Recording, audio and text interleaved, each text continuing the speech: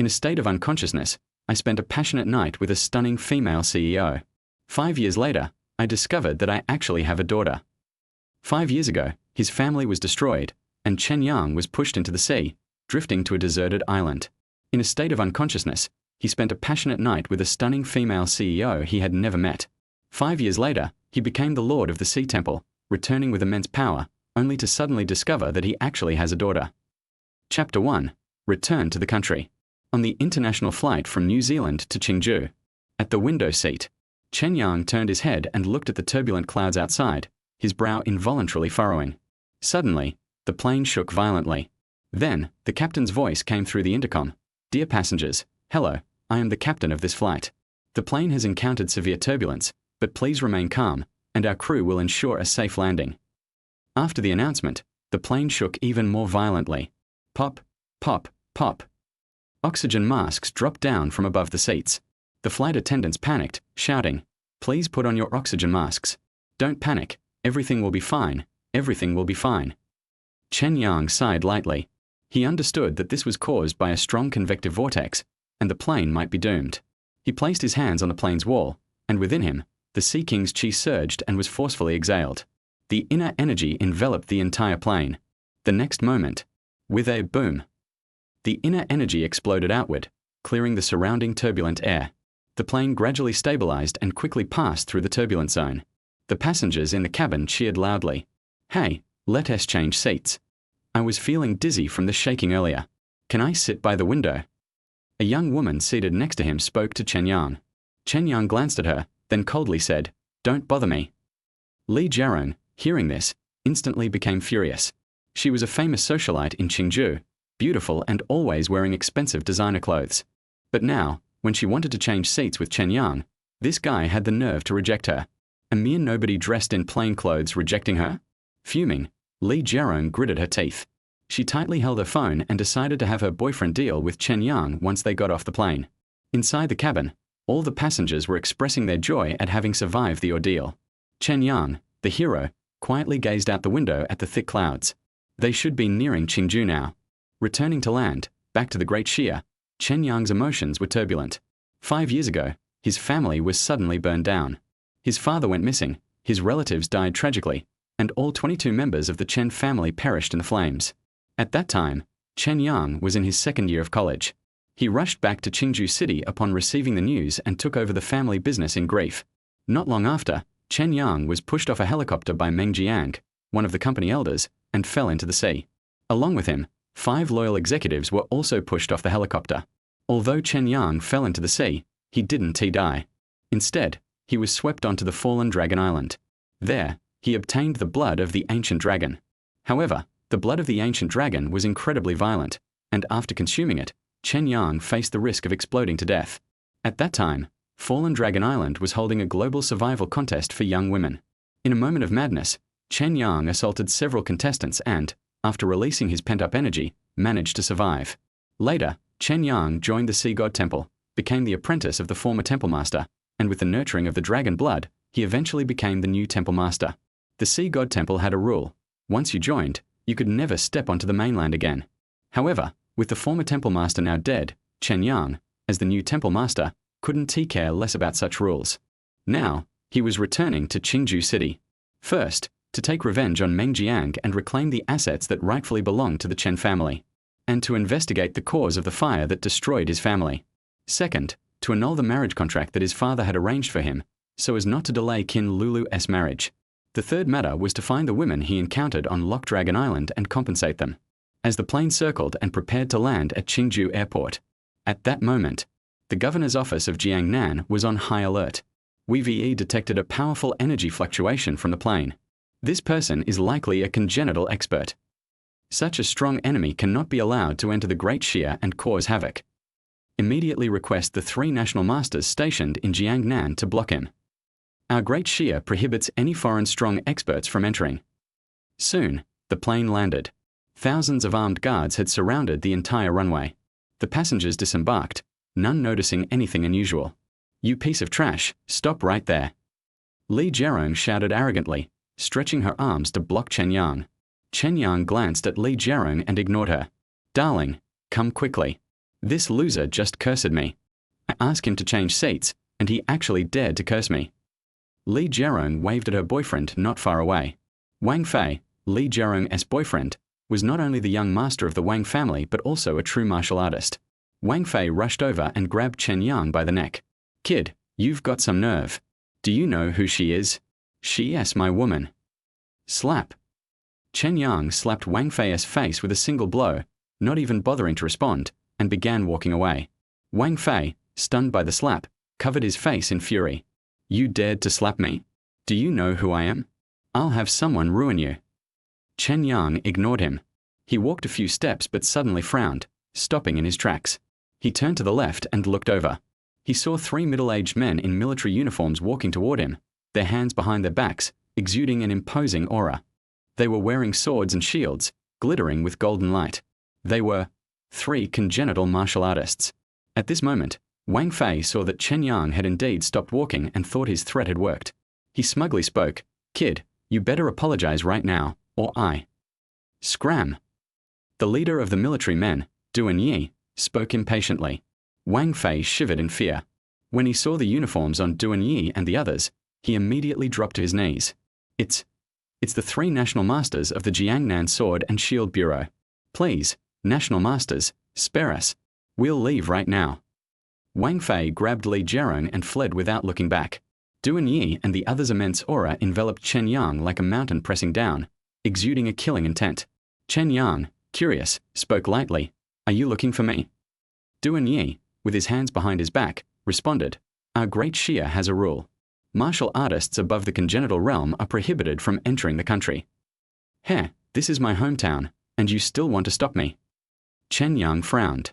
Duan Yi glanced at Chen Yang and said, "I don't remember Qingju ever having a congenital martial artist. No matter the reason, you must come with us to the Sword and Shield Bureau and cooperate with the investigation." "I don't have time for that. I'm going home. If you stop me, don't blame me for not being polite." Chen Yang, tired of the conversation, turned to leave. In an instant, Duan Yi and the other 2 moved toward Chen Yang's back. Boom! A dragon's roar exploded from within Chen Yang's body. Poof! Poof! Poof! Duan Yi and the others were knocked back, vomiting blood. What? How is this possible? Just with inner energy, he shook us off? Could he be a divine-level expert? Poof! You're the one from the sea, the one who saved us. Chapter 2. The company is mine. Chen Yang heard the last sentence and slowly turned his head, glancing at the speaker. He didn't expect someone to recognize him. Duan Taishan, one of the 3 national masters of Jiangnan, suddenly knelt on both knees and respectfully bowed to Chen Yang. "So it's you, my benefactor. 2 years ago, near East Sea's Kaluodao, I was being hunted by 5 Chanren. You made your move and killed all 5 with a single strike. I remember your inner energy golden with the sound of a dragon's roar." Chen Yang responded with a faint "oh" and nodded. "Get up, it's a small matter." Duan Yi and the other national master were completely shocked upon hearing that Chen Yang had killed 5 Chanren with a single blow. Chanren were equivalent to warriors of the Zhuan Shen level. They had the same power as the war god of the Great Xia. Yet, Chen Yang had killed them with just 1 strike. How terrifying was that? Chen Yang had already turned and walked away. The 3 national masters didn't dare to breathe a word. Only after Chen Yang's figure disappeared did Duan Taishan wipe the sweat from his forehead and mutter, Luckily, this benefactor is one of us from the Great Xia. Otherwise, the consequences would be unimaginable." Duan Yi slapped his thigh in regret. We're doomed. We've offended a divine being. The idiotic governor's office actually had us intercept him." Duan Taishan immediately said, "I'll stay in Qingju City and find a way to please him. We can mend our relationship. Besides, he saved my life, so I should really thank him." In the distance, behind a flower bed, Li Jiarong and Wang Fei were hiding and had witnessed the entire process. Li Jiarong's legs softened, and she peed her pants in fear. Trembling, she said, it's over, darling. Even the national masters bowed to him, yet we actually threatened him. Woo-woo, I shouldn't have provoked him." Wang Fei, equally shocked, cursed angrily, "You useless woman, if my Wang family gets wiped out because of this, I'll never forgive you." Chen Yang walked leisurely out of the airport. The earlier incident didn't faze him, and he never expected the 3 national masters to be so frightened. The sea god temple never set foot on the mainland, so very few people knew about it. However, the wealth and power of the sea god temple were certainly not insignificant. After all, 70% of the Earth's surface is ocean, and the sea god temple is the only ruler of the 4 major oceans. At the pickup area, a black Mercedes-Benz was parked. Inside the car, Qin Daichen and his family were having a discussion. Was that the 3 national masters of the Sword and Shield Bureau just now? What happened at the airport to make all 3 national masters of Jiangnan appear at once? Dad, the 3 national masters are so handsome. If I could marry one of them, how prestigious would that be? Our family would rise in status. Qin Lulu's eyes sparkled with excitement. Qin Daichen waved his hand and frowned. You're a girl, don't talk about marrying anyone so casually. Besides, you're already engaged to Chen Yang. If he hears this, he'd be heartbroken. Qin Lulu clenched her teeth in dissatisfaction. I'm the one who decides my marriage. If Chen Yang is poor and useless, should I still marry him? Qin Daichen chuckled. Don't worry, daughter. When Chen Yang called me earlier, I asked him. He said he is very rich now, with high status, and he even has a foreign green card. Ah, here he comes. Chen Yang is here. Qin Daichen pushed open the car door and hobbled over to greet Chen Yang. Hello, Uncle Qin, Chen Yang said gratefully as he hugged Qin Daichen. Qin Daichen and Chen Yang's father, Chen Jinyan, were close brothers, life and death friends. When Chen Yang's father suddenly went missing and the Chen family was burned down, Qin Daichen had searched desperately for clues, even risking his life and getting his leg broken. Despite all of this, Qin Daichen never gave up looking for clues. Thanks to Qin Daichen's help, Chen Yang had quickly taken over his father's position and stabilized the company. If it wasn't for Meng Jiang's sudden betrayal, Chen Yang would probably be Qingju's wealthiest person now. Qin Daichen wiped the tears from his eyes. He regarded Chen Yang like his own son. Yangzi, you've suffered these past years. Come, get in the car. In the car, Qin Lulu and her mother, Jiang Yang, looked at Chen Yang's clothes and couldn't hide their disdain. Chen Yang's clothes looked like they were made of cheap leather, not brand name, all wrinkled and worn. This must be street market merchandise. Jiang Yang asked, Chen Yang, what have you been doing these 5 years while you were missing? Chen Yang smiled gently and said, I've been working with over 100,000 brothers, out at sea. The sea god temple indeed had over 100,000 members, each of them experts. Qin Lulu couldn't help but sneer. Over 100,000? You've got over 100,000 men working under you? Then you must be the big boss of a shipping company, right? So where are your ships? Chen Yang casually pointed southward and said, There are a few hundred ships, but those ships are all armed, and they can't dock, only staying in international waters. Although Chen Yang couldn't directly reveal the Sea God Temple organization, he didn't plan to hide anything from Qin Daichen's family. Qin Lulu laughed loudly. Chen Yang, you really know how to brag. A few hundred ships, over 100,000 people? Why don't you say you're the Navy commander of the US? Chen Yang shrugged. The Navy commander is afraid of me. He even sends me gifts every year, but I don't want to accept them. Qin Lulu snorted coldly. Shut up, you're just talking nonsense. Jiang Yang pressed her daughter's shoulder and smiled. Chen Yang, this outfit is quite special. It must be very expensive. Chen Yang explained, this is made from tiger shark inner skin, waterproof and fire-resistant. Bullets can't penetrate it. A similar one was auctioned in London for 50 million euros. Auntie, if you like it, I can have a tailor make you one. Heh, no need. Jiang Yang coldly turned her head and looked out the window, too lazy to speak further with Chen Yang. Qin Lulu looked disgusted and said directly, Dad, did you hear that? This kind of man, anyone who wants to marry him can do it, but I want to marry him. Qin Daichen hurriedly drove, laughing. Ha ha, Lulu, don't be angry, Chen Yang is just joking with us. Look, up ahead, it's a Bentley. Looks like it's Wang Fei's car. Qin Lulu's eyes lit up, and she said with longing, if we could get to know someone like young Master Wang, then we could easily secure the orders from 4C's investment, no problem. Qin Daichen sighed. Yeah, that order is very important to our company. If we don't get it, the company might not make it through the year. Chen Yang, hearing this, smiled easily and said, Uncle Qin, so you want the 4C's investment order? That's simple. The 4C's company is mine. Chapter 3 Follow Me. After Chen Yang finished speaking, there was silence in the car. Qin Lulu immediately subconsciously moved away from Chen Yang, feeling disgusted. She didn't understand why, after not seeing him for 5 years, Chen Yang was not only a loser, but also learned the bad habit of bragging. Qin Dacheng laughed awkwardly and said, haha, Chen Yang has been abroad for a long time, so he has a lot of bad jokes. Chen Yang glanced at the state of Qin Dacheng and the other two, and knew that no matter how much he said, they would not believe him, so he had to shut up and did not explain anything further. Returned home.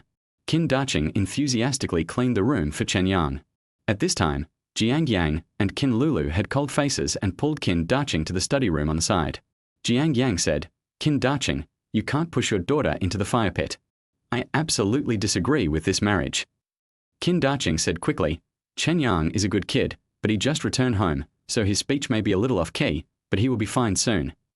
Qin Lulu on the side sneered and said, Dad, that's ridiculous. He's just a big braggart. He said he has hundreds of warships and a piece of clothing costs tens of millions of dollars. More importantly, he actually said that our Qingzhou's largest company, Sihai Investment Company, is his.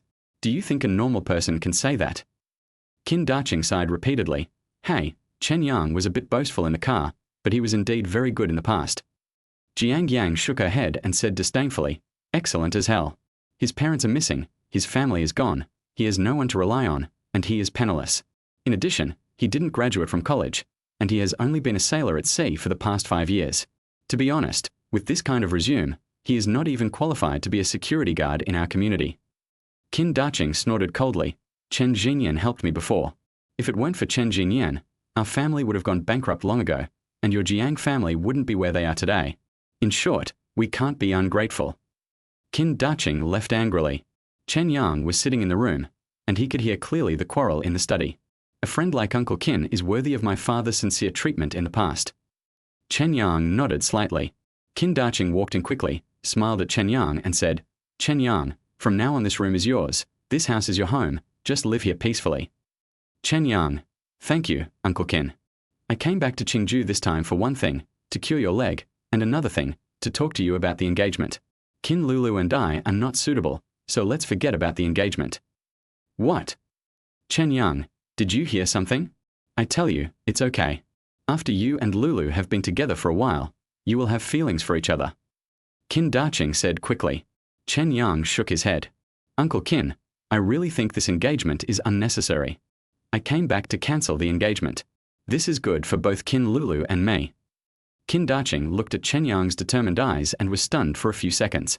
Then he sighed and said, Chen Yang, if you really don't want to agree, Uncle can't force you. But, give Uncle a favor and spend half a month with Lulu. Just half a month. After half a month, if you are willing to cancel the engagement, then cancel it. If you are willing to continue, Uncle will arrange the wedding for you, okay? Uncle begs you. Seeing that Qin Dacheng was so sincere, Chen Yang had no choice but to agree. Half a month is not a long time. In the living room, Chen Yang examined Qin Dacheng's legs. The leg bones have been completely calcified. Chen Yang frowned as he pondered over treatment strategies. During the 5 years in the Sea God Temple, he had learned not only the Sea King technique, but also the medical talismans, in which he was proficient. Qin Dacheng saw Chen Yang's thoughtful expression, laughed and said, Chen Yang, my leg will never get better, don't worry, I'm fine now that I can walk, except for the unbearable pain when it's windy and rainy, there's nothing wrong. Chen Yang shook his head, stood up and said, Uncle Qin, it's easy for me to treat your leg. The only problem is that the wound has calcified.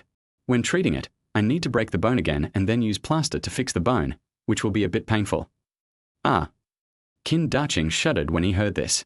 Chen Yang, do you mean that my leg can be healed? I can. Stop being a cripple. Chen Yang nodded affirmatively. Dad, you believe this?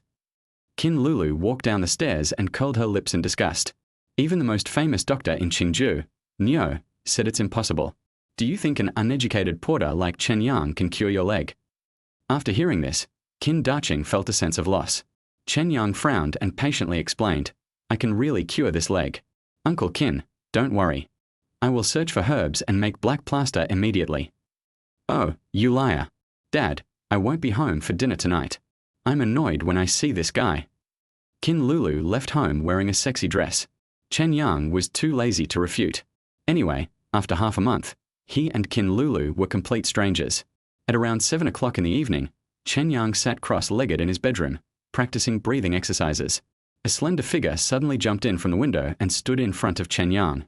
She was wearing a black leather jacket, had a tall and slender figure, short hair, and a pretty face. She was one of the guardians of the Temple of Poseidon, Lan Yushin, nicknamed the Electric Eel. Lan Yushin cupped her hands and reported respectfully, "Palace Master, Meng Jiang's whereabouts cannot be located for the time being.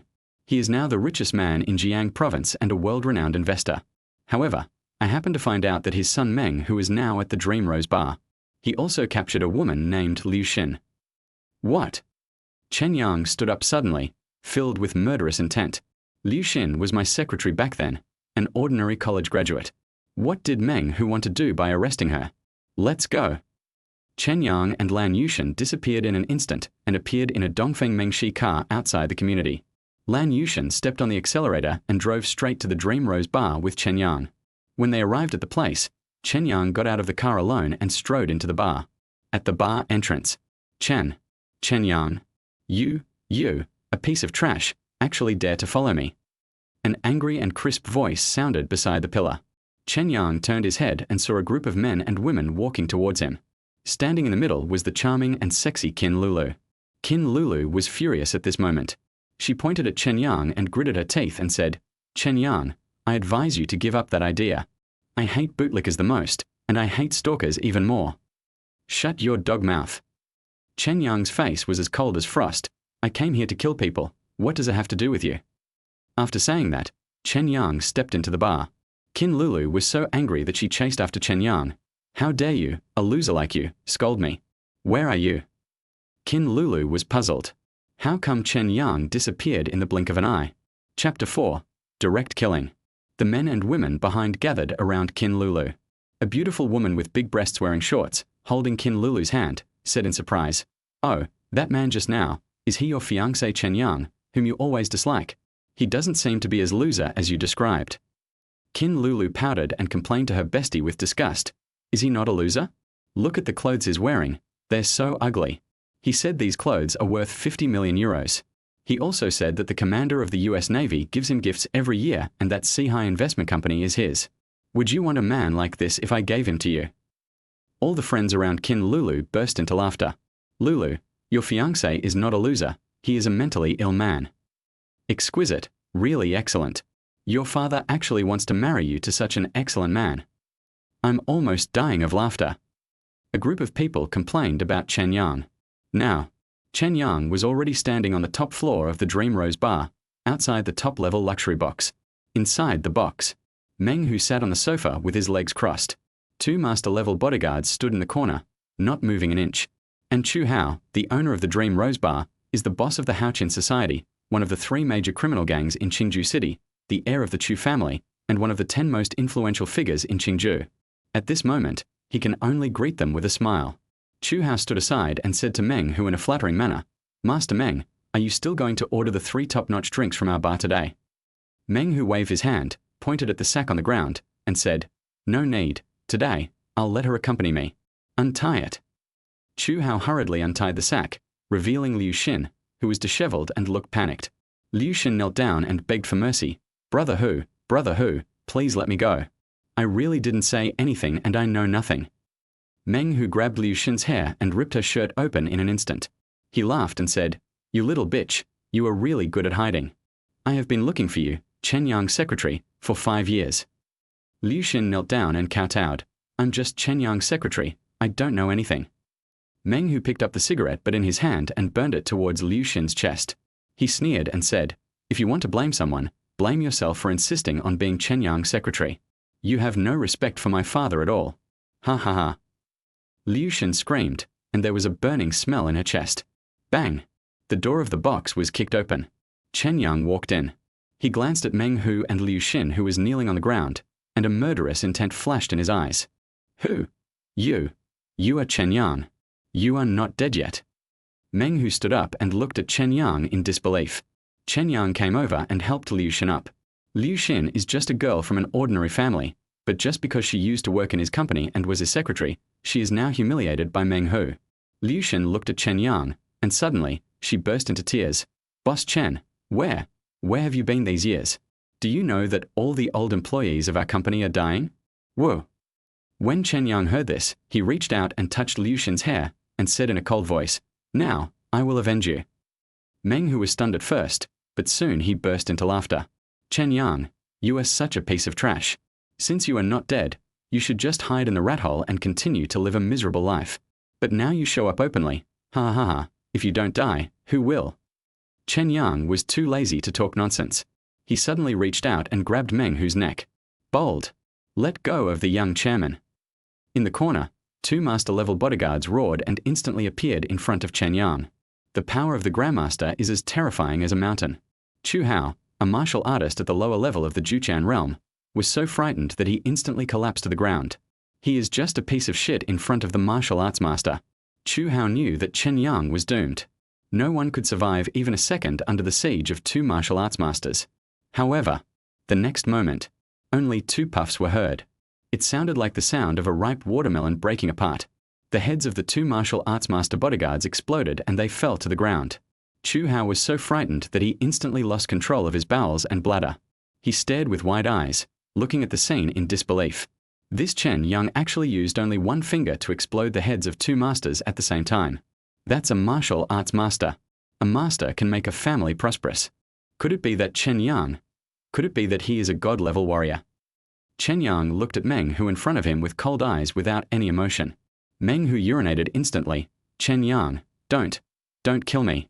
My father is now a world-renowned chaebol, the richest man in Jian province, a big capitalist. You can't kill me. Please spare me, spare me. Crack. Chen Yang didn't bother to say anything and just crushed Meng Hu's neck. He glanced at Chu Hao beside him. Chu Hao was so frightened that he spat out blood. Please spare me. Meng Hu and I are not familiar with each other. I won't tell anyone. I will pretend that I didn't see any of this. I will keep it a secret for you, sir. Please let me go. Chen Yang said calmly, I don't need you to keep it secret. You should immediately announce the news of Meng Hu's death. I'm in Qingju City, waiting for Meng Jiang to die. Ah, yes, I get it. I know what to do. Thank you, Master Chen, for sparing my life. I know what to do. Chu Hao kowtowed continuously. Chen Yang turned around, helped Liu Xin put on her clothes, and said, I'll take you to the hospital. Liu Xin cried again. She knelt on the ground and hugged Chen Yang's legs. Boss Chen, it's great that you're back. What happened 5 years ago? You went out to play, but only Meng Jiang came back. After he came back, he tampered with the equity. The old employees were either sent to prison, had their legs broken, or died inexplicably. We are so miserable. When Chen Yang heard this, he became even angrier. He didn't expect that Meng Jiang not only killed 5 senior executives, but also spared more than 50 core employees. It seems that Meng Jiang wants to kill all those who might know the inside story. It's okay. You won't be in danger anymore. When Meng Jiang comes to Qingju, I will kill him immediately. Chen Yang clenched his fists. He took Liu Xin out. Arrived at the 2nd floor. Chen Yang heard a scream from a distance. It was Qin Lulu's voice. After hesitating for a while, Chen Yang said to Liu Xin, you go to the hospital for treatment first. I have a friend who seems to be in trouble. I have to go and see him. Chen Yang walked towards Qin Lulu's position on the 2nd floor. Chapter 5 Why is he here? On the corner of the 2nd floor. A young man in a flowered shirt looked at Qin Lulu who was covering her butt and laughed. He shook his palm and said, Beauty, your butt feels good.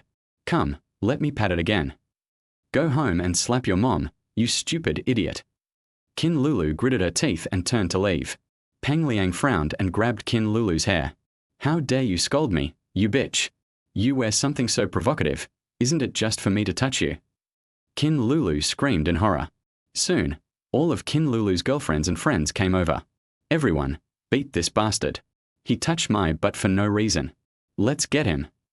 Qin Lulu shouted. Hao Yurong, her best friend, rushed forward and pushed Peng Liang away. Get lost, you are such a bastard bullying a woman. Peng Liang looked at Hao Yurong, sneered, put one hand in his trouser pocket and said, You too scolded me.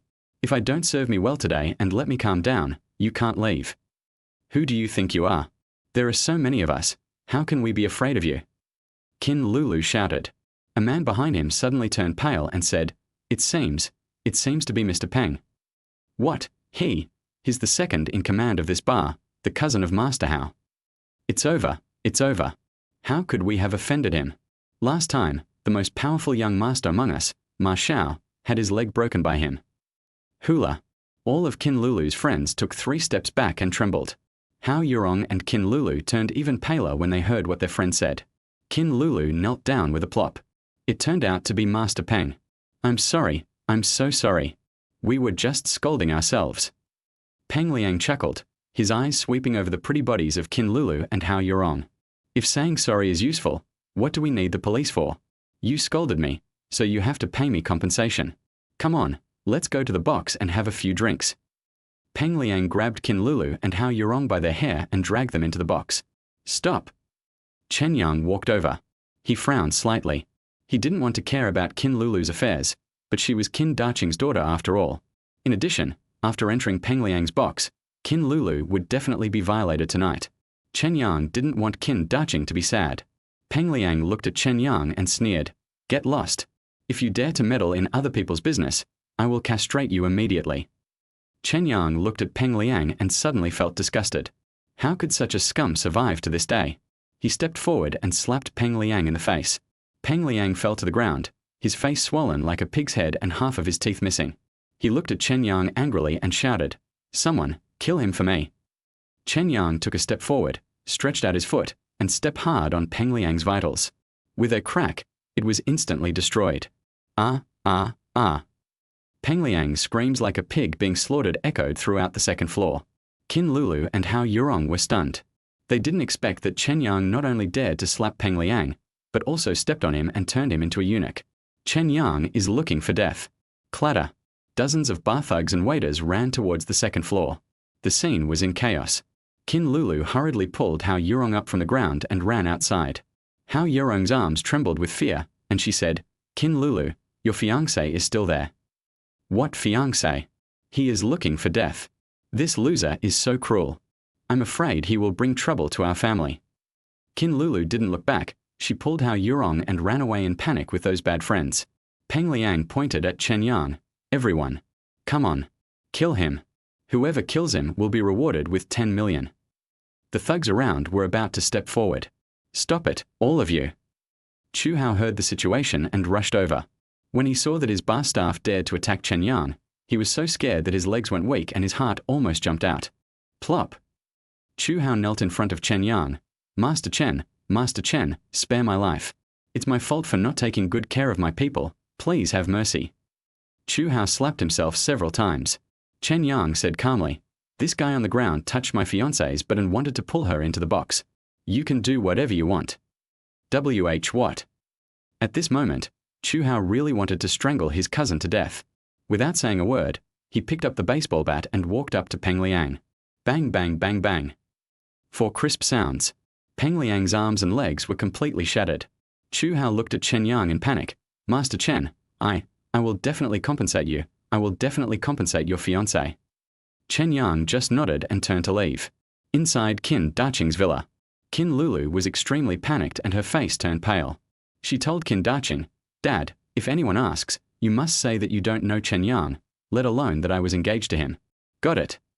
Qin Daqing was surprised. Lulu, what happened? Don't worry about it. Our family is going to be killed by Chen Yang anyway. Kin Lulu cursed irritably. At this moment, the door of the villa was pushed open and Chen Yang walked in. Ah, Chen Yang. Kin Lulu looked like she had seen a ghost. Chen Yang yawned, nodded, and said, It's me, what's wrong? Kin Lulu came over and walked around Chen Yang. She stared with wide eyes and asked in disbelief, Chen Yang, how did you leave? Why did Peng Liang and the people in the bar let you go? Chen Yang shrugged and said, The big boss of the bar came. I told him what happened. He kowtowed to me and broke Peng Liang's arms and legs. So you don't have to be afraid. You can continue to go to that bar in the future. Chen Yang went upstairs and returned to the bedroom to rest. Kin Lulu looked incredulous. Chu Hao. He is the boss of the Haoqian society, and he is actually so reasonable. Early the next morning, Kin Lulu finished washing up and changed into a smart professional one-step skirt. She held the company's project book and took a deep breath. Qin Daqing clenched his fist and said, Come on, daughter, this time it's up to you.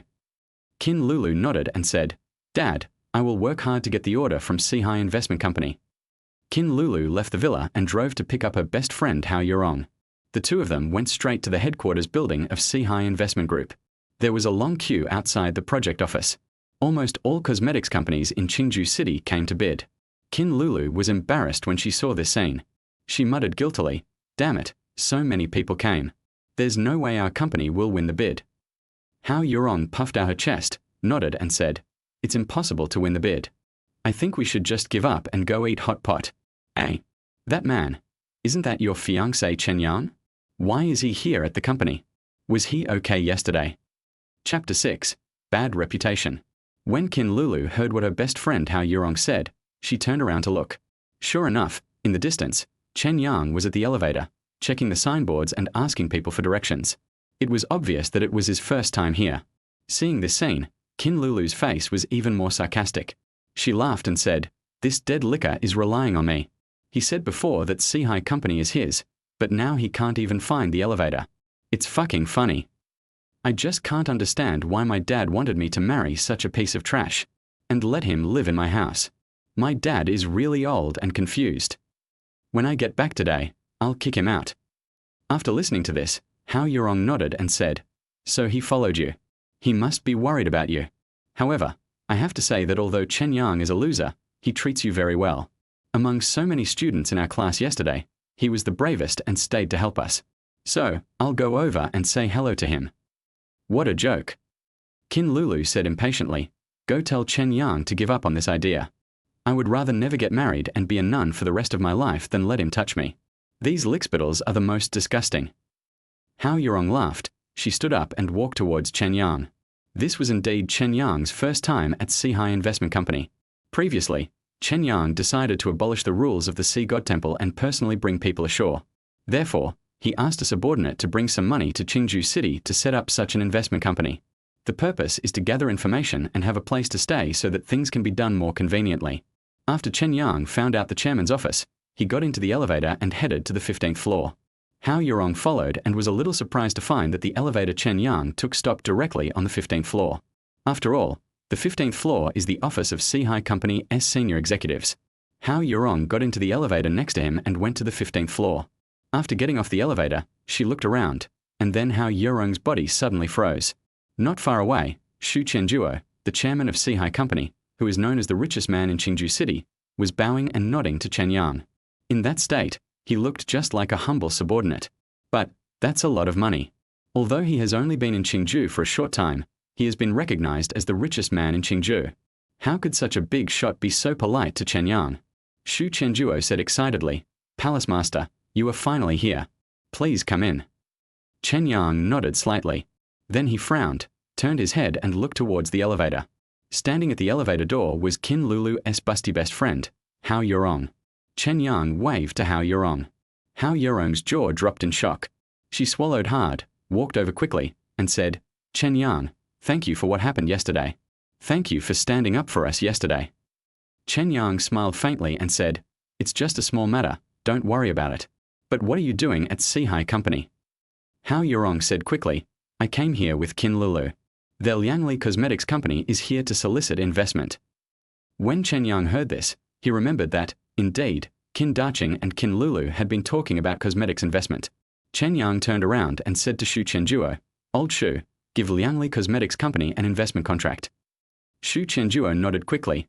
Okay, Mr. Chen, don't worry, leave this matter to me." With outsiders present, it is naturally impossible to directly call Chen Yang the palace master. Chen Yang waved his hand towards Hao Yurong and said, "Go back and wait, it's just a small matter."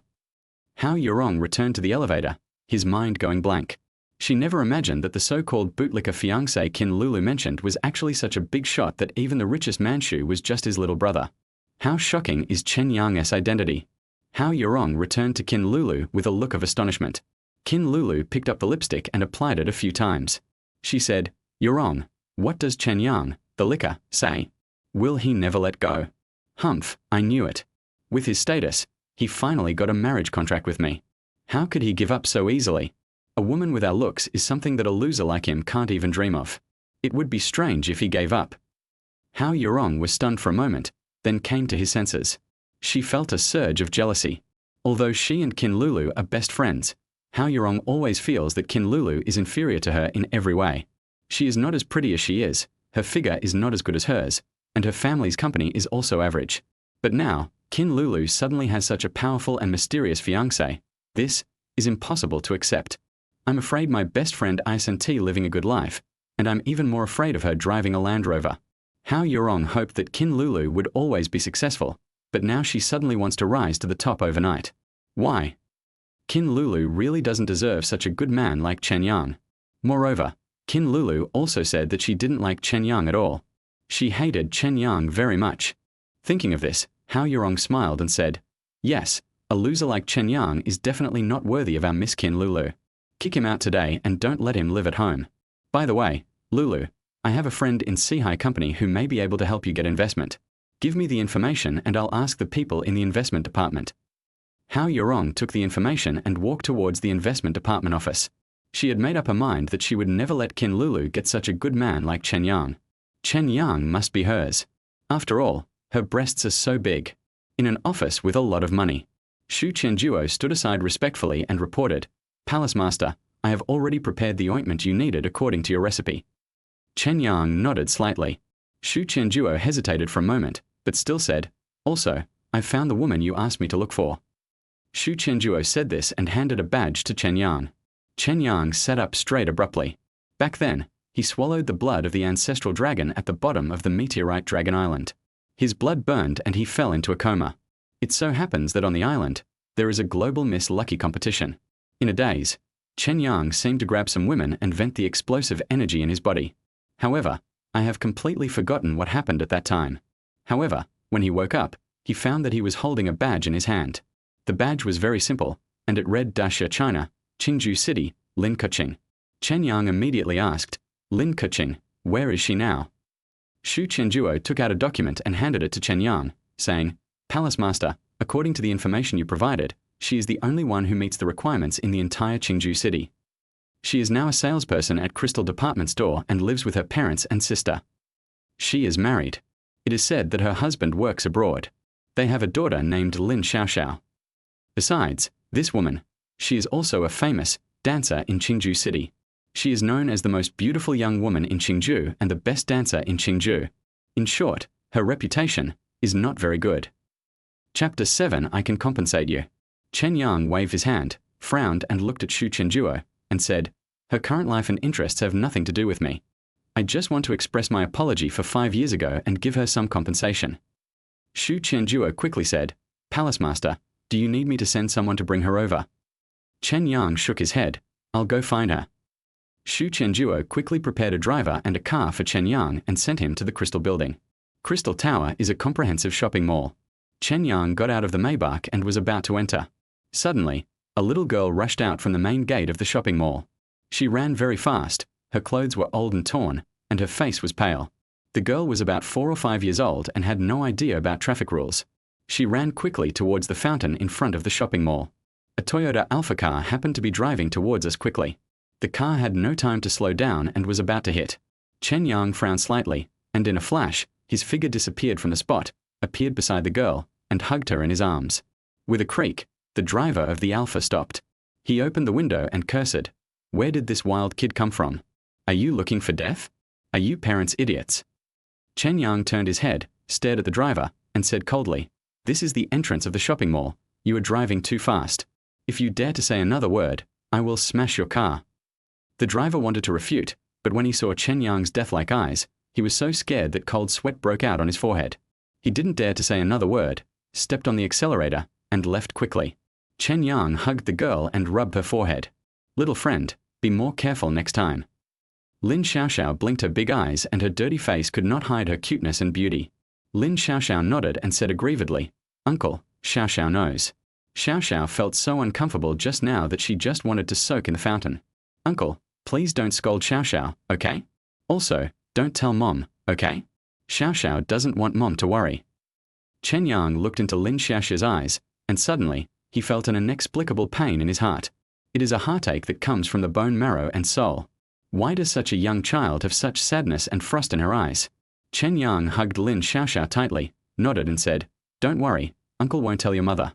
Come on, Uncle will take you in to find your mother." At this moment, the woman in the sail skirt ran out quickly, shouting, "Xiaoxiao, Xiaoxiao, where have you been? Xiaoxiao." "Here." Chen Yang held Lin Xiaoxiao and waved. Lin Keqing came running over and was about to say thank you. Suddenly, Lin Keqing's eyes froze for a moment. She stared at Chen Yang in disbelief, then suddenly pounced over and snatched Xiao away. Lin Keqing held Xiao in her arms, staggered, and rushed into the crystal department store without looking back. Chen Yang stood there in confusion. He shook his head and muttered in frustration, "This woman, is she crazy? I saved her daughter once, but she didn't even say a word of thanks. But this salesperson is really pretty." Chen Yang just complained a few words and didn't take it seriously, and continued to walk into the shopping mall. After entering the shopping mall, Chen Yang asked the salesperson about Lin Keqing's location. "Lin Keqing? Are you here to date her too? Haha, this woman is really coquettish. So many men come looking for her every day." The long-faced female salesperson muttered with a look of disdain and a bit of envy. Chen Yang frowned and said, "I have something else to talk to her about." "Where is she?" The long-faced saleswoman pointed to the second floor and said, "She's on duty in the cosmetics area." "Never mind. I'll take you to find her." Chen Yang followed the long-faced woman to the second floor of the shopping mall and looked around the cosmetics area, but did not see Lin Keqing. The long-faced woman was very surprised. She turned to a cleaner in the cosmetics area and asked, "Sister Wang, have you seen Lin Keqing? This gentleman wants to see her." The cleaner pointed to the utility room in the distance and said, "She must be hiding in the utility room with her daughter to smoke. You can go and have a look." The long-faced woman and Chen Yang walked towards the utility room together. Open the door of the utility room, and you will see mops, brooms, fire extinguishers, and other items inside. A strong musty smell wafted through the utility room. In the corner, there were two women, one big and one small, smoking cigarettes. The older woman was wearing saleswoman's clothes, with slightly messy hair and beautiful features, while the younger girl was wearing old clothes, with red cheeks and tired eyes. They were the mother and daughter that Chen Yang met outside the shopping mall before. The long-faced woman saw the two people, and her eyes showed a bit of contempt and jealousy. She said to Chen Yang, "I found it. You can talk to her yourself. Really, as a woman, you don't love yourself at all, but men like this type of person." The long-faced woman walked out. Chen Yang looked at Lin Keqing and Lin Xiao in the corner and couldn't help but frowning. He suddenly understood why Lin Keqing had such an unusual expression on her face when she saw him outside the shopping mall. Obviously, this woman still knows herself. Chen Yang hesitated for a moment and said, "It seems that you recognize me."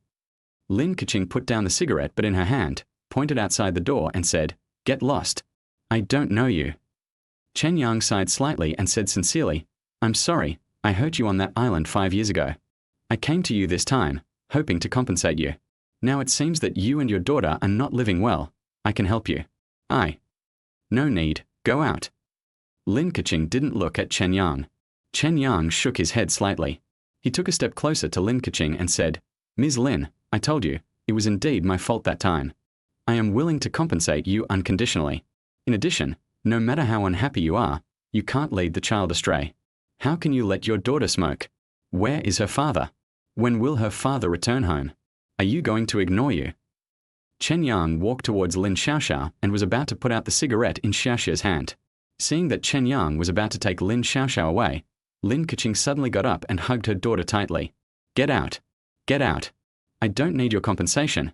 I just ask you not to appear in front of me. Get out quickly." Lin Keqing gasped for breath. Her eyes were red, as if she wanted to eat Chen Yang. Chen Yang stepped back quickly. He frowned and said, Okay, I'll go out. Don't hurt the child." Lin Xiao suddenly turned around and looked at Chen Yang. She said, "Uncle, can you tell me your phone number?" Chen Yang was stunned, then nodded and said, 18135XXX. "I'll write it to you." Lin Keqing put Lin Xiao down and rushed towards Chen Yang.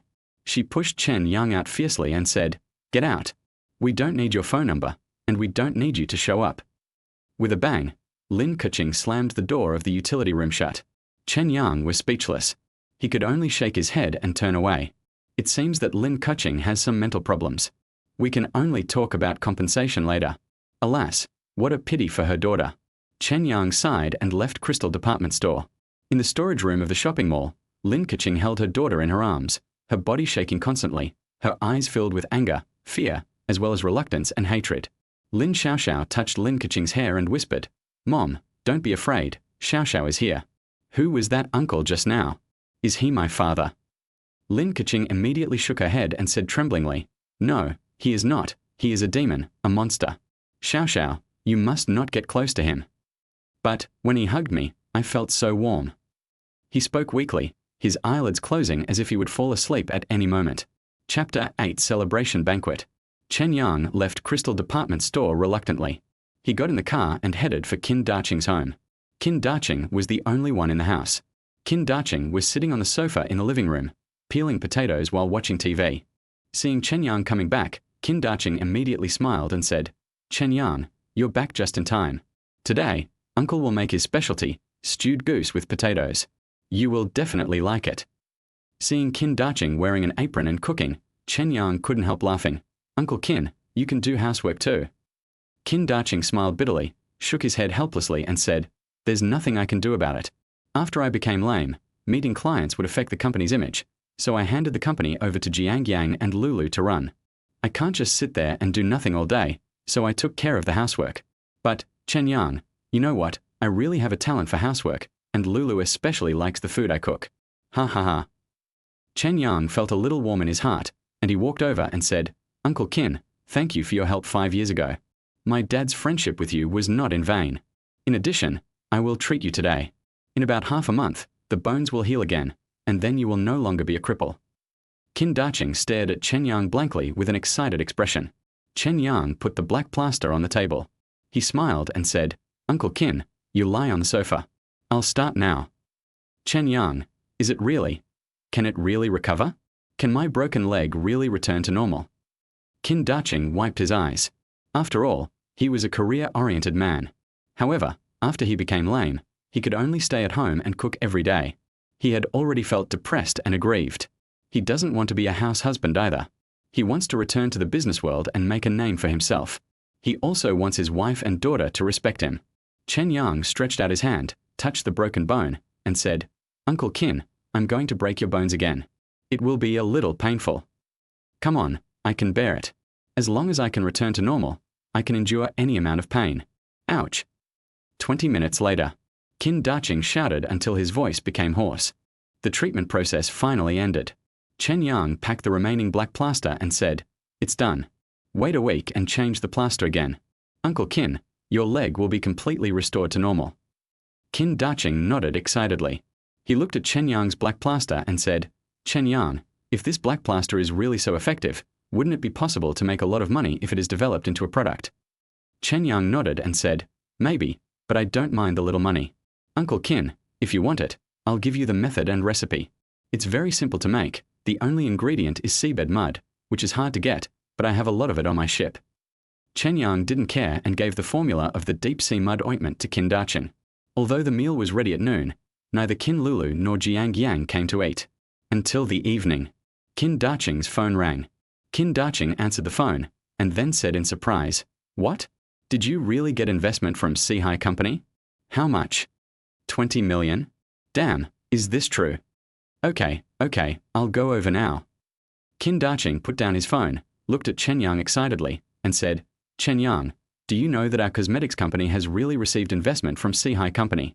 Moreover, it has received 20 million. This is great." Chen Yang smiled slightly and said, "Uncle Qin, I told you a long time ago that Sihai Company is mine." Qin Daching was stunned for a moment, then he laughed and said, "Chen Yang, you are getting more and more shameless. In this respect, you are better than your father. Hey, if your father is half as shameless as you, your mother will probably be too. Forget it, let's go to the Xinhua Hotel." Chen Yang and Qin Daching rushed to the Xinhua Hotel together. This is a 5-star hotel and private rooms need to be booked a week in advance. Qin Lulu and Jiang Yang suddenly decided to have a celebratory banquet, so of course they couldn't get a private room, so they could only set up 2 large tables for the banquet in the hotel lobby. Chen Yang pushed Qin Daching into the hall and found the table where Qin Lulu was. These 2 tables were full of people. However, they are all Jiang Yang's family members. Jiang Yang was proud and complacent. She was wearing a black dress, just like Wu Zichen. She smiled and said, "Our cosmetics company originally had a total asset of only 8 million yuan. But now, we have received an investment of 20 million yuan from Sihai Company. Besides, this is only the first phase. The manager of Sihai Company said that as long as the company can develop well, there will be even bigger follow-up investments. This also means that it won't be long before our Jiang family's Liangli Cosmetics Company will have a market value of over 100 million yuan and become the leading company in Qingju City's cosmetics market." There was loud applause from the table. Our Jiang family is going to be prosperous. Jiang Yang is really so courageous. She is indeed a strong woman. This cosmetics company should have been handed over to Jiang Yang and Qin Lulu a long time ago. If it had been handed over to them earlier, the market value might have exceeded 100 million by now. Jiang Yang is really at a loss by marrying Qin Daqing, especially since Qin Daqing is a cripple. When Qin Daqing heard these discussions, his expression changed slightly. He coughed and said, "My dear daughter, you have done a good job. However, we still need to develop down to earth. People invest in us because they believe in us, not to throw money away. I founded this cosmetics company, and now I am relieved to hand it over to you." Qin Lulu just smiled disdainfully and said, "Dad, come and sit down." "Hey, Dad, why did you bring Chen Yang here? Who the hell is he?" Chen Yang was pushing the wheelchair. When he heard Qin Lulu say this, he couldn't help but frowned. Chen Yang said, "Qin Lulu, don't you know where this investment came from? If it wasn't for me, would you have gotten the investment?" Qin Lulu laughed loudly when she heard this. She pointed at Chen Yang and said, "Chen Yang, you bastard, are you crazy? My best friend and I worked hard to negotiate this investment. It has nothing to do with you. You are so funny. Are you trying to show off and say that Sihai Company is yours?" Chen Yang snorted and said, "Sihai Company is originally mine. I also gave you this investment. How Yurong knows about this?" Qin Lulu's eyes were full of disgust. She pointed at Chen Yang and said, "You're just going to keep pretending, aren't you? Okay, since you said How Yurong knows, I'll call her now." Qin Lulu took out her cell phone, dialed How Yurong's number, and pressed the hands-free button directly. Chapter 9, You Don't Deserve It. The call is connected. How Yurong's gentle voice rang out from the other side. "Lulu, what's the matter?" Qin Lulu snorted and said, "It was that shameless Chen Yang. He insisted that it was all his credit that we got the investment this time. He also said that you know the inside story. Yurong, tell him now, who the hell is Chen Yang?" How Yurong on the other side quickly said with a smile, "Oh, Lulu, Chen Yang must be joking. This investment was obtained through the efforts of the two of us. What does it have to do with him? I have something else to do. I'll hang up first." The phone beeped and said busy. Qin Lulu, Jiang Yang, and others all looked at Chen Yang with mockery. Chen Yang stood there, feeling somewhat bewildered. He never thought that How Yurong would be so shameless. What does that woman want to do? Doesn't she know that she can get this investment back as soon as she opens her mouth? Qin Lulu pointed at Chen Yang and said, "Chen Yang, what else do you have to say, you loser? I really can't figure it out. Are you too stupid or mentally ill to dare to say such big words? Even though you are such a jerk, my dad still asked me to marry you, haha." Jiang Yang also stood up. She looked coldly at Chen Yang, then glanced at Qin Daqing and said, "From now on, our family has no relationship with you, Chen Yang. Go away. We won't let a rubbish like you live in our house. In addition, there is no place for you at today's celebration banquet. Go wherever you want." "Bullshit." Qin Daqing slammed the table. "Jiang Yang, don't go too far. Even if Chen Yang is wrong, I will teach him a lesson. But he is Chen Jingyan's son. He is my, Qin Daqing's, godson. Lulu can choose not to marry him, but he must live in our house." Jiang Yang sneered, "Qin Daqing, I've always been the boss of this family. If you don't agree, get out with Chen Yang. I'll tell you again, the company's surname is Jiang, not Qin. I'm the boss of our family, too." All the people from the Jiang family who were around stood up, looked at Qin Daqing, rolled up their sleeves, and were ready to throw Qin Daqing out at any time. Qin Lulu ignored Qin Daqing. She crossed her arms, looked at Chen Yang and said, "Chen Yang, you are a loser sailor. Why do you think you are worthy of me? Just because my dad pities you, you think you are a good match for our family? I'm telling you, forget it. I, Qin Lulu, will never allow a piece of trash like you to live in our house again." The people from the Jiang family around them burst into laughter. After all this fuss, it turns out he's just a hard-working sailor. People like him live in Jiang Yang's house just to curry favor with Qin Lulu's family. Qin Daqing actually wants to marry Lulu to this kind of person. It's ridiculous, so ridiculous. Chen Yang narrowed his eyes. He glanced at Qin Lulu and Jiang Yang, sneered in his heart, then took out his cell phone and prepared to withdraw their investment. As the master of the Temple of Poseidon, why should Chen Yang endure such humiliation? If it weren't for Qin Daqing's sake, he would have slapped the mother and daughter away long ago. At this time, a fragrant breeze blew over. Then a pretty figure quickly stepped forward, walked to Chen Yang's side, and took Chen Yang's arm. The woman glanced at Qin Lulu and said, "Little sister, you really think too much. How could Chen Yang be interested in you? He is my man, and you look so ugly, even if he pays for you, he won't want you." Chen Yang turned his head and was stunned. He saw that the person standing next to him was Lin Kuching. At this time, Lin Kuching was wearing a light pink short dance dress with lace edges. Her facial features were pretty and her white collarbone was visible. Under the short skirt was a pair of round and slender legs, which were extremely seductive under the light. I have to say, she is a gorgeous woman. Even Chen Yang was stunned for a moment. During the day, she wore salesperson's clothes, her hair was messy and a little crazy, and she didn't look too stunning. And the current Lin Kuching is enough to make any man fall for her. Qin Lulu's appearance was considered above average, but now, compared with Lin Kuching, she looked like a complete clown.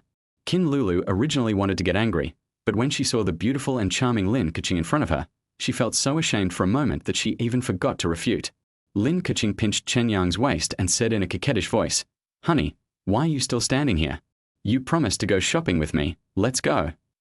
Lin Kuching took Chen Yang and left the hall. The Jiang family members at the table were all stunned. Who was that woman just now? She was so beautiful. How can a woman like that be interested in Chen Yang? Is she blind? Damn, Chen Yang is really lucky.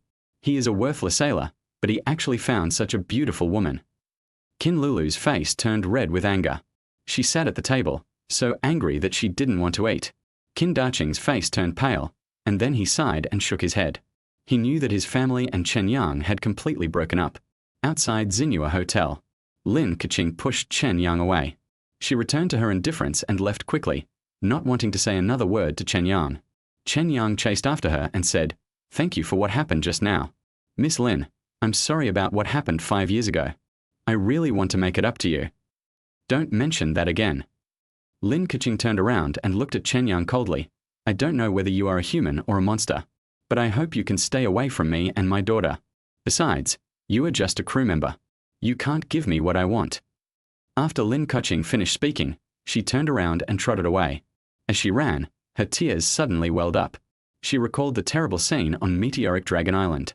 5 years ago, on the island, Chen Yang suddenly jumped out. His eyes were blood red and his whole body was covered with golden flames. He is a fire monster. The flames envelop her, making her unable to resist and becoming his prey. The heart-wrenching pain would be remembered by her for the rest of her life. Lin Kuching shook her head, not daring to recall the past. She only hoped that the monster would not hurt her daughter. She has to hurry and go to the next box to dance, perform and make money. Chen Yang looked at Lin Kuching running away and sighed helplessly. Never mind. She already has a husband, a daughter, and her own life.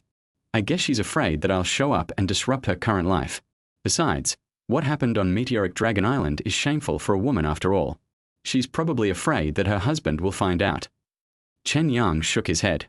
It seemed that he could only give her some compensation quietly. Just as he was thinking about it, a red Mercedes-Benz squeaked and stopped beside Chen Yang. The door of the Mercedes-Benz opened and Hao Yurong jumped out of the car. Her chest trembled as she walked. Hao Yurong smiled and grabbed Chen Yang's arm. "Chen Yang, get in the car quickly. That woman Qin Lulu doesn't want you, I want you." Chapter 10, I Don't Need You. When Chen Yang saw that the person who came was Hao Yurong, he became even more angry. He glared at Hao Yurong. "Are you crazy? I let you win the bid, and this is how you repay me." Hao Yurong covered her mouth and giggled. She hugged Chen Yang's arm and said, "Mr. Chen, I'm doing this for your own good." "For my own good."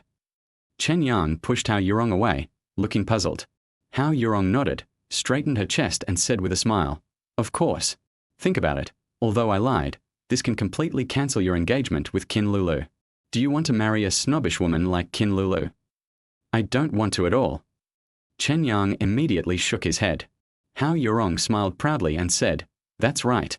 Although you have suffered a little injustice, this can make Qin Lulu hate you even more and will not pester you anymore. In short, I am much better than Qin Lulu. Look, I am prettier than her, have a higher education than her, have a better family background than her, and more importantly, my breasts are much bigger than hers. Come on, get in the car." After listening to Hao Yurong's words, Chen Yang finally understood everything. This is a plastic bestie. If you really meet a good man, even if you can't get him, you will never let your best friend get him.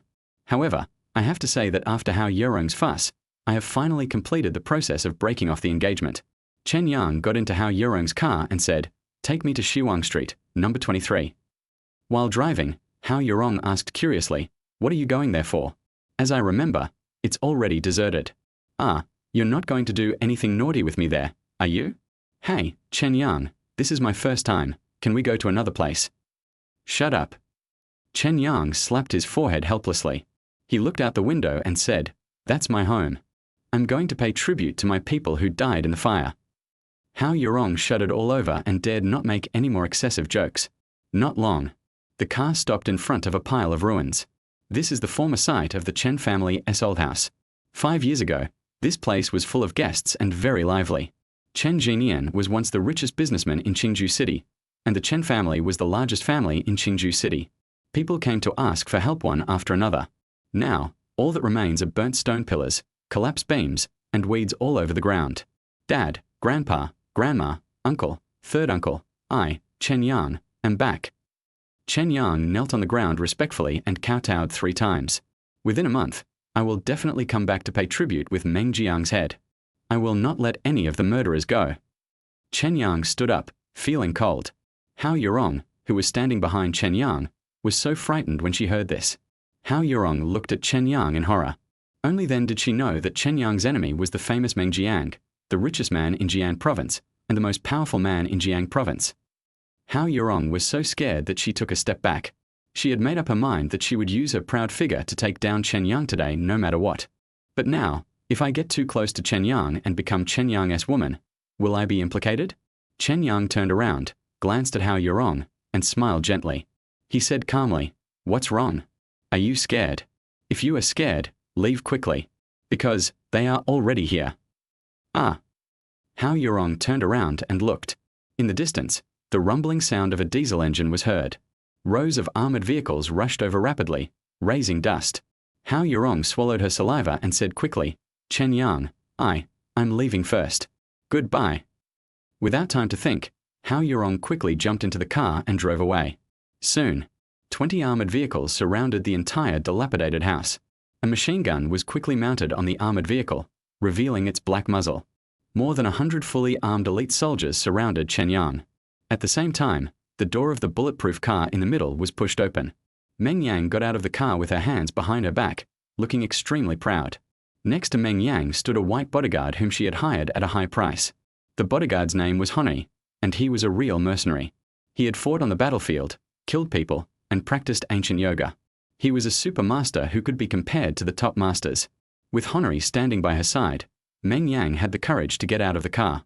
Meng Yang pointed at Chen Yang and said proudly, "Chen Yang, I knew that you, an idiot, would come here to pay tribute, so I have already prepared the hunting net and waited for you to take the bait. Ha ha ha, you killed Meng Hu and didn't run away. Today is the day you, a murderer, will die." Meng Yang had her hands behind her back, and the medals on her shoulders indicated her identity, the governor of the Qingju Armed Guard. As Meng Jiang's niece, she was entrusted with an important position by Meng Jiang. This time, Meng Hu is dead, so Meng Yang naturally wants to capture Chen Yang and take credit for it. In the distance, Hao Yurong stopped the car. When she saw that the person who came out was the famous iron-blooded Lady Meng Yang from Qingju, Hao Yurong was so frightened that her heart almost stopped beating and she peed instantly. Hao Yurong's face turned pale. She knew very well how terrible Meng Yang was. 3 years ago, an entrepreneur offended Meng Yang. As a result, all of the entrepreneur's relatives and friends were detained overnight. As for the entrepreneur's family, it was said that they all died in prison. It's over. Chen Yang is dead this time. I hope I won't be implicated. Hao Yurong prayed silently with trembling body. Chen Yang ignored the armored vehicles around him. He looked at Meng Yang and asked calmly, "Who are you?"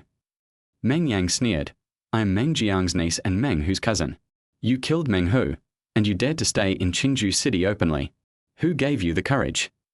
After hearing this, Chen Yang suddenly understood. A smile appeared on his lips. "You are also from the Meng family? That's great. Today, here, use your head to commemorate my relatives and give them some comfort." Meng Yang sneered, "You are about to die, yet you still dare to speak so arrogantly. I know you have become a warrior and killed Meng Hu's 2 bodyguards. But no matter how good you are at fighting, can you defeat these 20 heavy machine guns? Ha ha ha, just kill them." At Meng Yang's command, the surrounding machine guns lit up. Chen Yang stood where he was, sneered lightly, and then clapped his hands on the ground. See Emperor technique, wave. The next moment, the terrifying internal energy, like a huge wave rolling on the sea, swept towards the surroundings with Chen Yang as the center. Boom, boom, boom. With a tsunami-like roar, more than 20 armored vehicles around were blown away in an instant. The vehicle weighing 7 or 8 tons flew out like a leaf, and the soldiers on it fell far away and passed out. In the blink of an eye, Meng Yang and her expensively hired bodyguards were the only ones left in the scene. Plop. Meng Yang's legs went limp and she fell to her knees. You? Who are you? How can you be so powerful? Who are you? Meng Yang shook her head and shouted unwillingly. Chen Yang's eyes were cold. I am from the sea, and I am the only king in the 4 oceans. Chen Yang pointed his finger towards Meng Yang. Don't kill me. I can be your man. I know Meng Jiang's information. He has joined the Amaterasu Society.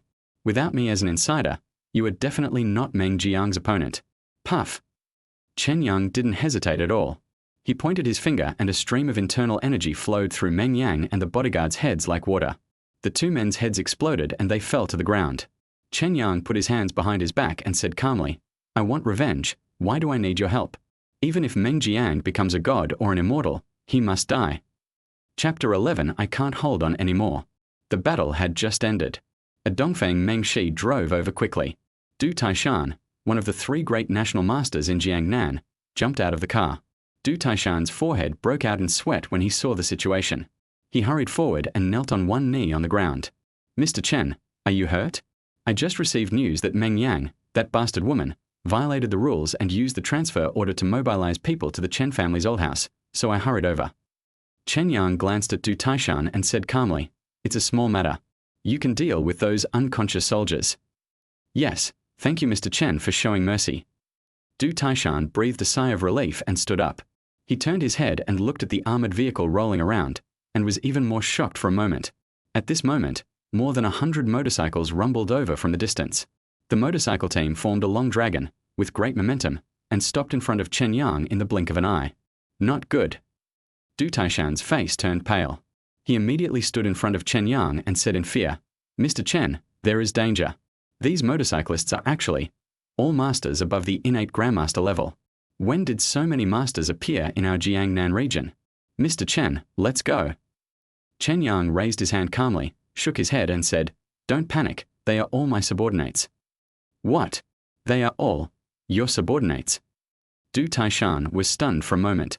The people on the motorcycle jumped off, formed a square, and stood respectfully in front of Chen Yang. Lan Yushan, wearing shark soft armor, walked over, bowed slightly and said, Palace Master, the Blue Whale Palace Guards have arrived. Please give us your instructions. Chen Yang waved his hand and said, Let them all disperse and live in seclusion, and keep a low profile. I am here to seek revenge this time, and I don't want to make a big fuss. Yes. Lan Yushan bowed. Afterwards, she led the 108 guards of the Whale Palace towards the old side of the Chen family, bowed respectfully and observed a moment of silence. Soon, 108 innate grandmasters and martial god level masters got on motorcycles and disappeared like the wind. Du Taishan, who was standing aside, was completely stunned. He knew Chen Yang was very strong. However, he did not expect that Chen Yang had so many masters under his command. Even the Dragon Group Special Operations Division of his own great Xia country does not have so many innate masters. What is Chen Yang's identity? Du Taishan wiped the sweat from his forehead and said respectfully, Thank you, Mr. Chen, for your understanding and allowing me to keep a low profile and live in seclusion. Chen Yang put his hands behind his back and said calmly, I'll do. I've said before, Qingju is my home. I will only build my hometown and will not destroy its stability. In addition, I am here only to avenge the destruction of my family. I will only kill Meng Jiang and his gang. I will not interfere in other matters. You can rest assured, sword and shield. Thank you, Mr. Chen. Du Taishan breathed a sigh of relief. Chen Yang waved his hand. Take the people away. This is where my Chen family rests. I want to stay here with them for a night so I can have some peace and quiet. Yes.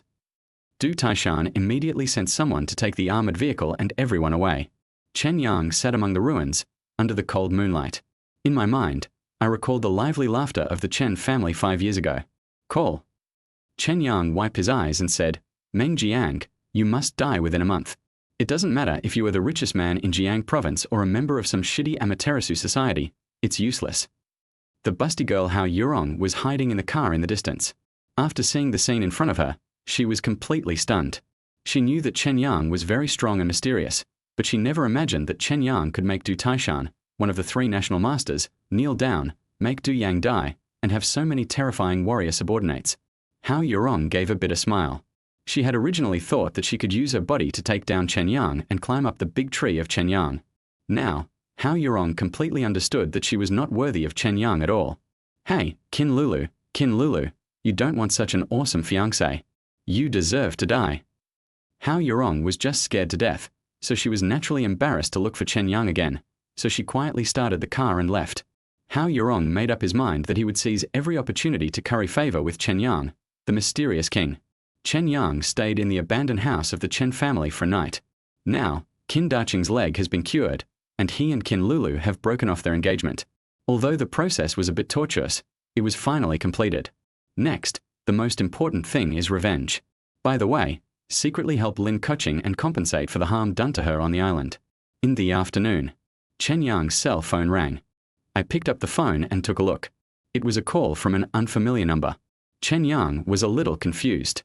He had just obtained a personal cell phone after he came ashore recently, and not many people knew about it. He put it to his ear and asked in a cold voice, "Who?" A sweet childish voice rang out from the other side of the phone. "Hello, Uncle Chen, I'm Lin Xiaoxiao." Chen Yang was stunned for a moment, then quickly changed his voice to a gentle and kind one, and asked with a smile, "Oh, it's Xiaoxiao, how did you know my phone number? Where's your mother?" Lin Xiaoxiao on the other side said weakly, "Uncle Chen, you are so stupid. You told Xiaoxiao this number yesterday." Chen Yang was a little surprised. "I just mentioned it casually yesterday, and you remembered it?" Uncle Chen doesn't believe it. Lin Xiaoxiao giggled. "Uncle Chen, Xiaoxiao has a great memory. Moreover, Xiaoxiao not only remembers your number, Uncle Chen, but also your scent. I can smell it from a long distance. Uncle Chen, you have a warm scent. Xiaoxiao likes it very much." Chen Yang couldn't help but be overjoyed when he heard this.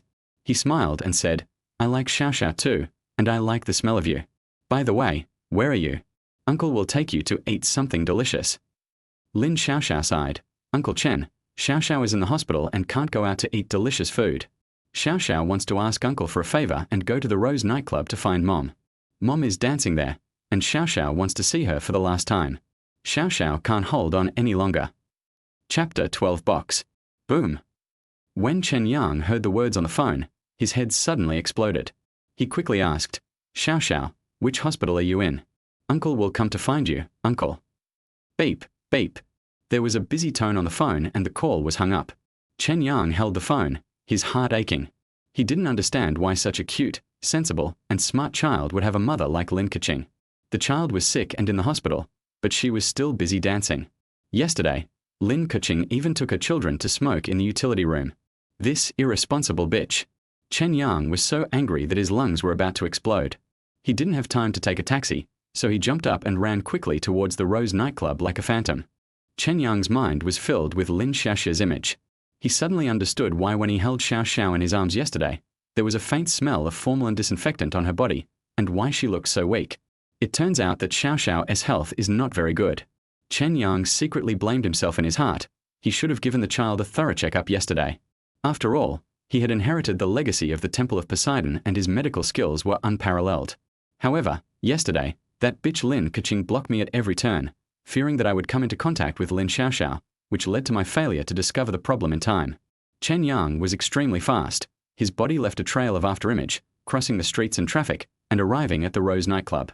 The pedestrians on the road were shocked. They all rubbed their eyes in confusion. I clearly felt a figure running past me, but in the blink of an eye, it disappeared. Rose nightclub. Chen Yang strode over with a look of resentment on his face. When he arrived at the front desk, Chen Yang asked, "Where is Lin Keqing?" Wang Dao, the front desk clerk, glanced at Chen Yang with his eyes slanted, then laughed and said, "I'm sorry, sir. We have a rule in our nightclub that we are not allowed to disclose customer information. Please go back." Crack. Chen Yang stretched out his hand and instantly grabbed Wang Dao's neck and lifted him up. His eyes were cold and he said word by word, "I'll give you one more chance, tell me, otherwise, die." Wang Dao felt the cold murderous aura coming from Chen Yang, and was so scared that he defecated and urinated all over the place. His body went limp, and his face turned extremely pale. He suddenly realized that if he didn't say it, he would definitely die. I'm telling you, Miss Lin is in the number 1 box. Mr. GAO, the boss of our Rose nightclub, invited her personally. The box is full of distinguished guests. Wang Dao didn't dare to have any reservations and blurted it out in a hurry. Chen Yang jumped up the spiral staircase and reached the 5th floor of the nightclub in the blink of an eye. Wang Dao slumped on the ground, rubbing his eyes hard and looking in front of him in disbelief. Chen Yang was here just now. How come he disappeared in the blink of an eye? Wang Dao shook his head, not daring to think too much. He rolled and crawled to hide under the table. At this time, Chen Yang had already reached the top floor of the nightclub. There are only 4 luxury boxes on the top floor, namely Chan, Di, Ri, and Yu. Chen Yang took a quick look and walked straight to the largest box. From the box came the sound of zither and dancing footsteps. Chen Yang gritted his teeth and was about to rush in. At this time, whispers were heard in the corner of the box. Chen Yang frowned when he heard the conversation. Although the conversation was very quiet, Chen Yang could hear it clearly with his hearing ability. In the corner of the box, Gao Delay, the owner of the Rose nightclub, was toasting a middle-aged man in his 50s. The middle-aged man was wearing a tang suit robe with a dragon tattoo on the sleeves, and he exuded a noble and compelling temperament. Boss Gao, this woman is really good and very much to my liking. The middle-aged man looked at Lin Kuching, who was dancing, not hiding his desire. Gao Delay immediately laughed. Since Divine Dr. Qin likes it, then it's easy. I've prepared the potion, and I'll give it to Lin Kuching to drink later. I promise that she will be as wild as she wants tonight, and will definitely make it impossible for Divine Dr. Qin to get out of bed. Ha ha ha. Qin Songling laughed softly. He said proudly, not many women can bear me. Okay, Boss Gao, you go ahead and do it. After the matter is done, my Qin family can escort your nightclub and let you expand your business in Jinling provincial capital.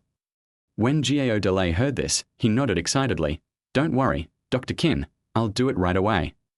The two of them laughed wickedly in a low voice. In the box, several other middle-aged men were staring at Lin Kuching, who was dancing, swallowing their saliva. Chen Yang was standing outside the box and was furious when he heard this. He kicked open the door of the number 1 box. There were 6 people sitting in the box. In addition to Gao Delay and Qin Songling, who were grinning in the corner, there were 4 middle-aged men sitting at the table, looking at the dance floor in the box. These 4 people are obviously people who hold high positions and are well known. And on the dance floor in the box, Lin Kuching, wearing a high-slit slim kyongsum, holding a fan in her hand, was singing and dancing to the tinkling sound of the guzheng.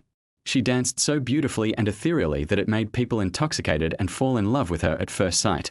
However, in Chen Yang's eyes, this woman is an absolute beast. Chen Yang strode over, grabbed Lin Kuching's arm, and said coldly, "Stop jumping. Follow me." Lin Kuching turned around and looked at Chen Yang in astonishment. She was a little unable to react for a moment and didn't know how Chen Yang broke in.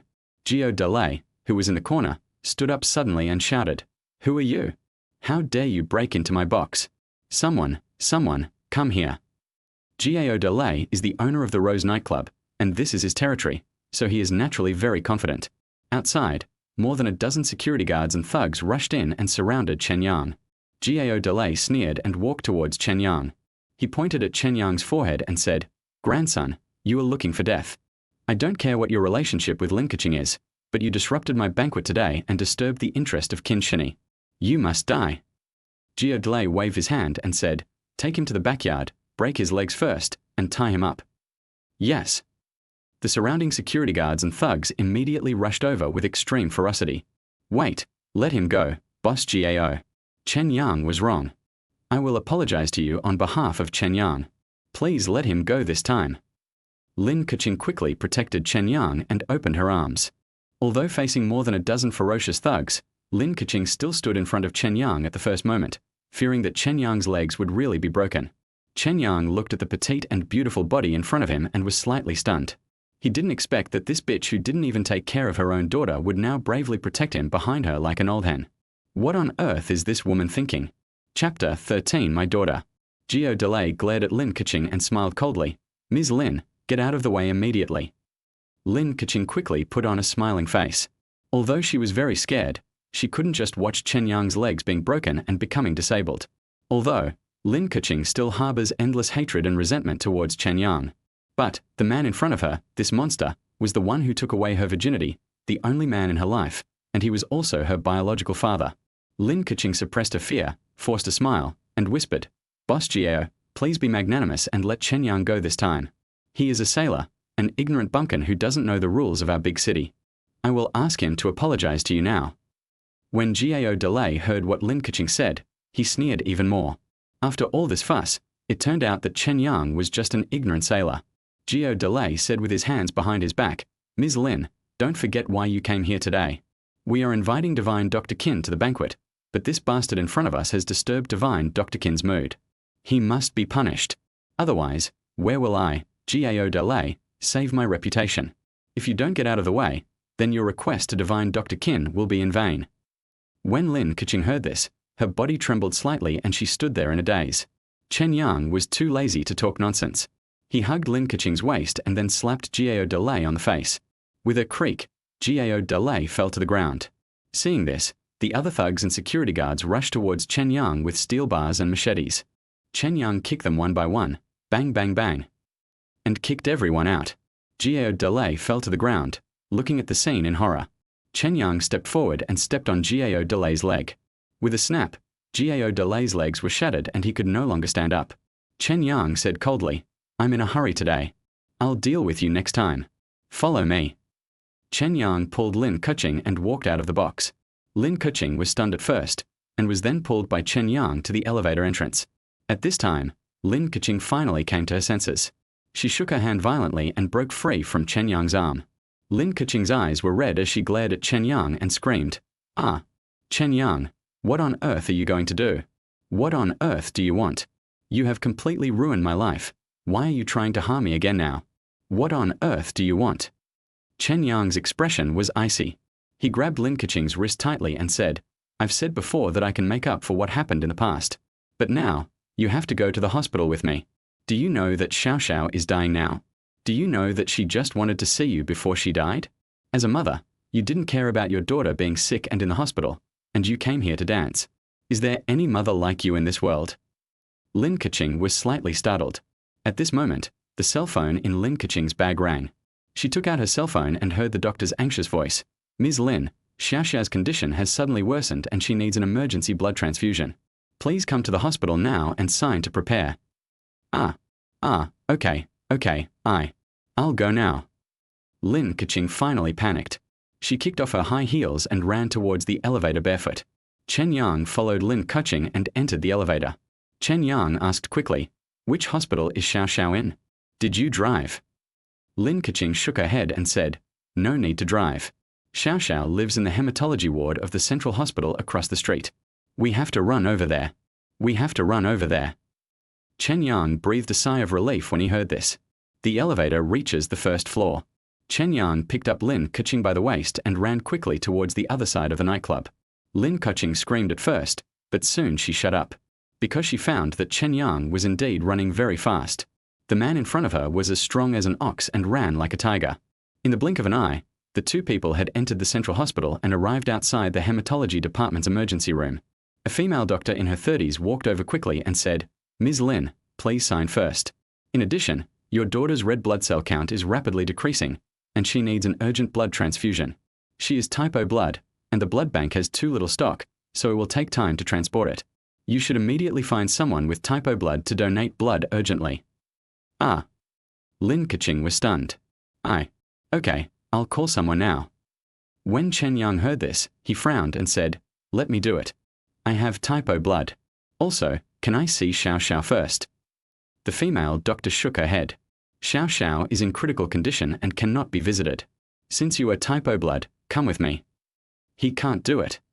Lin Keqing grabbed Chen Yang's arm and shook her head, saying, "Dr. Ma, Chen Yang can't do it. He can't have a blood transfusion. I'll call someone else now." Ma Mai looked at Lin Keqing in confusion and said, "Ms. Lin, don't worry. We won't draw a lot of blood. We just need to be prepared at any time just in case. Don't worry." Chen Yang also said, "Lin Keqing, don't worry, my blood is very precious, but if I lose to Xiao Xiao, I am willing." Chen Yang and Ma Mai turned around and left. Lin Keqing stamped her feet and said loudly, "It's really not possible. Immediate relatives cannot receive blood transfusions. There will be problems." Immediate relative. Ma Mai turned her head and looked at Lin Keqing, then at Chen Yang. She frowned and said, "What nonsense. Since you are Lin Xiaoxiao's biological father, why didn't you tell me just now? If your blood is really transfused, severe immune rejection will occur." Chen Yang stood there in a daze. His mind seemed to have exploded. A blank. He stared at Lin Keqing blankly, and then recalled the moment when he picked up Lin Xiaoxiao.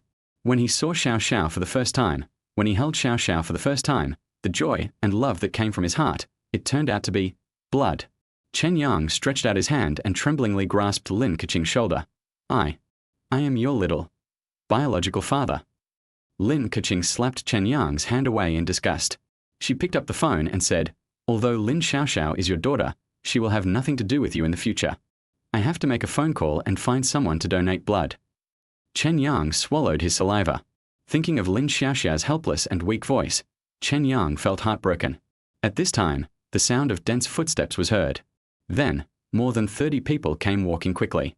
The leader, wearing a tank suit with dragon patterns on his cuffs, was Qin Songling in the box. Behind Qin Songling was Gao Delay, who was wailing in a wheelchair. Qin Songling's face turned pale.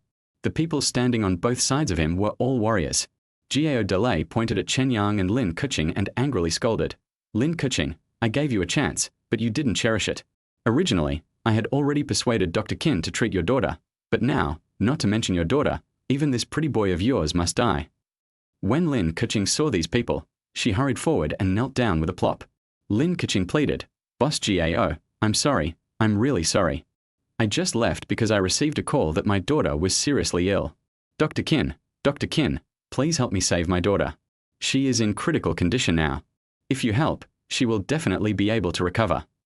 Qin Songling crossed his arms and sneered, "Of course I can save your daughter, but why should I do it? Originally, I was in a good mood and planned to do it once. But now I am very unhappy. Not to mention in Qingju City, even in the provincial capital Jinling, no one dares to break into my Qin Songling's box." When Lin Keqing heard this, she quickly said, "Dr. Qin, I'll ask Chen Yang to kneel down before you and apologize to you. Please, save my daughter." Chen Yang looked at Lin Keqing kneeling on the ground, feeling distressed. He walked over and said, "Lin Keqing, you get up first." Lin Keqing raised her head and looked at Chen Yang pleadingly. "Chen Yang, I beg you, for the sake of your biological daughter, kneel down and kowtow to Dr. Qin to apologize. Now, only Dr. Qin can save Xiaoxiao." Chen Yang felt a pain in his heart, and he suddenly understood why Lin Keqing went to the box to dance. She wasn't going there to have fun or enjoy herself. It turned out that she was going there to ask some crappy miracle doctor to cure Xiaoxiao's illness. Chen Yang grabbed Lin Keqing's hand and said, "Keqing, don't worry, you don't have to kneel down. I'll take care of everything. I'll stand by your side." Seeing that Chen Yang was unwilling to kneel, Lin Keqing could no longer hold back the grievance in her heart and broke down crying. "You are responsible for everything? Where are you?" "I came back from the island. The Wang family broke off the engagement. I was abandoned by my parents and family, and I was spurned by everyone. Where are you?" "I gave birth to Xiaoxiao all by myself, and she almost died from heavy bleeding." "Where were you?" "A year ago, Xiaoxiao got a strange disease, and the monthly medical expenses were as high as hundreds of thousands." "Where were you?" "I go to various entertainment venues every day, dancing and making fun of myself." "Where were you?" "My daughter is often tortured by illness and can only smoke to numb herself." "What are you doing?" "Chen Yang, please, I don't need you to be responsible. I don't need your money. I don't need your blood. I just ask you to kneel down in front of divine Dr. Qin and beg him to forgive you. Beg him to save our daughter. Is that okay?" After hearing these words, Chen Yang's mind exploded. Heartache, regret, all kinds of emotions surging in the body. It turns out that his woman and daughter have suffered so much. It turns out that I am an irresponsible beast. He stood there, tears welling up instantly.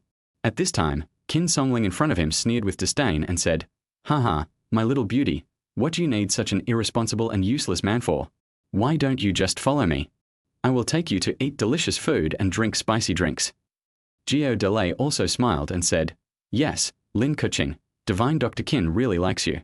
If you follow divine Dr. Qin in the future, you won't have to suffer so much.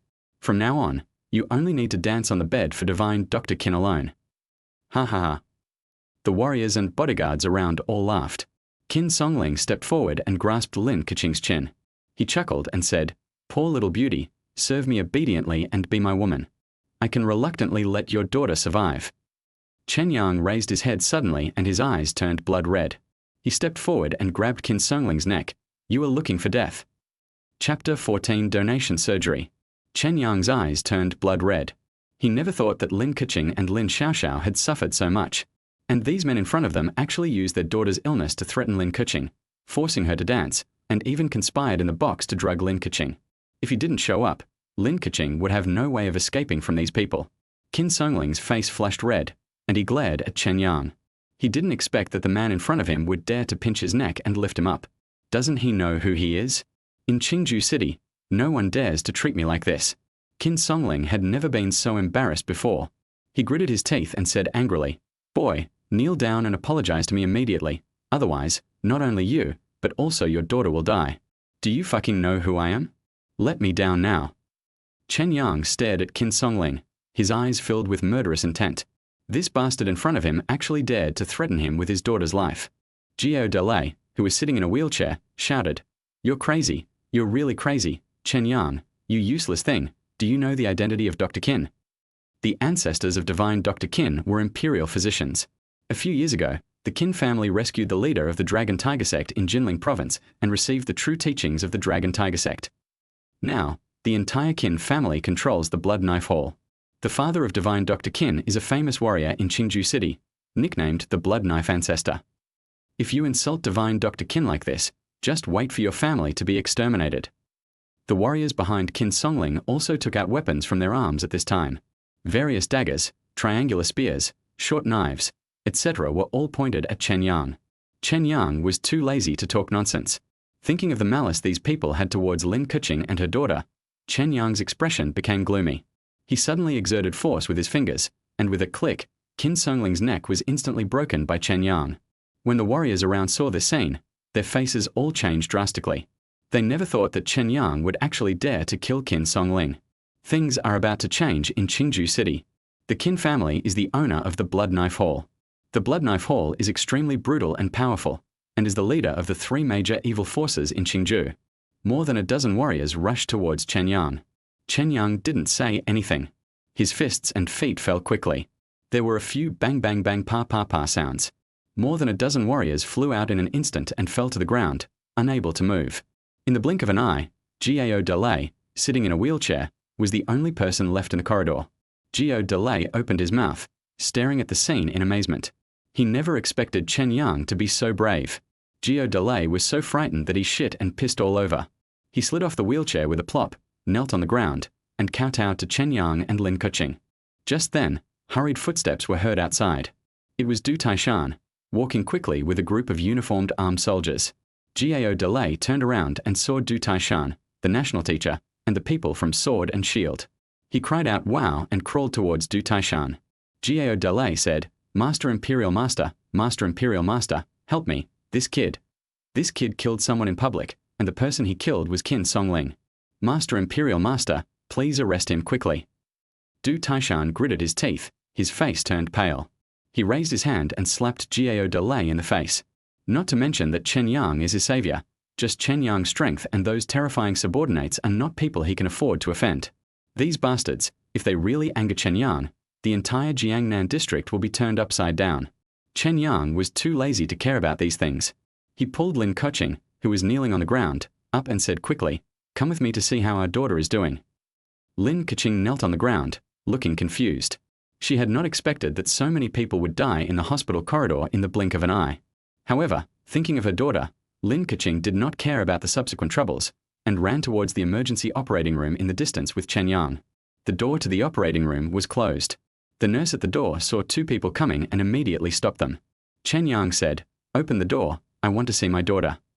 The nurse immediately shook her head. "This is the critical care room. No outsiders are allowed to enter." At this time, Dr. Ma Mai walked over quickly and said to the nurse, "Let them in. If Lin Xiaoxiao can't be saved, this may be the last time they see each other." The nurse at the door wanted to say something else, but Ma Mai had already swiped her work badge next to the operating room and opened the door outside the operating room. Chen Yang nodded at Ma Mai, then pulled Lin Keqing inside. Ma Mai sighed slightly. She had just witnessed the whole process and was very clear about the relationship between Chen Yang and Lin Xiaoxiao. Lin Xiaoxiao is Chen Yang's biological daughter. It is very likely that she cannot be rescued this time. It is right for her to see her biological father before she dies. What's more, Chen Yang might have killed someone just now. He will definitely be arrested and will never be able to leave prison for the rest of his life. Before he goes to prison, letting him see his biological daughter can be regarded as fulfilling his last wish. The three people walked quickly into the operating room. When we arrived at the luxurious operating room at the innermost part, we saw three male doctors in surgical gowns standing in front of the bed, holding sharp scalpels in their hands. Next to these three doctors was a female nurse in her 30s. Among these doctors, lying motionless on the hospital bed was Lin Xiaoxiao, who was almost not breathing. Lin Xiaoxiao was already pale and could only open her eyes weakly. She was almost unconscious. She just wanted to see her mother one more time before she died. At this time, one of the male doctors said, "It's almost time, let's do the operation. Heart transplantation requires a lot of time, so we only have 5 minutes. Quickly remove the heart and immediately put it in the instrument for storage." The sharp scalpel was about to cut Lin Xiaoxiao's chest. At this time, Chen Yang and 3 others had rushed in. When Chen Yang saw this scene, he immediately shouted, "Stop, what are you doing?" Ma Mai behind Chen Yang also frowned in confusion. She said, "What's going on? Lin Xiaoxiao is my patient. The treatment plan hasn't been finalized yet. Why are you trying to save her? What kind of surgery are you going to do? Are you going to clear her cardiovascular system? But there's nothing wrong with Lin Xiaoxiao's heart." At this time, 3 male doctors standing beside the operating table all frowned, and they all looked at the nurse Zhong Wen standing beside them. Zhong Wen showed a hint of impatience. She glanced at Lin Keqing and Chen Yang, then turned to Ma Mai and said, "Dr. Ma, this is what happened. We found that Lin Xiaoxiao's vital signs had disappeared. Before she died, her guardian signed an organ donation agreement, so we are now preparing to perform surgery to remove her organs to save more patients. Of course, we are also very grateful to Ms. Lin for her selfless dedication. Thank you for using your daughter's body to save at least 10 new families and give them hope. From now on, your daughter will continue to live in this world with other children. She won't be alone." When Lin Keqing heard this, she opened her mouth and then said, "No, my daughter can still be saved. She can't die. I haven't seen her for the last time. Xiaoxiao, you can't leave." Chapter 15, Saving My Daughter. Lin Keqing listened to what Nurse Zhong Wen said and had no doubts at all. She thought Lin Xiaoxiao had left. Lin Keqing collapsed in Chen Yang's arms. She could no longer stand and only regret remained in her heart. Chen Yang felt even more heartbroken. He looked at Lin Xiaoxiao lying on the hospital bed and suddenly something came to his mind. Chen Yang could still feel his daughter's faint breathing. At this moment, Lin Xiaoxiao, who was lying on the hospital bed, heard her mother calling her. She used up her last bit of strength to open her mouth and said weakly, "Mom, where are you?" "Xiaoxia, I feel so cold." Chen Yang pulled Lin Keqing up and immediately walked to the operating table. Lin Xiaoxiao could no longer open her eyes. She just squinted slightly and used her last bit of strength to call for her mother. Lin Keqing held her daughter's hands tightly in both of her hands and burst into tears. Zhong Wen, who was standing by, frowned and said, "Ms. Lin, we understand your feelings, but Lin Xiaoxiao is already beyond saving. Please go out with this gentleman to avoid delaying the next operation." Chen Yang turned his head suddenly and glanced at Zhong Wen with extremely cold eyes. At this time, Dr. Ma Mai also came over. Ma Mai frowned and said, "Although Xiaoxiao's vital signs are very poor, her heart is still beating and she still has some consciousness. She is not completely brain dead. It is not suitable for organ transplantation at this time. Give them some time to say their final goodbyes." Zhong Wen snorted coldly, but didn't say anything else. Chen Yang looked at Xiaoxiao on the operating table and that skinny little body, and tears suddenly welled up in his eyes. How could he have never imagined that his daughter would live such a miserable life? Chen Yang placed his trembling palm on his daughter's face and gently opened Lin Xiaoxiao's eyelids with his fingers. Seeing Lin Xiaoxiao's grey-green eyes, Chen Yang's body trembled. Then, he immediately pinched Lin Xiaoxiao's mouth open and checked Lin Xiaoxiao's tongue. Then, Chen Yang clapped his hands and placed his palms on Lin Xiaoxiao's chest. The Sea Emperor's internal energy in Chen Yang's body entered Lin Xiaoxiao's body, and the internal energy flowed around in Lin Xiaoxiao's body. At this time, Chen Yang was finally completely sure that Xiaoxiao was not sick, not because of physical reasons, but because of poisoning. Chen Yang's internal energy could sense that numerous heavy metal elements were distributed in Lin Xiaoxiao's body, paralyzing her nerves and entering her bone marrow. It was these heavy metals that caused Lin Xiaoxiao to become weak and suffer unbearable pain. Feeling this reason, Chen Yang could no longer bear it and let out a painful roar of "ah." He fell to his knees with a plop, holding his daughter's shoulders with both hands. Chen Yang's head kept hitting the operating table and he said, "Xiao Xiao, my daughter, it's Daddy's fault. It's Daddy who didn't come back to see you earlier. You have suffered so much and endured so much pain. Don't worry, Daddy will definitely heal you and make you a happy girl." Chen Yang wiped his tears and said to Lin Keqing beside him, "Don't worry, I can cure my daughter's disease." Lin Keqing was already in despair. She could feel that her daughter was about to die, and she was ready to be separated from her completely. Hearing Chen Yang say this, Lin Keqing suddenly grabbed Chen Yang's arm and asked tremblingly, "Chen Yang, you are not kidding, are you? Are you telling the truth?" Chen Yang nodded and said, "It's true. She is our daughter. How could I joke at this time?" Then Chen Yang said to Ma Mai, "Dr. Ma, please help me find a pack of acupuncture. I need it now." At this point, Zhong Wen could no longer bear it. She yelled, "Have you all had enough of this? The patient can't survive any longer and will soon be brain dead. If you delay any further, her organs will be untransplantable. Now, the two of you go out and perform the organ donation operation immediately." When Chen Yang heard this, she was furious. Not to mention that her daughter was not dead yet. Even if she was dead, how could she, a nurse, drive away the parents of the donor like this? Seeing that Chen Yang and Lin Keqing had not left, Zhong Wen walked over, stretched out her hand, and grabbed Lin Keqing's hair. Chen Yang turned his hand and slapped Zhong Wen on the face. With a squeak, Zhong Wen rolled out and landed in the operating room. The other three male doctors were about to take action with Zhong Wen to drive Chen Yang and Lin Keqing out, but when they saw the scene in front of them, the three of them were stunned at the same time. They found that Chen Yang was very strong. Chen Yang glanced at the three doctors and said, "Get out of the way. If any one of you touches my daughter today, I will kill you." The three doctors walked away immediately.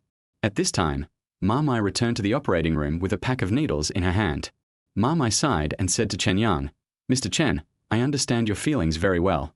You just learned that Lin Xiaoxiao is your daughter, and now you are going to be separated from her forever. However, birth, aging, illness and death are inevitable. I hope you can accept this reality and let your daughter leave in peace." Chen Yang took over the acupuncture and just nodded without further explanation. He gently touched Lin Xiaoxiao's cheek with his palm and said, "My dear daughter, bear with it for a while. Dad will treat you now." As he spoke, Chen Yang took out an acupuncture needle and inserted 9 needles in a row into Lin Xiaoxiao's Baihui point on the top of her head, Tanzhong point on her chest, Danqian point on her abdomen, and other major acupoints of life and death. After the silver needle was inserted, Chen Yang's palm slapped Lin Xiaoxiao's back, and the profound internal energy of the Sea Emperor technique surged into Lin Xiaoxiao's body. The internal energy of the Sea Emperor art turned into wave after wave, washing through the meridians of Lin Xiaoxiao's limbs, and expelling the heavy metals deposited deep in her bone marrow and meridians bit by bit through the 9 steel needles. However, this process is destined to be slow. Because there are too many heavy metal toxins in Lin Xiaoxiao's body, and because they have been there for too long and have accumulated too deeply, they cannot be completely eliminated in a short period of time. Half an hour later, the 9 steel needles turned completely black, and clumps of blood with a fishy smell emerged from the needle holes. As the blood clots were drained, Lin Xiaoxiao on the operating table opened her eyes. Her big watery eyes looked at Chen Yang, then at Lin Keqing. Finally, Lin Xiaoxiao said, "Mom, Xiaoxiao is not dreaming, is she? Xiaoxiao seemed to have flown in the sky just now, and now she is falling down again." When Lin Keqing saw that her daughter had indeed opened her eyes and her spirit and complexion looked much better, she threw herself on her daughter and burst into tears. Zhong Wen and the 3 male doctors in the operating room were all stunned when they saw this scene. There was a flash of resentment in Zhong Wen's eyes. She knew that she could not complete the task today. She shook her hands and strode out of the operating room. Chapter 16. So thick-skinned. In the operating room, Chen Yang removed the 9 needles from his daughter's body. He turned to thank Ma Mai. Ma Mai opened her mouth wide, staring in disbelief, and pointed at Lin Xiaoxiao, who had sat up and said, "Xiaoxiao's illness, is Xiaoxiao's illness healed? How is this possible? She was almost dying just now. How come she can sit up by herself now? Mr. Chen, can you give me your medical skills? If you spread them, you will be doing a great deed and saving countless lives." Chen Yang shook his head and said apologetically, "I'm sorry, Dr. Ma. The method I just used to save people is not a secret, and it's not that I don't want to spread it. It's just that ordinary people really can't use it." When Ma Mai heard this, she sighed slightly and nodded. However, she still thought in her heart that Chen Yang was unwilling to spread such a miraculous treatment method. After all, She had also heard that Chinese medicine had many secrets that were not passed on and would not be taught to anyone other than a family descendant. Chen Yang didn't bother to care what Mama thought. The most important thing about his method was to use the internal energy of the Sea Emperor technique to flush his daughter's 12 meridians. However, let alone ordinary people, even a god-level warrior could not use internal energy to rescue like he did. The amount of internal energy required is huge. Chen Yang held Lin Xiaoxiao and Lin Keqing and left the operating room together. The corridor outside the operating room was empty. Lin Keqing was a little worried, fearing that Chen Yang had killed someone and was arrested. However, when I got outside, I found that there was no one there. Lin Keqing looked at Chen Yang strangely. She whispered, "Chen Yang, do you want to turn yourself in?" Chen Yang smiled slightly, shook his head and said, "No need. I know the national teacher Du Taishan who just came. He will definitely find out the cause of the incident. In fact, when I went to the box to look for you earlier, I saw Qin Songling and that boss Jiao plotting to poison your water. Besides, those who died were not good people. I only have merits, not any crimes. Anyway, you don't have to worry too much about this matter. Let's find a place first. I want to slowly detoxify my daughter." Lin Keqing was stunned after hearing what Chen Yang said, and hurriedly said, "Detoxification? What does this mean? Could it be that Xiaoxiao didn't have a congenital disease, but was poisoned?" Chen Yang snorted, nodded and said, "Of course, but don't tell anyone about this matter yet. I want to see who is so bold as to secretly poison my daughter." Lin Keqing nodded quickly, and her delicate little hand subconsciously grasped Chen Yang's arm. She felt a wave of chills. I didn't expect that my daughter's illness in the past year was caused by someone else.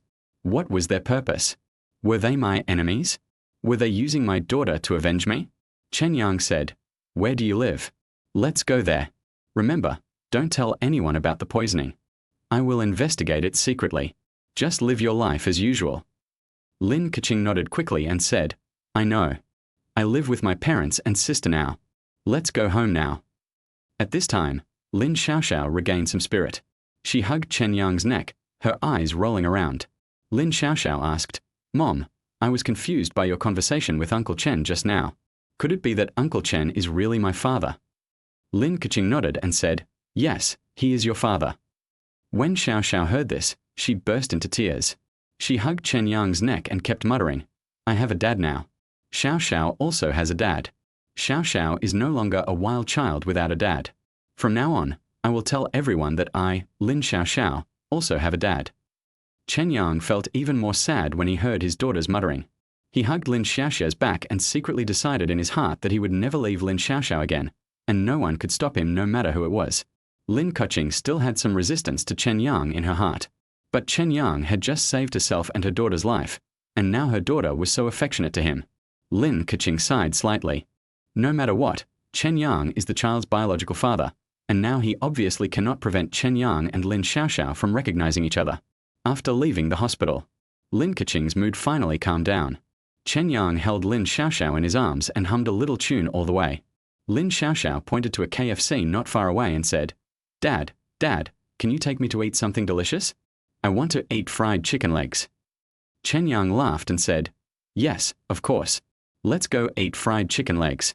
We can even buy the store." Lin Keqing, who was behind him, ran up and grabbed Chen Yang's arm. Lin Keqing frowned and said, "Chen Yang, you can't agree to everything Xiaoxiao says. Fried chicken legs are not clean. Those chickens are fed with hormones, and when they are fried, a lot of unhealthy oil is added, and it is mixed with all kinds of technology and harsh words. Don't let her eat it. Her health is not good to begin with." Chen Yang scratched his head. It was his first time taking care of his daughter, and he was indeed not aware of these small problems. Chen Yang hugged Lin Xiaoxiao's back and said with a smile, "Xiaoxiao, let's not go to that place to eat fried chicken legs.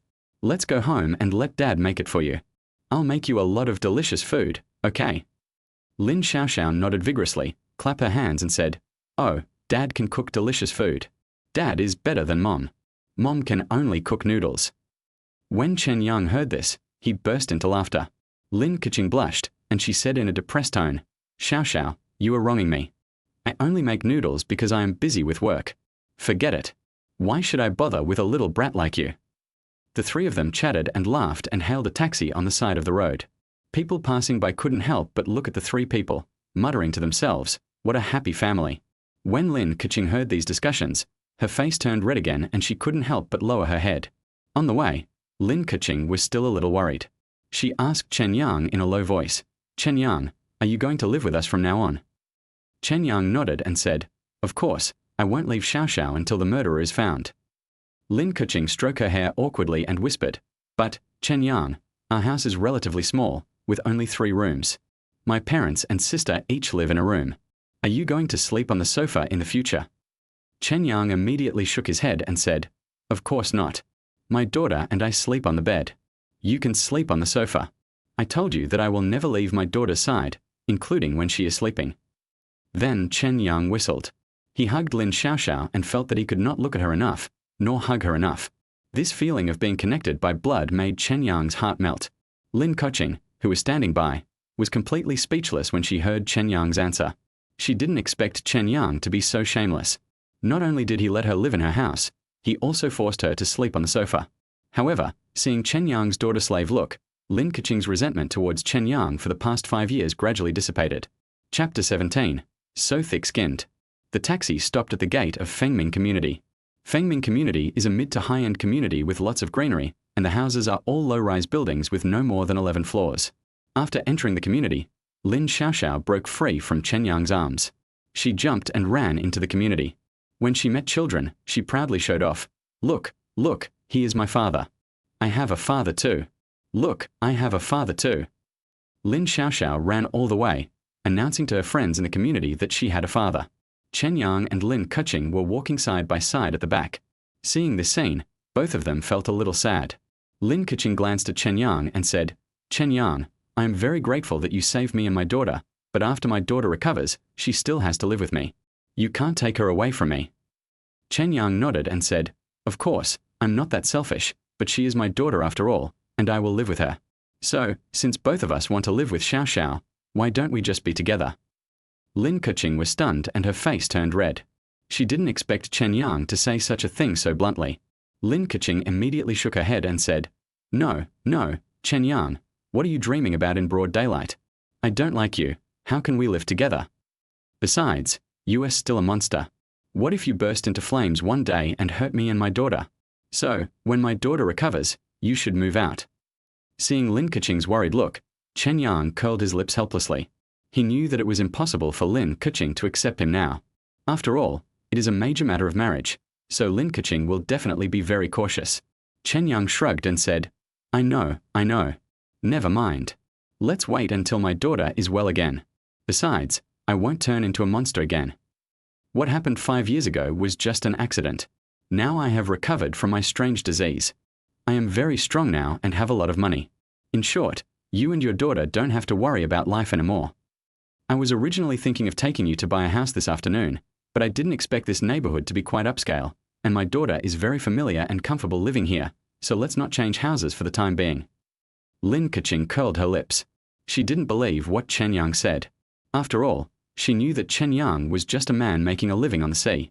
He was just a sailor. Indeed, I heard that the salaries of seamen are quite high now, more than 200,000 yuan a year, but it is still a fantasy to buy a house in this kind of community with more than 200,000 yuan. Lin Keqing said, Our Lin family is quite wealthy. Crystal Commercial Building is our ancestral property. Of course, all the property is in my grandfather's name. We used to live a good life as a family of 4. However, 5 years ago, I got unexpectedly pregnant on Meteorite Dragon Island and offended the Wang family. The Wang family had an engagement with me before, but after they found out I was pregnant, they called off the engagement and cancelled a lot of cooperation with our Lin family, causing Grandpa to lose a lot of business. So, he took back our family's dividends and no longer allowed me to be the manager of Crystal Department Store. He demoted me from a manager to a salesperson. He also forced me to abort Lin Xiao and find me another wife. At that time, I was already 5 or 6 months pregnant with Xiao and was reluctant to abort the baby, so I refused my grandfather and his family. In the end, our family of 4 had to live in extreme poverty because we had lost our dividends and jobs. A year ago, Xiao suddenly got a strange disease. The cost of treatment was as high as 1 million yuan. The subsequent medical expenses were at least more than 500,000 yuan per month. There was really no other way, so I sold the house. Now, although we still live in this community and in the original house, the house is no longer ours. We just rent it. The rent will expire in 2 months, so after this month, we will have to rent another house to live in. Lin Keqing sighed and said, "Fortunately, my small illness is healed now. I don't have to spend so much money every month. I don't have to work so hard to dance in various places to make money." After hearing these words, Chen Yang stretched out his hand and couldn't help but hold Lin Keqing's slender fingers tightly. Chen Yang said, "Thank you for your hard work in the past. With me, everything will be fine in the future. Don't worry." Lin Keqing raised her head and couldn't help but roll her eyes at Chen Yang. She pulled her hand away and said, "Bah, bah, bah, just talk, don't make any moves. Are you trying to take advantage of me?" Chen Yang laughed and said, "By the way, this is my first time visiting your house. Do you want me to buy you some gifts?" Lin Keqing shook her head. "No need to buy any gifts. You are Xiaoxia's biological father and now his attending physician. There is no need to be so polite. Of course, my parents and my sister don't have good tempers, so for the sake of a little face, you just have to be patient." Chen Yang smiled, nodded, and said, "Just because they sold their house to pay for Xiaoxia's medical treatment, I won't make it difficult for them." The two people walked into the community unit while talking. Chen Yang picked up Xiaoxiao and the three of them entered the elevator. Arrived at room 602. Inside the house, the couple Lin Liang and Zi Kuanhua were busy working in aprons, and the smell of food came from the kitchen. Lin Xiaoxiao broke free from Chen Yang, clapped her hands and said, "Great, there's something delicious. Grandpa and Grandma made some delicious food." Lin Keqing was also a little puzzled. She said to Lin Liang, "Dad, are you preparing food to entertain Chen Yang? How did you know he would come?" Lin Liang and Zi Kuanhua turned to look at Chen Yang with confusion on their faces. Zi Kuanhua came over, looked at Chen Yang, and asked, "Daughter, who is he? Is he your friend?"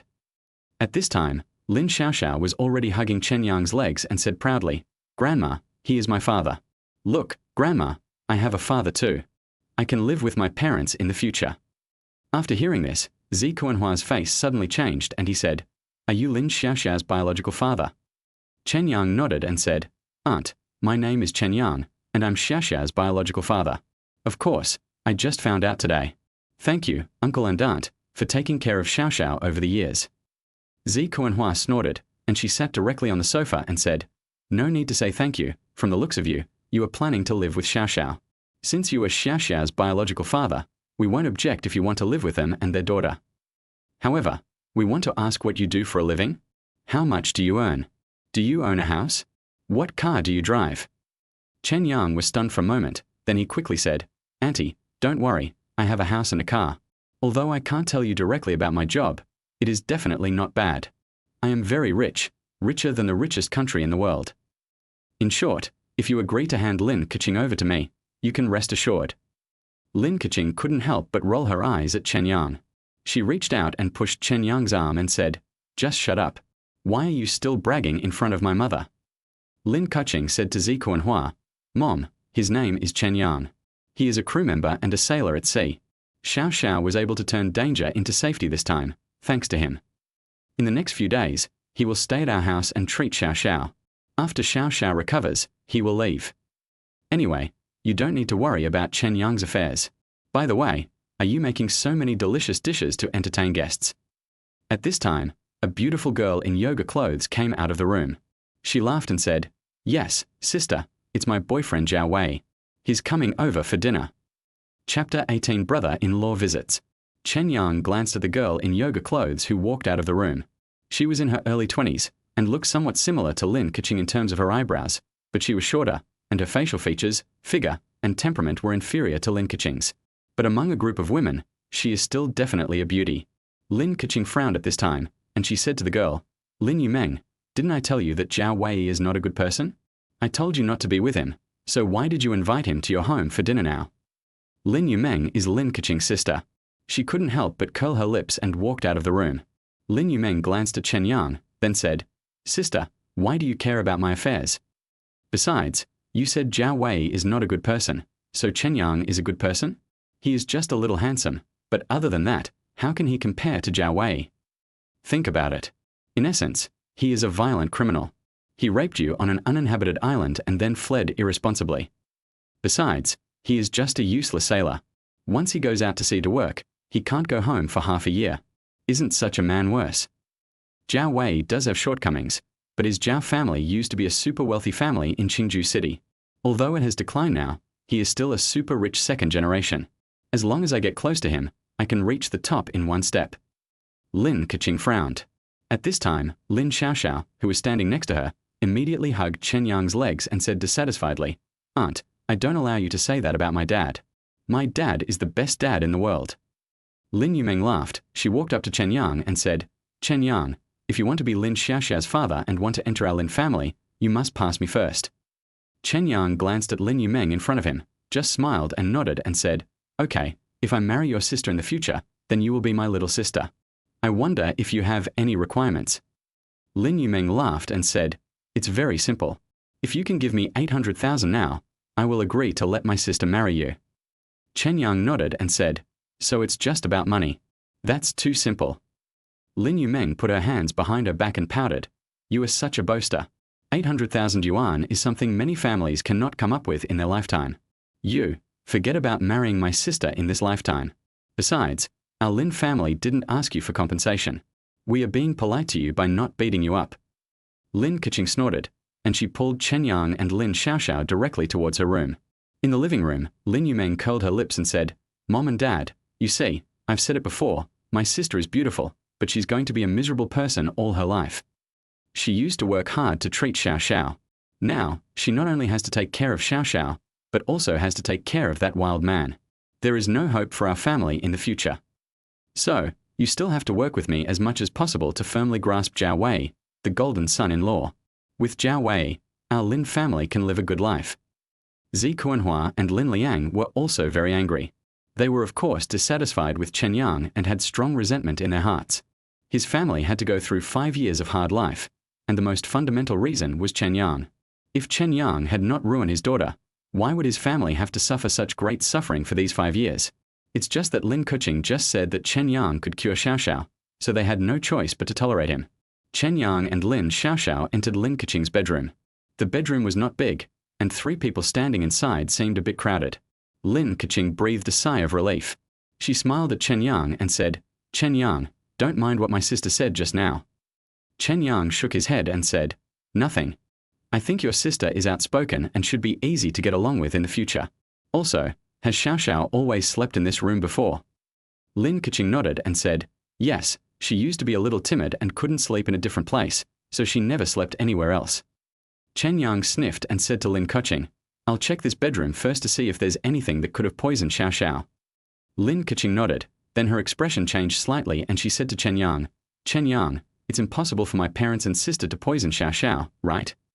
Chen Yang shook his head and said, "I'm not sure about this either. Let's observe first. Or maybe they didn't do it on purpose. It's because some items are toxic with heavy metals, and they don't know about it. This is also possible." As Chen Yang spoke, he opened the door of Lin Keqing's closet and examined it carefully. Lin Keqing's pretty face turned red, and a red cloud rose on her jade-white neck. She hurried forward and held Chen Yang's hand. Lin Keqing said depressedly, "Chen Yang, what are you doing? This is my closet." Chen Yang looked at the bleached underwear inside, smiled bitterly, and said, "Don't be so shy. I have to check the source of the poison, so that we can be at ease.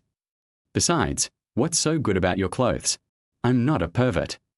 Chen Yang pushed Lin Keqing aside and examined everything carefully. Lin Keqing covered her face with her hands, feeling depressed, but this was for Xiaoxiao's own good, and she couldn't stop it. Not long. The doorbell rang outside. Lin Yumeng heard the bell and quickly opened the door. Outside the door, Jiao Wei was standing there holding a dozen bags of gifts, with a smile on his face. He was in his early 30s. His suit and glasses were both branded. On his wrist, he wore a Rolex Submariner worth hundreds of thousands of dollars, and the gold necklace around his neck weighed almost half a pound. After Jiao Wei came in, he was very sweet-mouthed and took the initiative to go into the kitchen to help Zi Kuanhua and Lin Liang cook. Zi Kuanhua was very satisfied with Jiao Wei. She smiled and said, "Xiao Jiao, you don't have to worry about anything. The food will be ready soon. Please go sit in the living room first." Jiao Wei nodded and said, "Auntie, isn't my sister at home? I brought her a gift, too." Zi Kuanhua couldn't help getting angry when she heard this. She snorted and said, "She brought a wild man back. Forget it, forget it. Don't worry about her. Go and sit down first." When Jiao Wei heard this, he felt a little unhappy. He sat on the sofa and his eyes couldn't help but glance towards Lin Keqing's room. Zhao Wei had met Lin Keqing once before and was struck by her beauty. A month ago, he met Lin Yumeng at Qingju Vocational College. He thought Lin Yumeng was pretty, so he thought about spending money to pursue this girl. But he didn't expect that Lin Yumeng was so easy to pursue. He spent more than 100,000 yuan and Lin Yumeng agreed to be his girlfriend. However, even though she agreed to be his girlfriend, she wouldn't even let him hold her hand. Soon, Zhao Wei lost his patience with Lin Yumeng, because it was obvious that Lin Yumeng was a scheming bitch. On the surface, she was his girlfriend, but she only cared about his money and would not let him take any advantage of her. She always said that they were aiming for marriage, but who knew if this woman would change her mind halfway? When Zhao Wei was about to give up, he suddenly saw Lin Yumeng's sister Lin Keqing, and learned that Lin Keqing was a widow who lived alone with a child.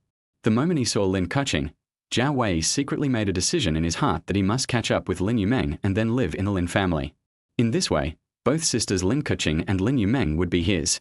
As long as he could get Lin Keqing, everything he paid would be worth it. Chapter 19. Just a fake. Zhao Wei sat on the sofa, getting angrier the more he thought about it. He had clearly targeted Lin Keqing first, but now a man suddenly appeared and got there first and entered the Lin family. Zhao Wei clasped his fingers together tightly. He wanted to see which bastard dared to steal his woman. At this time, Lin Yumeng came over with a plate of fruit and placed it in front of Zhao Wei. Lin Yumeng smiled and said, "Zhao Wei, look how well my parents treat you. They knew you were coming and made so many delicious dishes." Zhao Wei smiled, then asked Lin Yumeng, "By the way, I heard that your sister found a brother-in-law. What does your brother-in-law do?" Lin Yumeng laughed and said, "What a bullshit brother-in-law. He is that wild man from back then. He raped my sister and gave birth to a daughter. Now he shamelessly comes here to claim my daughter. It's good enough that I didn't kick him out. He is nothing like you. He is just a crew member, unlike you, who is a genuine rich second generation." As Lin Yumeng spoke, she carried all the gifts that Zhao Wei brought to her room and happily opened the gift boxes. After hearing what Lin Yumeng said, Zhao Wei couldn't help laughing. It turned out that he was just a crew member. It seemed that he was definitely not as good as himself. Soon, the meal was ready. Several people were sitting at the table. At this time, Chen Yang, Lin Keqing, and Xiao Xiao also walked out of the room.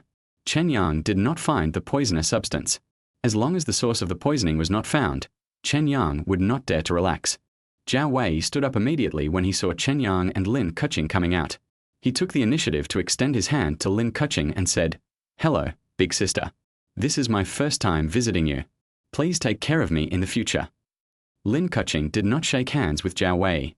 She just nodded and said, "Please sit down." Lin Keqing sat next to Chen Yang. She didn't have much good feelings towards Zhao Wei in front of her.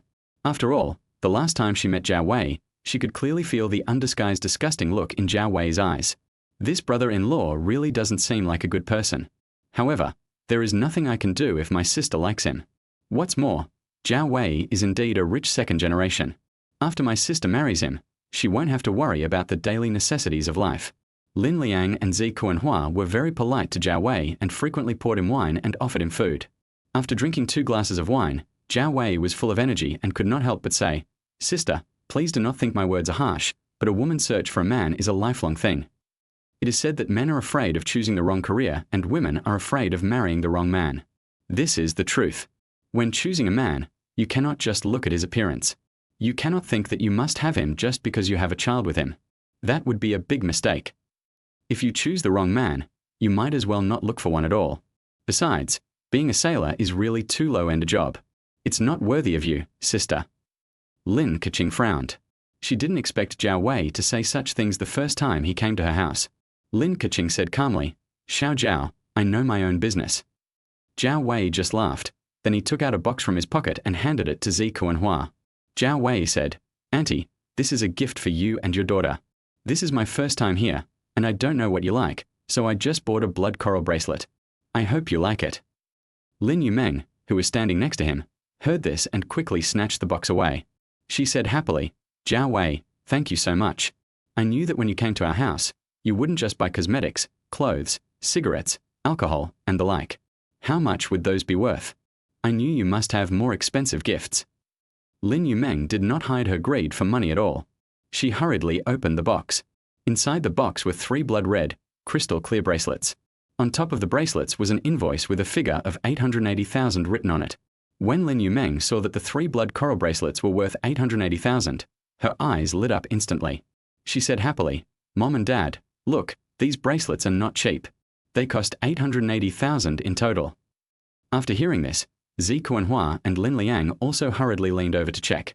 Lin Yumeng picked up one of the bracelets and put it on her wrist. The bracelet was crystal clear under the light and looked very precious. Zhao Wei said proudly, "This kind of blood coral only lives in the deepest part of the ocean.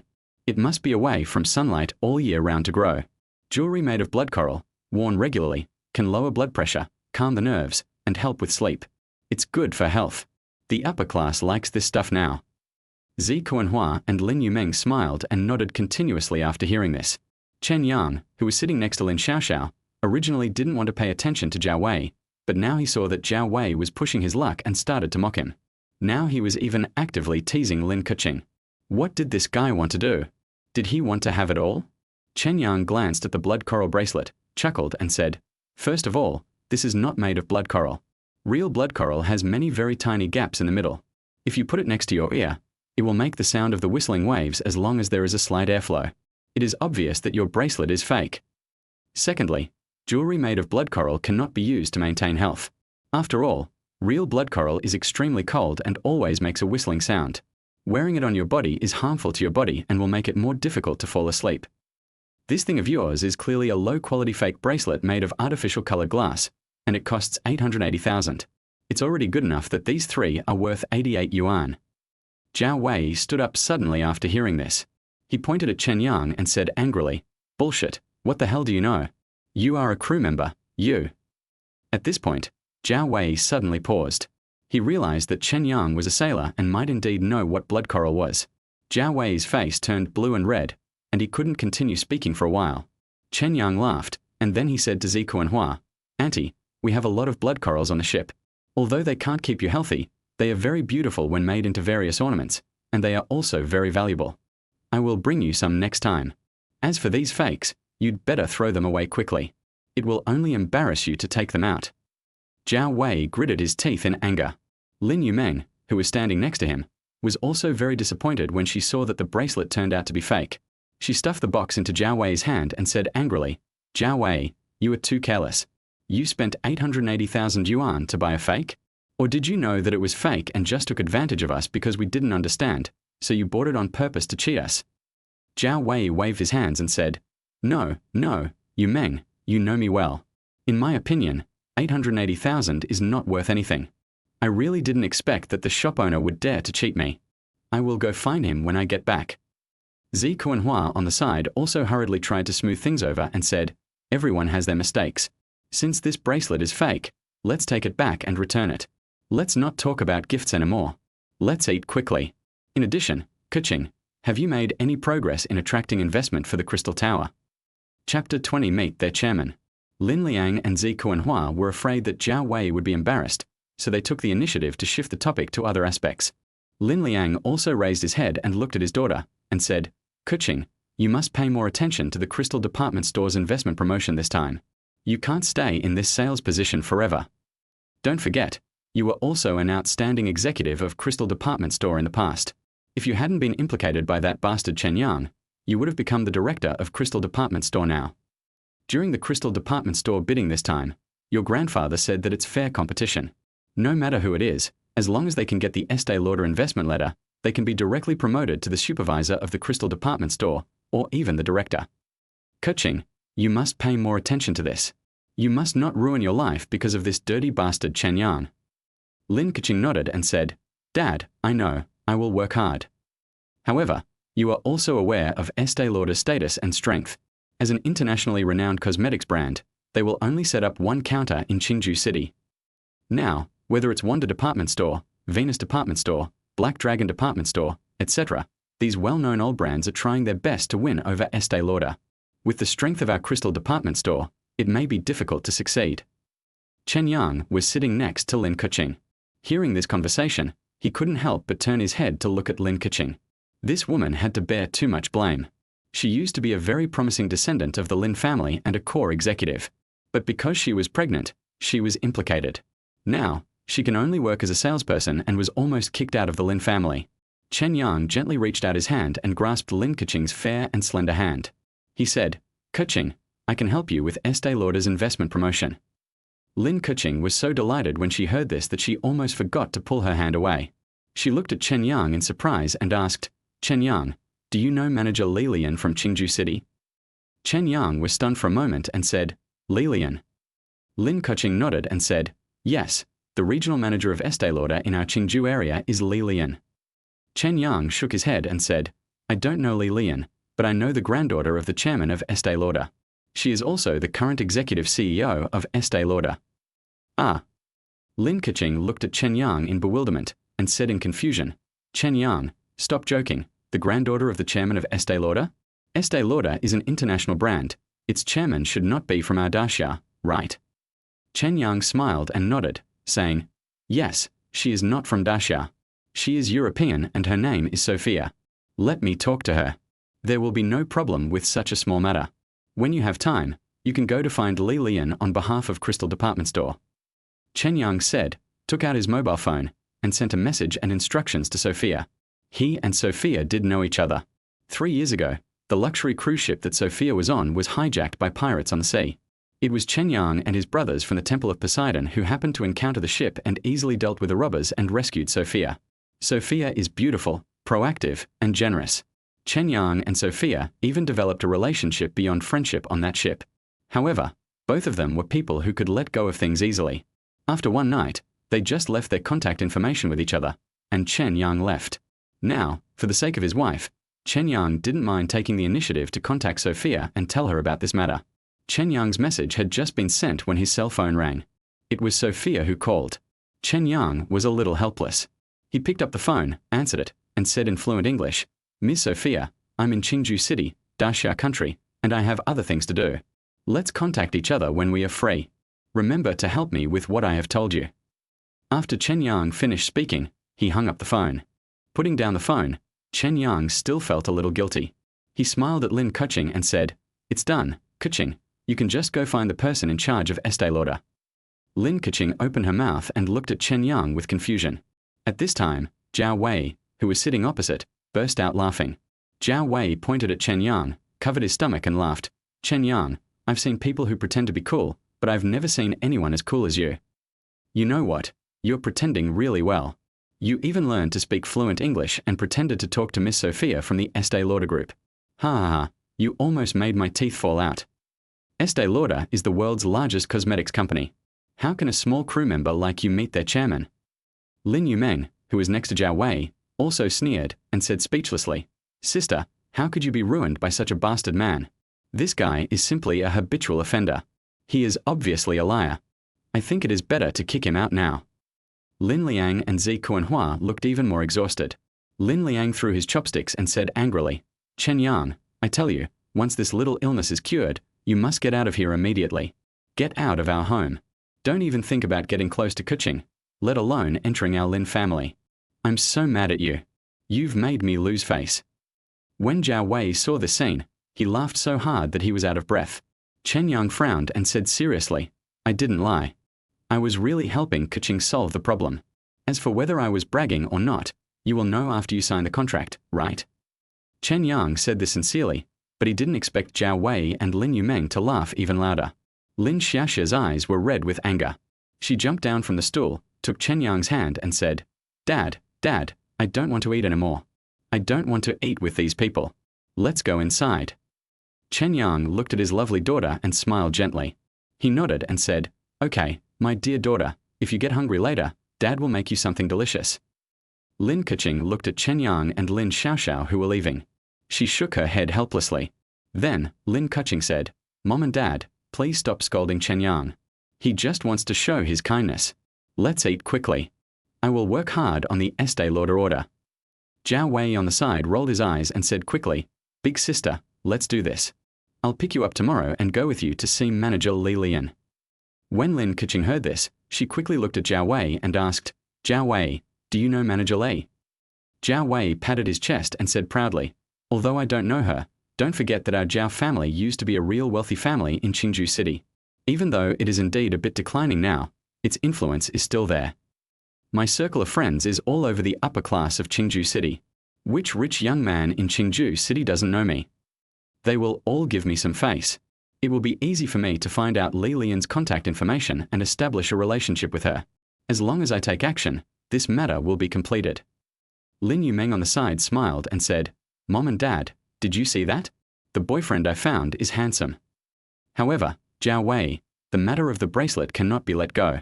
You brought such a fake bracelet to my house, which is really embarrassing. I don't care. You must buy me another pair of gold bracelets. Chapter 21 I Owe Money.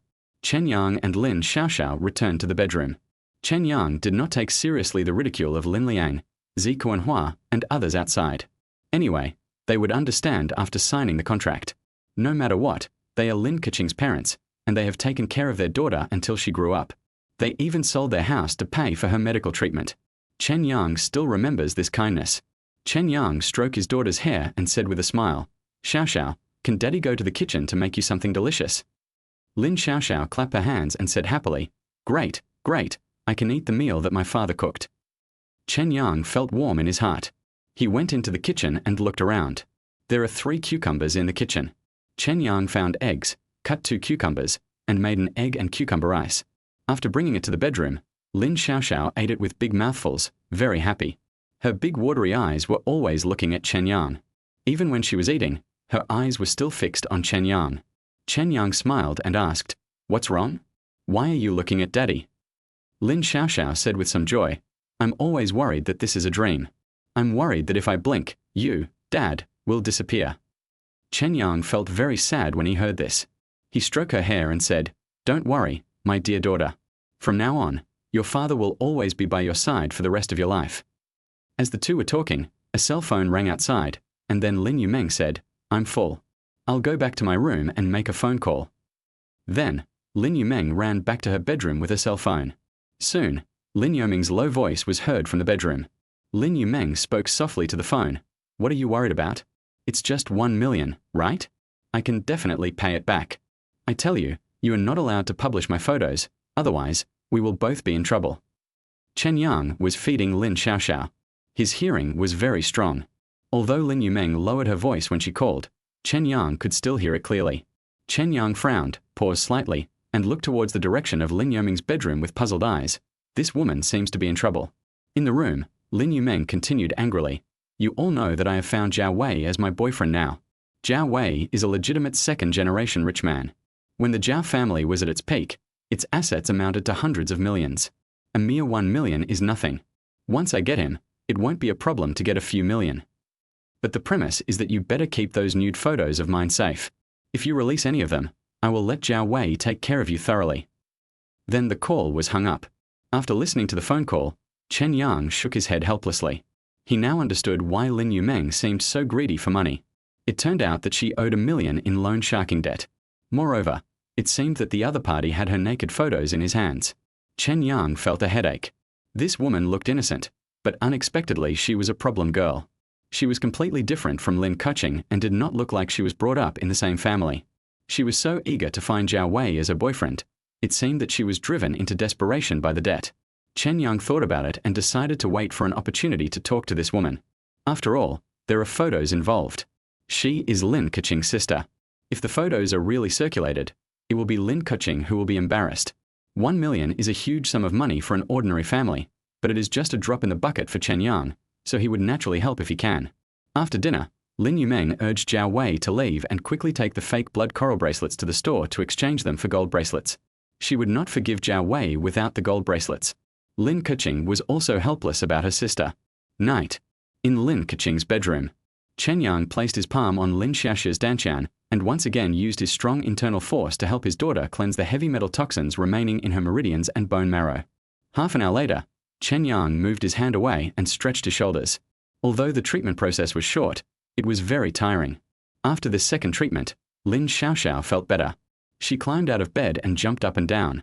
Lin Xiaoxiao waved her arms and said, Mom, Dad, Xiaoxiao feels very healthy.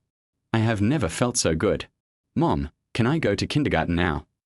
When Lin Keqing heard this, tears of excitement flowed down her cheeks. She nodded and said, Yes, Xiaoxiao, when you are completely well, Mom will send you to kindergarten, and you can go to school and play with other children. Lin Xiaoxiao smiled happily. Lin Kuching took out a set of clothes and handed them to Chen Yang. She said, "This is the new clothes I asked my runner to buy for you. Go take a shower and change into them." Chen Yang nodded, walked out of the bedroom, went to the bathroom in the living room, took a shower, and changed into new pajamas. Soon, Lin Kuching also went to wash and changed into new clothes. Lin Kuching looked at the time. It was already 9 o'clock in the evening. She said, "Chen Yang, you and Xiao Xiao should get some rest. I'll go to sleep on the sofa." Chen Yang nodded naturally. Xiao Xiao's illness had not yet fully recovered. If she fell ill again at night, she would still need Chen Yang's treatment. Lin Xiao Xiao was lying on the bed.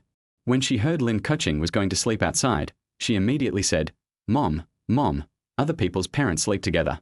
Mom, why don't you lie down too? Our bed is so big. Dad can sleep on the left, Mom can sleep on the right, and Xiao Xiao can sleep in the middle. This way, we can be a family." Xiao Xiao held Lin Kuching's hand and prevented her from going out. Chen Yang touched Lin Xiaoxia's hair and said, "Xiao Xiao is really smart." Lin Kuching, who was standing by, was still thinking about how to convince Lin Xiaoxiao to let her sleep on the sofa. She also wanted to ask Chen Yang for help and help persuade Lin Xiaoxiao. But unexpectedly, Chen Yang would say such a thing. Lin Kuching couldn't help but glared at Chen Yang and said angrily, "What are you doing? If you say that, she will definitely not let me sleep on the sofa." Chen Yang laughed and said, "I think my daughter is right. This bed is so big, we can sleep on each side. Besides, what are you worried about? I don't dislike you, and I'm not worried that you will take advantage of me at night. What else do you have to worry about? Go to sleep quickly and peacefully."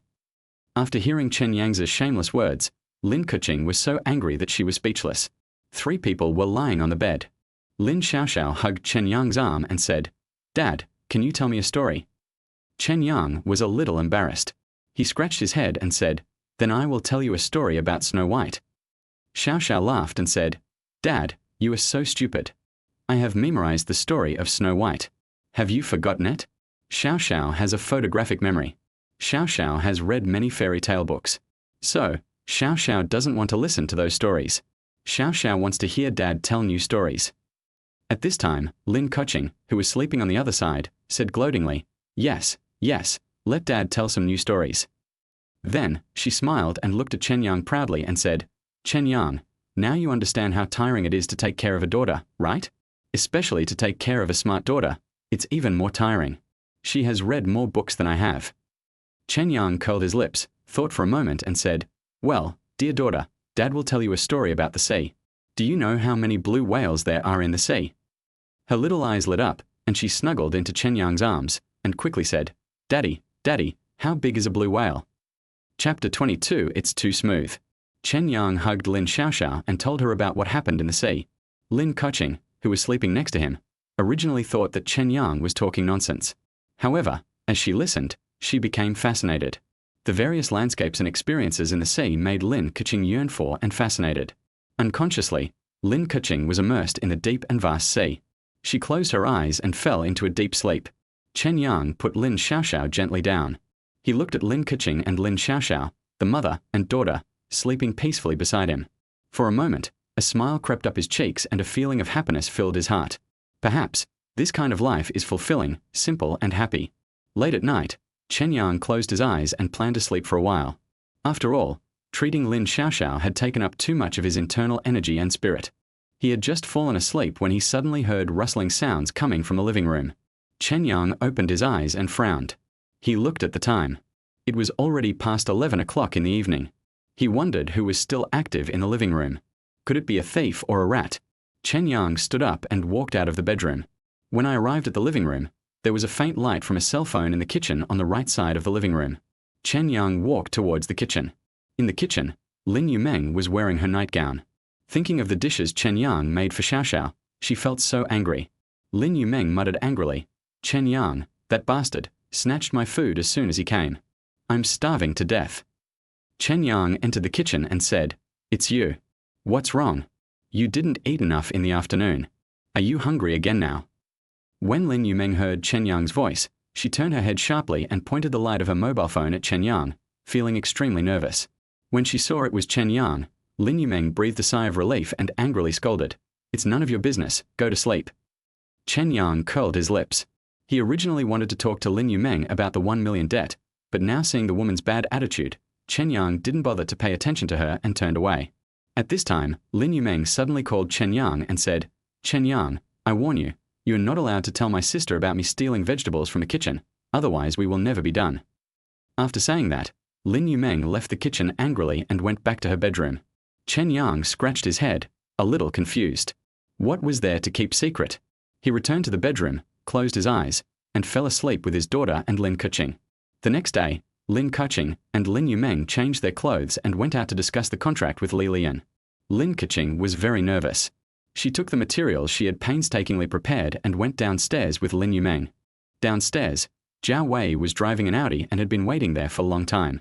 When he saw Lin Keqing approaching, Zhao Wei's eyes lit up. This woman is so beautiful. Zhao Wei felt envious and jealous. He didn't understand how a loser like Chen Yang could have the chance to have a child with such a woman. He hurriedly got out of the car and said happily, "Two beautiful ladies, come on, get in the car quickly, I will take you to find Li Lian." As for Chen Yang, he stayed at home to take care of Xiao Xiao, fearing that something might happen to his daughter again. Of course, in addition to preventing the disease from getting worse, the more important reason is to find the cause of the minor poisoning. Chen Yang couldn't relax until he found the person who poisoned the woman. He hated the murderer so much that he sentenced him to death. Zhao Wei took Lin Keqing and Lin Yumeng to a manor in the suburbs of Qingzhou City. Zhao Wei patted his chest and said, "This is where manager Li Lian lives. Do you think I'm awesome? I just made a phone call yesterday and found her address easily."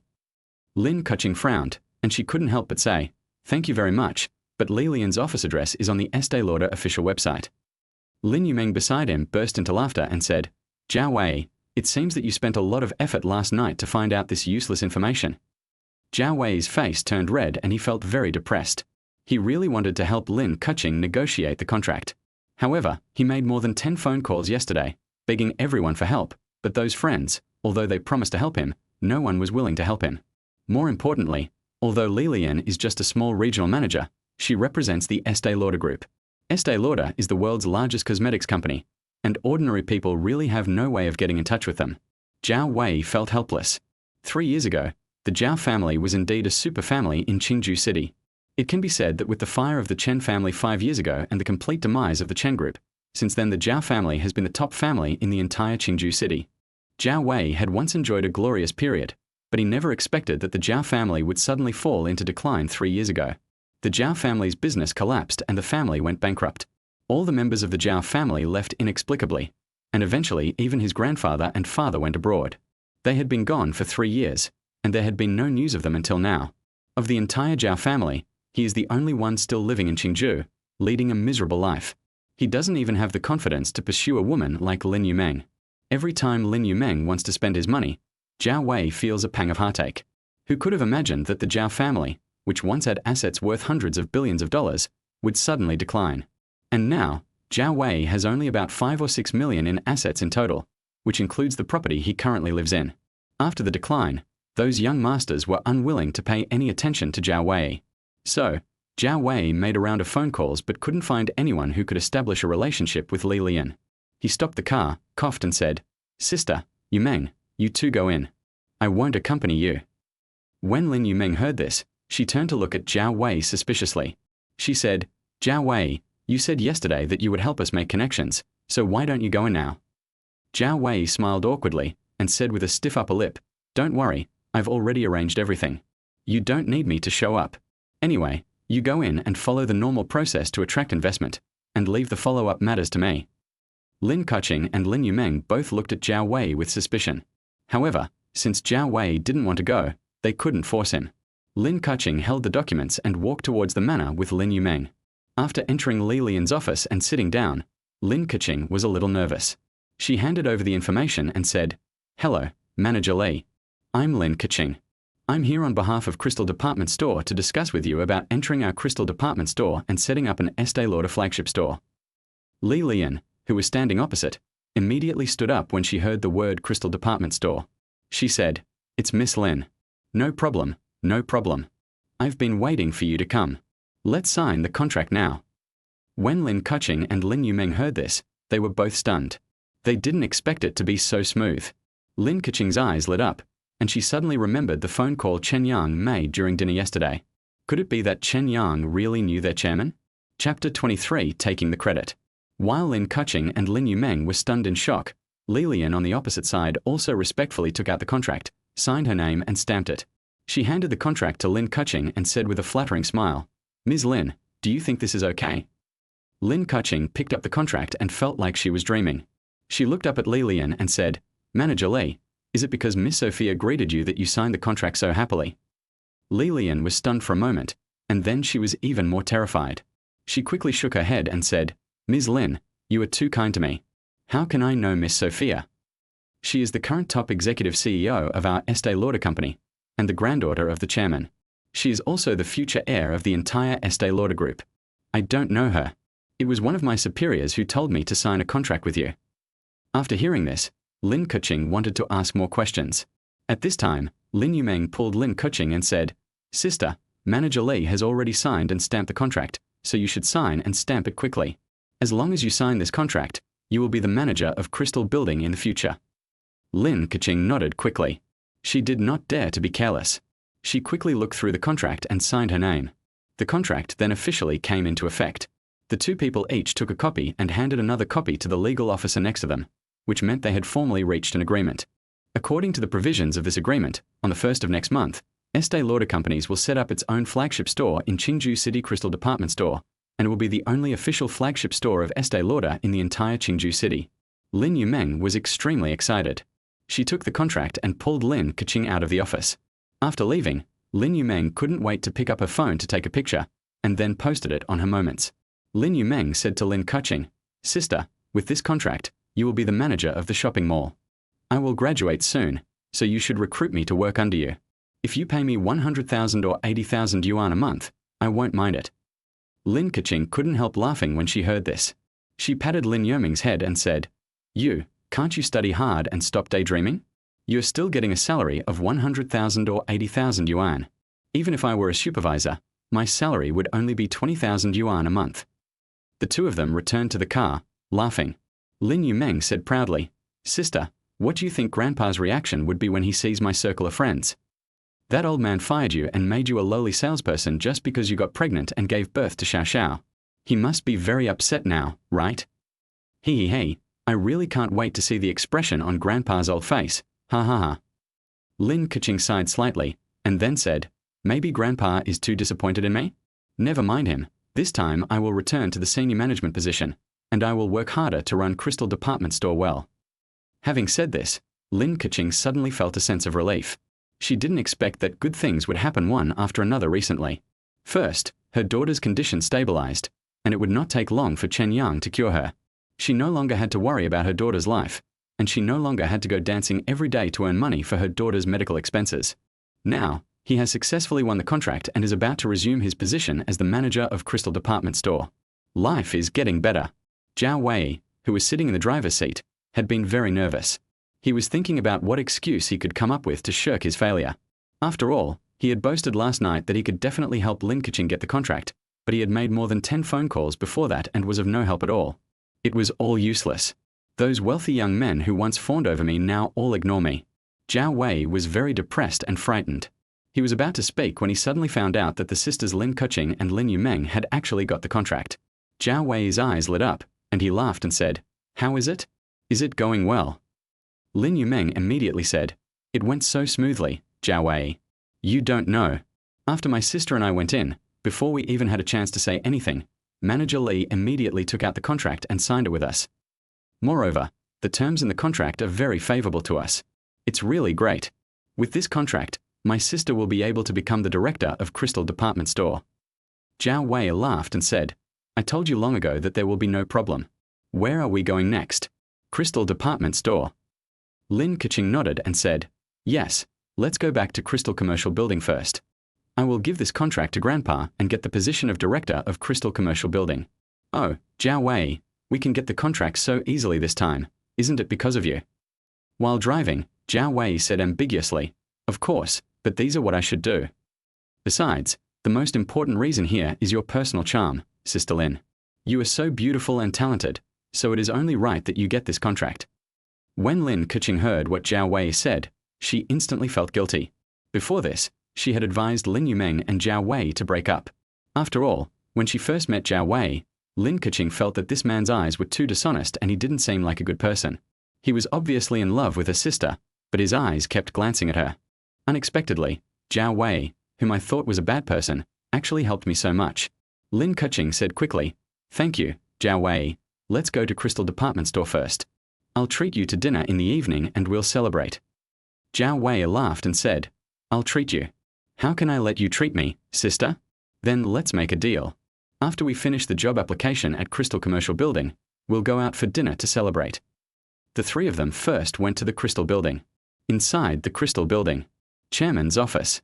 Although Lin Deshan was very unhappy with Lin Keqing and was still resentful about it, the Estee Lauder investment contract was too important for the Crystal Department Store. With Estee Lauder's only officially authorized flagship store, the value of the Crystal Department Store would be raised by several levels.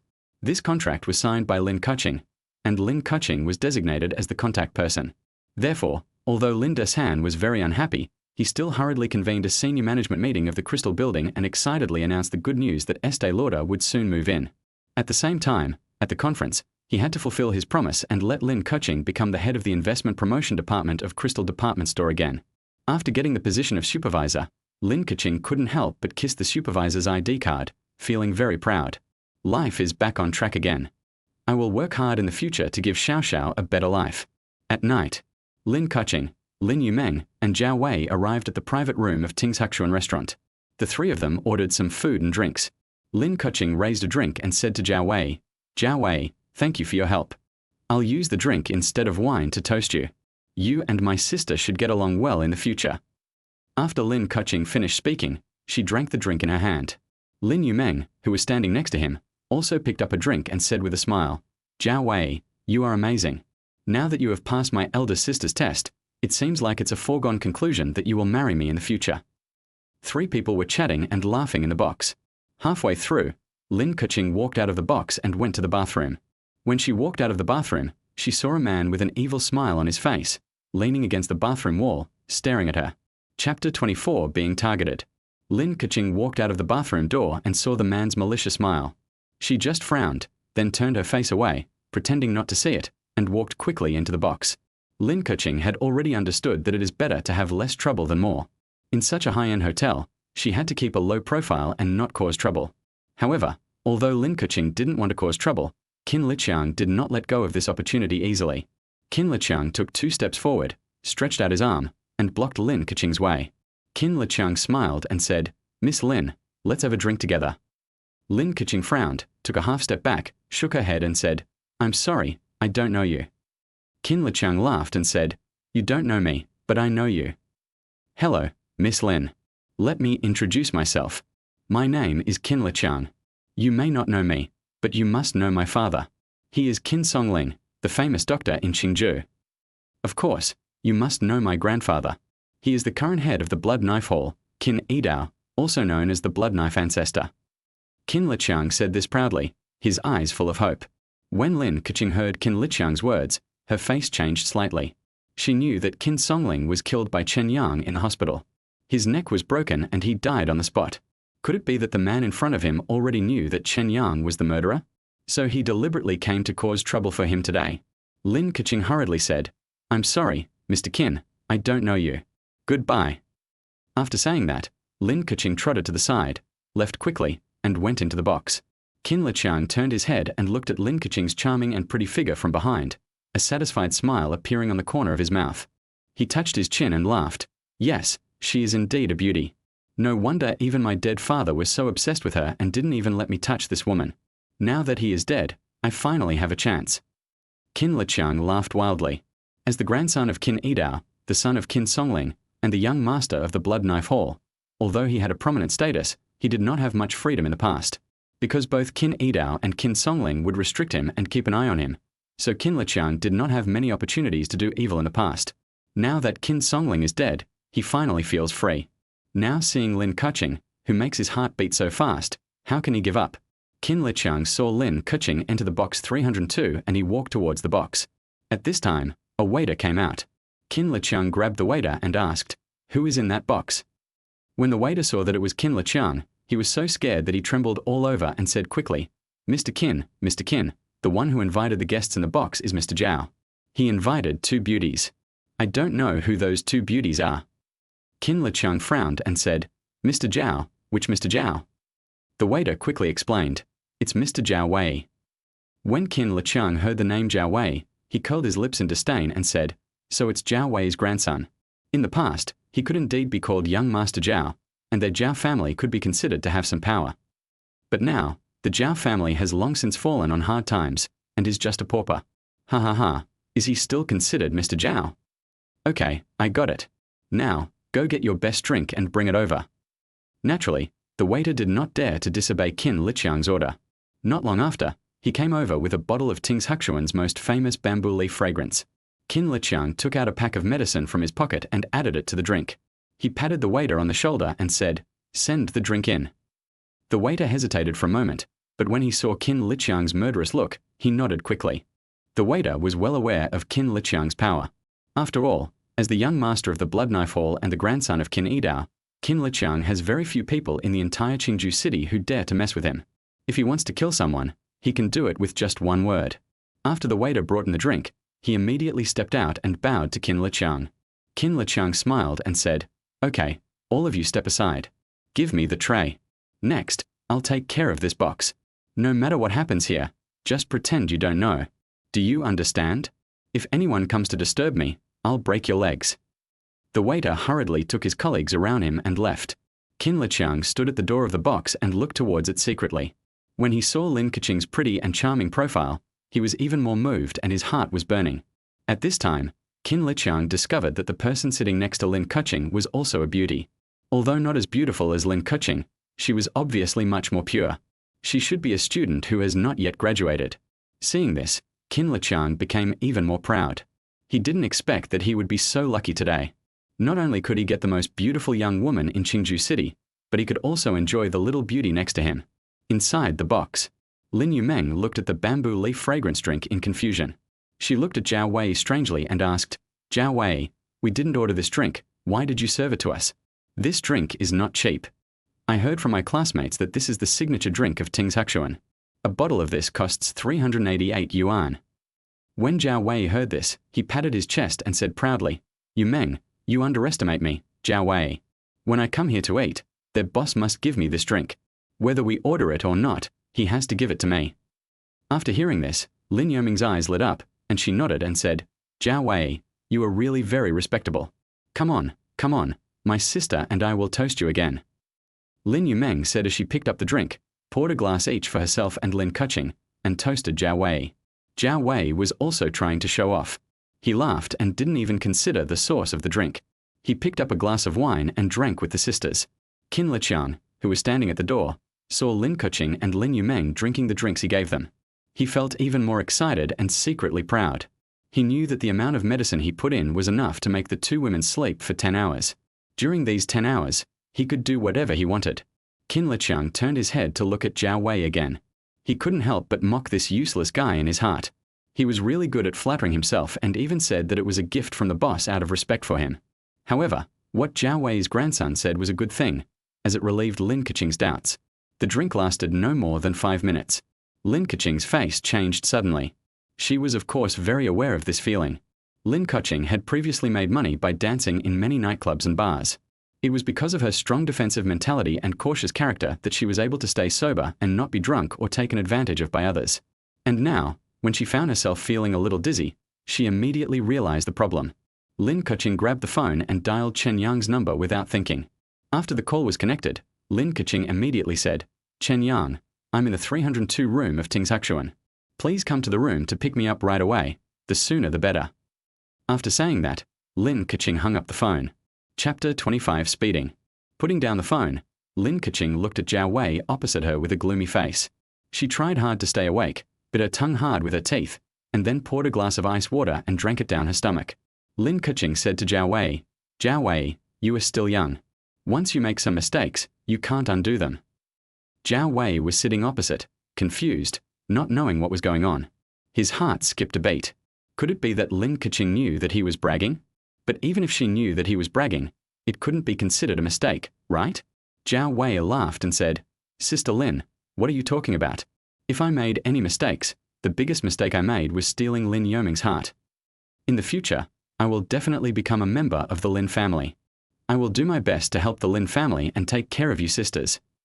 As for Chen Yang, he is totally unreliable. It's totally unnecessary to ask him to call and pick you up. I'll call a designated driver to take us back later. Lin Keqing snorted and didn't say much. She secretly calculated the time in her mind. It took about 10 minutes to drive from her home to Tingshakshuan restaurant. She only needed to hold on for 10 minutes to see Chen Yang. Although Chen Yang was not that reliable, he was Lin Xiaoxiao's biological father after all, and the man who slept in the same room with her last night. Lin Keqing still believed in Chen Yang from the bottom of her heart. At this time, Lin Yumeng next to her stood up and wanted to go to the toilet, but she staggered and almost fell on the table. Lin Yumeng touched her head and said strangely, "That's not right. I didn't drink any alcohol today, so why do I feel dizzy? Is there any alcohol in this drink?" Lin Keqing looked at Lin Yumeng and shook her head helplessly. Although her sister looked smart and shrewd, she was actually brainless and a very simple little girl. Zhao Wei on the other side was also puzzled. He took a look at the drink and said, "That's impossible. This drink is made of pure bamboo leaf juice. There is not a single bit of alcohol. Yumeng, what's wrong with you?" Lin Yumeng shook her head. Then, with her eyes hazy, she sat down on the stool with a plop. When Zhao Wei saw this scene, he quickly stood up and went to help Lin Yumeng. Lin Keqing immediately said to Zhao Wei, "Why are you still pretending? You put drugs in the drink, and you thought we didn't know." Zhao Wei was stunned. He waved his hands and said, "I didn't drug her. Why would I drug her? It's unnecessary. Lin Yumeng is my girlfriend. How could I drug my own woman?" As he was speaking, the door of the box was kicked open with a bang, and then Qin Liqiang walked in laughing. Lin Keqing turned around and saw Qin Liqiang. Her heart skipped a beat and she instantly understood what had happened. Qin Liqiang laughed loudly, walked in with his hands behind his back, and then closed the door of the box with his backhand. Zhao Wei was standing aside. Seeing this scene, his face became extremely gloomy. He strode towards Qin Liqiang. Now, Lin Keqing and Lin Yumeng are his prey, the women he fell in love with first. But now that bastard Qin Liqiang suddenly appears and wants to snatch food from his mouth. This is too bullying. Zhao Wei came to Qin Liqiang, and before he could say anything, Qin Liqiang suddenly raised his hand and slapped Zhao Wei directly in the face. Zhao Wei covered his face, pointed at Qin Liqiang angrily and cursed loudly. "Who the hell are you? How dare you hit me? Do you know who I am?" Qin Liqiang pulled out a dagger from his waist, pointed it at Zhao Wei and sneered, "Silly cannon, of course I know who you are, but do you know who I am? I am the young master of the Blood Knife Hall, the grandson of Qin Yidao, and I am Qin Liqiang." When Zhao Wei heard the name Qin Liqiang, he trembled with fear. At this time, Lin Keqing and Lin Yumeng could no longer hold on, and Lin Yumeng fell under the table with a plop. Lin Keqing held onto the table and said to Zhao Wei, "Please send us out quickly." Qin Liqiang laughed loudly. He walked towards Lin Keqing and said proudly, "Beautiful lady, don't waste your time. It's your honor to be favored by me, Qin Liqiang. It's such a waste for a beautiful young woman like you to follow a rubbish like Zhao Wei. Follow me from now on and I guarantee you will be satisfied every night." Lin Keqing wanted to say something else, but she could no longer hold on. With a pop, she fell on Lin Yumeng and fainted completely. Zhao Wei clenched his fists when he saw this scene. Lin Keqing had clearly fallen for him first, but now Qin Liqiang suddenly showed up and used such tactics. Zhao Wei knew very well that if he left, the sisters would never be able to escape Qin Liqiang's torture. Qin Liqiang, as the leader of the Blood Knife Hall, is notorious to everyone in Qingju City. A woman who falls in love with him will not only lose her virginity, but will also be tortured and kept like a pet by him. Qin Liqiang turned around and walked to Zhao Wei's side.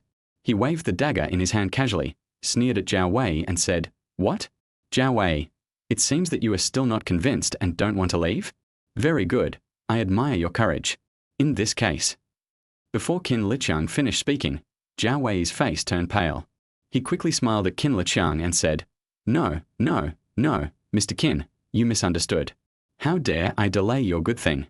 I just want to stay by your side and help you." Qin Liqiang sneered, kicked Zhao Wei in the stomach, and said, "I'll count to 3, get out of here. If I see you in this restaurant again, I'll cut off your ears, cut off your tongue, and dig out your eyes.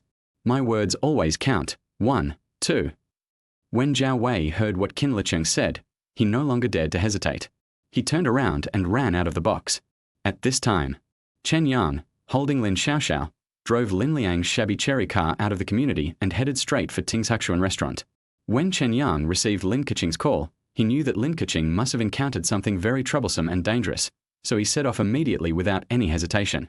However, Chen Yang was certainly worried about leaving his daughter at home alone. He held his daughter in his arms and saw that Lin Liang had a cherry A3 sedan that was more than 10 years old. So Chen Yang picked up the car keys, quickly went downstairs, and drove towards Ting's Hakshuan. Chen Yang was anxious, and the car flew over the flower bed with a boom and landed on the opposite lane.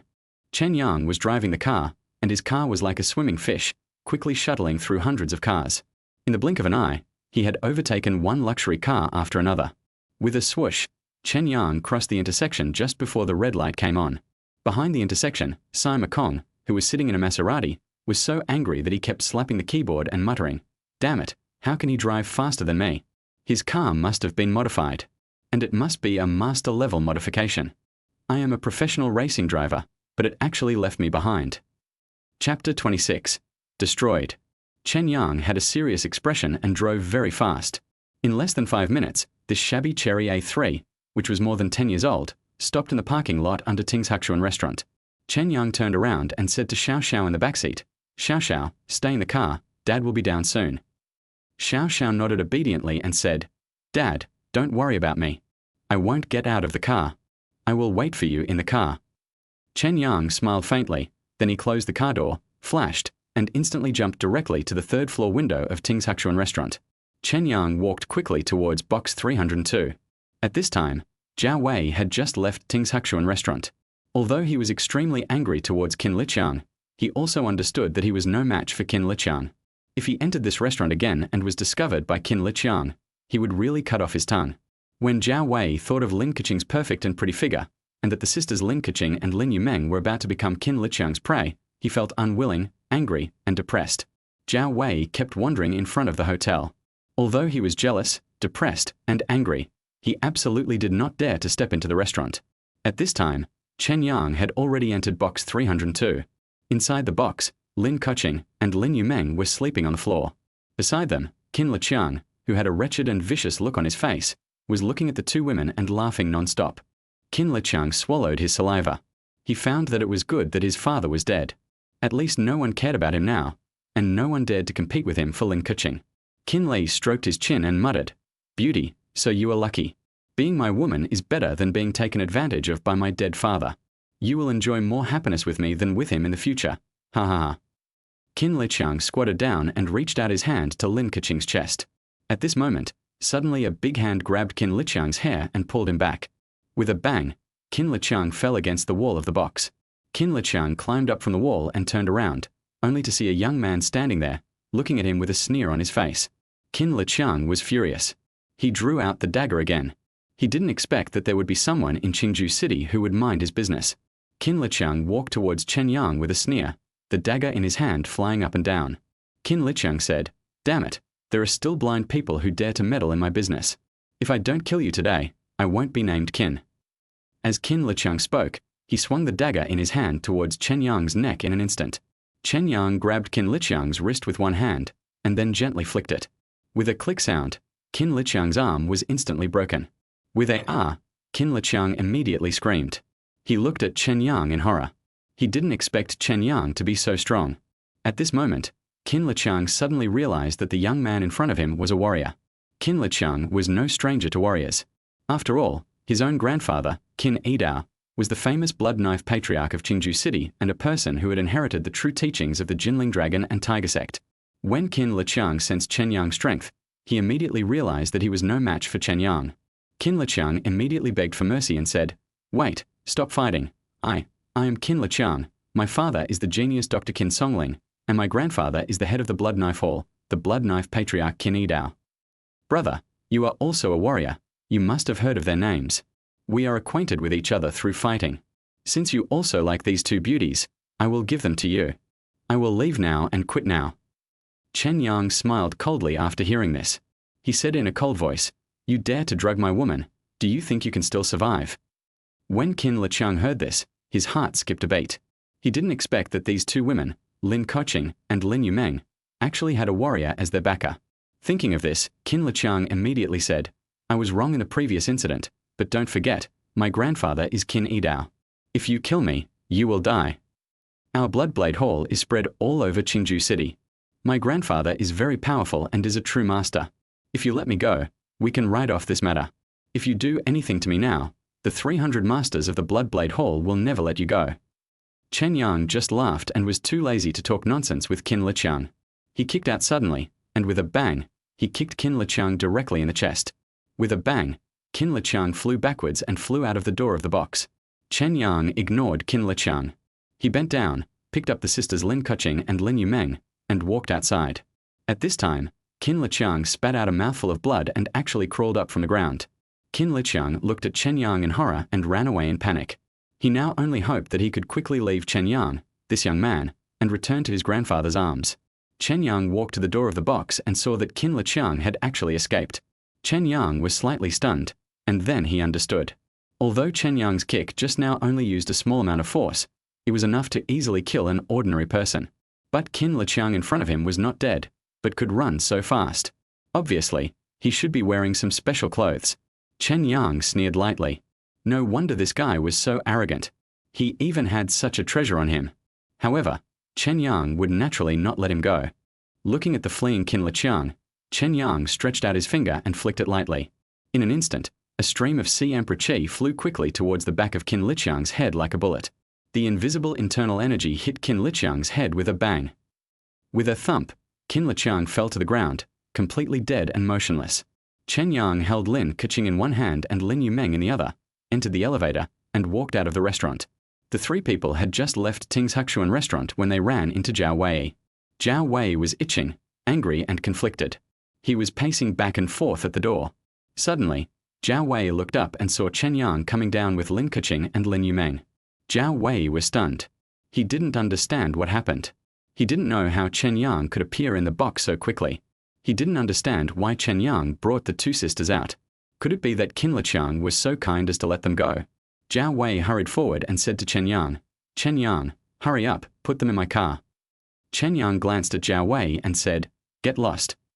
Afterwards, Chen Yang picked up Lin Keqing and Lin Yumeng, returned to the shabby Cherry A3, and put them in the back seat.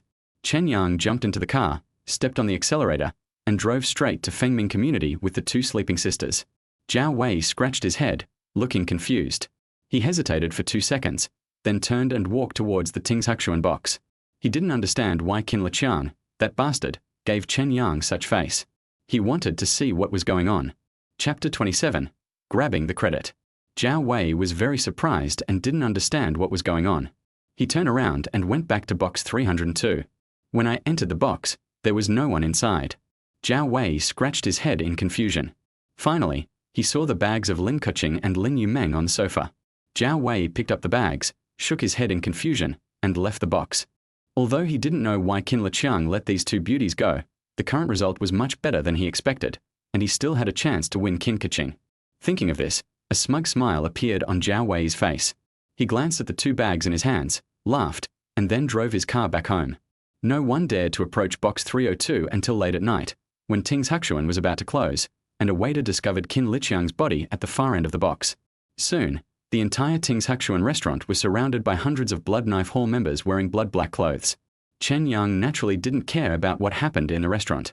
He only felt relieved after he brought the sisters Lin Keqing and Lin Yumeng home. Lin Xiaoxiao hugged Chen Yang's arm and said worriedly, Dad, what happened to my mom and aunt? Why are they motionless? Chen Yang stroked Xiaoxiao's hair and said with a smile, they were so happy that they drank too much. Then Chen Yang prepared to carry Lin Keqing back to the bedroom. Zi Kuanhua came out and saw Chen Yang's action. He immediately shouted, Chen Yang, what are you doing? Put my daughter down. She is unconscious now. You took her back to the bedroom. God knows what you will do at night. Let both sisters sleep in Yoming's room tonight. Chen Yang didn't know whether to laugh or cry when he heard this. It was obvious that Zi Kuanhua and Lin Liang were still on guard against him. However, Chen Yang didn't care too much. At night, he helped Xiaoxiao fall asleep peacefully and continued to treat her. After 5 treatments, the heavy metal toxins in Xiaoxiao's body have been almost eliminated, with only very small amounts remaining. 2 or 3 more cleansings are needed to completely remove them. However, the person who poisoned the food has not been found yet, which makes Chen Yang feel very nervous and he dare not relax. Early the next morning, The doorbell rang. When Zi Kuanhua and Lin Liang opened the door, they saw Zhao Wei walking into the room carrying many gifts and breakfast, as well as Lin Yumeng and Lin Keqing's bags. Zhao Wei said, "Uncle and Aunt, did Yumeng and Sister Lin sleep well last night? Is everything okay? I brought you breakfast. They will definitely be hungry when they wake up.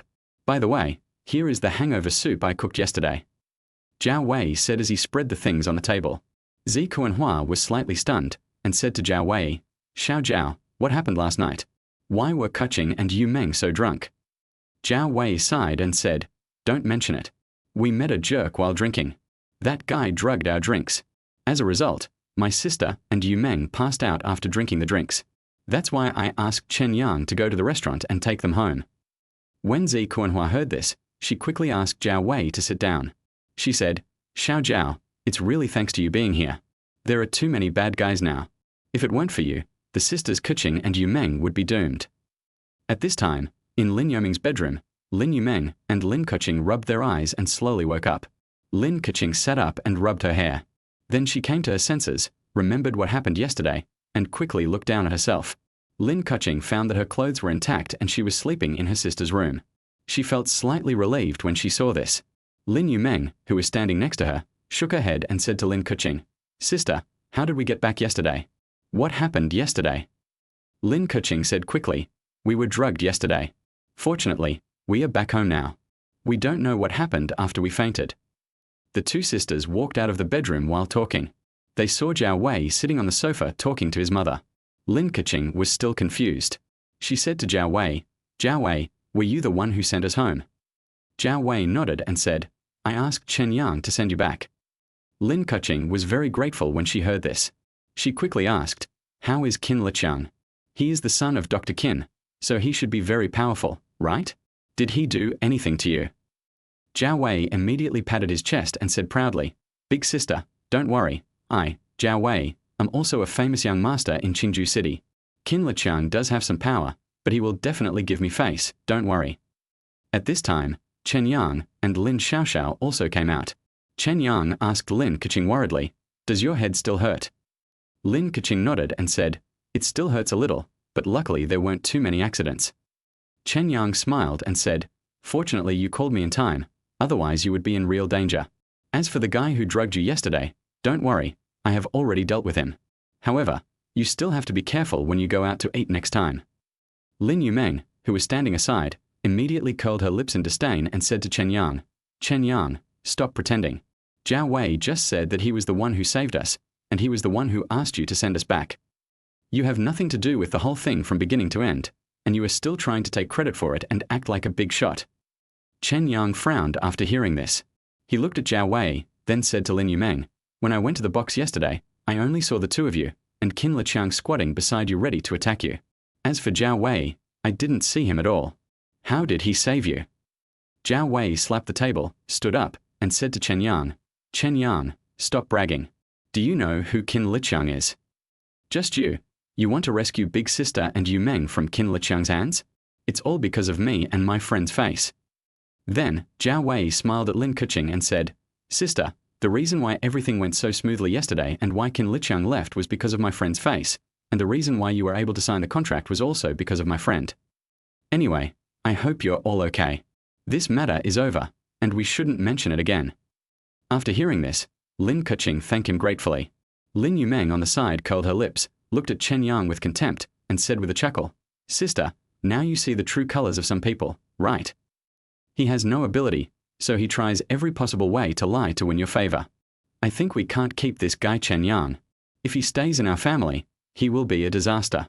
Maybe one day all our family property will be swindled away by him." Lin Keqing was looking at Chen Yang with disappointment at this time. Zhao Wei was extremely proud. He knew that Chen Yang could not compare with him at all. Although he didn't know how Chen Yang took Lin Keqing and Lin Yumeng out of the box yesterday, Zhao Wei knew very well that the people of the Lin family would never believe Chen Yang and would only believe himself. At this moment, the door of the Lin family was kicked open with a bang, and then a white-haired old man walked in angrily with a blood-red long knife in his hand. Behind him, there were more than 30 warriors wearing blood-red clothes and full of murderous aura. Chapter 28. It killed me. Inside the room, Zhao Wei, Lin Keqing, and others were all shocked when they saw someone breaking into the room. Lin Keqing frowned, stepped forward and asked, "What are you doing? What are you doing? In broad daylight, you kicked down our door and rushed in with knives. Aren't you too lawless?" Lin Liang, who was standing next to Zico and Hua, saw the people rushing in, subconsciously shrank his neck, and quickly hid backwards. He recognized these people's clothes and thought they were looking for him to collect gambling debts. The white-haired old man, holding a big knife in his hand, looked murderous. He glanced at Lin Keqing, and a hint of anger flashed in his eyes. This old man is none other than Qin Yidao, the famous blood knife patriarch of Qingju City. Qin Yidao narrowed his eyes, looked at Lin Keqing and said, "Are you Lin Keqing? You really look like a fairy. No wonder you can charm my son and grandson. Let me ask you, did you see my grandson Qin Liqiang last night?" When Lin Keqing heard this, she immediately took a step back. Only then did she realize that the old man in front of her was Qin Liqiang's grandfather. However, it was daytime now and so many people were here. Although Lin Keqing was afraid, she also had some confidence. Lin Keqing took a step back and said, "We did see Qin Liqiang in the box yesterday, but he was the one who drugged us first. If it weren't for young Master Zhao, we would have suffered at the hands of your grandson. We haven't gone to your house to ask for an explanation yet, but I didn't expect you to come to our door first. What's going on? Are you here to compensate us?" When Qin Yidao heard this, he burst into laughter, as if he was crazy. After all, at this moment, Qin Yidao only had anger in his heart. He is already over 70 years old this year. Although he is highly skilled in martial arts, it is impossible for him to have children. Just a few days ago, his own son Qin Songling, the famous Qingju miracle doctor, died suddenly. Even his body was seized by the people of Jiangnan's sword and shield. His death was inexplicable, and he couldn't even ask for an explanation. However, this is okay. After all, my son is already in his early 50s. However, what Qin Yidao did not expect was that his grandson Qin Liqiang died in Tingshuan last night. Is there any tragedy in this world more tragic than mine? People always say that the greatest heartache in the world is when an older person dies from a younger person. However, he, the dignified blood knife ancestor and master of the blood knife hall, had actually seen his younger children die twice in a row within a few days. The death of his son and grandson meant that his Qin family had come to an end and there would be no more descendants. Qin Yidao was on the verge of going crazy. Whoever killed his grandson would have to pay the price. Qin Yidao's eyes were bloodshot. He stared at Qin Keqing, sneered, and said, "Very good. Just admit that you saw my grandson in the box yesterday. I ask you, who killed my grandson?" Qin Keqing was stunned for a moment when she heard this, and then subconsciously glanced at Zhao Wei. Lin Yumeng, who was standing next to him, could no longer bear it. She stepped forward, pointed at Qin Yidao's nose and said angrily, "You are so arrogant, old man.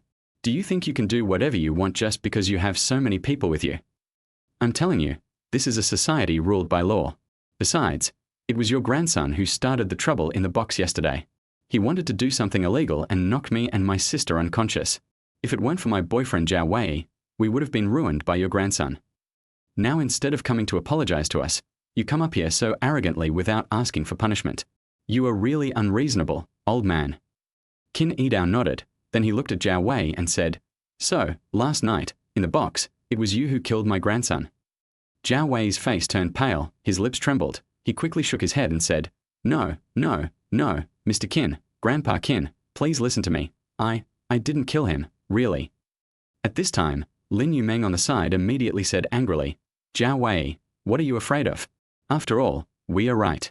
It was that bastard Qin Liqiang who attacked first. Even if he died, it was his own fault. You and your friend were acting in self-defense. Don't worry." The cold sweat on Zhao Wei's forehead flowed down. He glared at Lin Yumeng and scolded loudly, "Shut up, you bitch, stop talking nonsense, I'm going to be killed by you." Zhao Wei was extremely frightened. Although Lin Yumeng and Lin Keqing did not know Qin Yidao's position in Qingju City, he, Zhao Wei, knew it very well. Although Qin Yidao in front of him is over 70 years old, he does not even need to blink when killing people. Not only is he extremely powerful, he also has an evil and ruthless blood knife hall under his command. The blood knife hall kills countless people in Qingju City every year.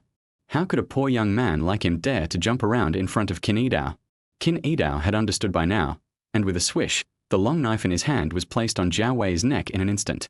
If the knife moved forward an inch more, it would be able to cut off Zhao Wei's head. Qin Yidao said coldly, "Good boy, you actually dared to kill my grandson." When Zhao Wei heard this, he fell to his knees with a plop.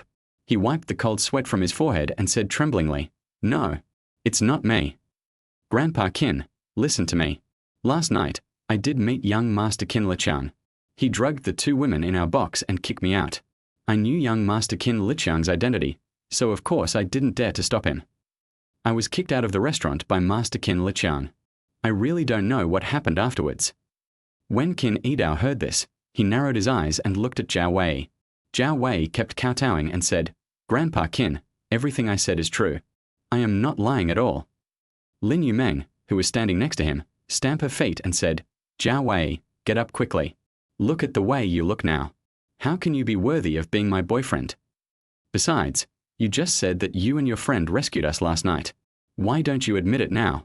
What are you afraid of? Call your friend now. Since he can even handle the manager of Estee Lauder's company, why should he be afraid of this old man in front of you? Zhao Wei was so frightened when he heard Lin Yumeng's words that his pants got wet. He pointed at Lin Yumeng angrily and said, You bitch, please stop talking. I admit that I was lying. Qin Liqiang kicked me out of the box yesterday. I have no idea what happened in the box.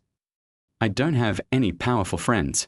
I don't know how you got the order, and I don't know how you left the box. Anyway, it has nothing to do with me. Stop hurting me, you bitch. When Lin Keqing and Lin Yumeng heard this, they both opened their mouths wide and looked at Zhao Wei in disbelief. Qin Yidao, who was holding a big knife, heard what Zhao Wei said, smiled coldly, and put the big knife back into his hand with a swish. Qin Yidao said coldly, With your courage, you are no match for my grandson. So, who was the person who killed my grandson yesterday? As Qin Yidao spoke, he swung the bloody broadsword in his hand and slashed directly towards Lin Keqing's neck. Chapter 29 Good Temper. The bloody sword in Qin Yidao's hand slashed towards Lin Keqing's neck.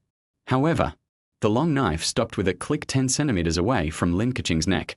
Lin Keqing screamed in fright. She turned her head and found Chen Yang behind her, holding the hilt of the long sword tightly with one hand. Lin Keqing widened her eyes when she saw the scene, and she hurriedly hid behind Chen Yang. Chen Yang took a step forward and looked at Qin Yidao. He gently pinched the handle of the knife with 2 fingers. Chen Yang flicked his fingers lightly, and the blood-red sword in Qin Yidao's hand flew out of the house with a swoosh.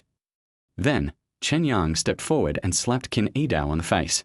Chen Yang pointed outside the house and said calmly, Get out. You are brandishing a knife or a gun in front of my daughter. If she cries, can you afford to pay for it? Get out of here while I still have patience, or I will not be polite. Qin Yidao stared at Chen Yang blankly, then looked at his own hands. He covered his face, looking a little dazed. The blood-red sword in the hand of a martial arts master was unexpectedly bounced away by someone in an instant. Moreover, when Chen Yang's slap just now came down, it seemed very slow, but he could not dodge it at all. What's going on with this young man in front of me? Is his strength so strong? This shouldn't be possible.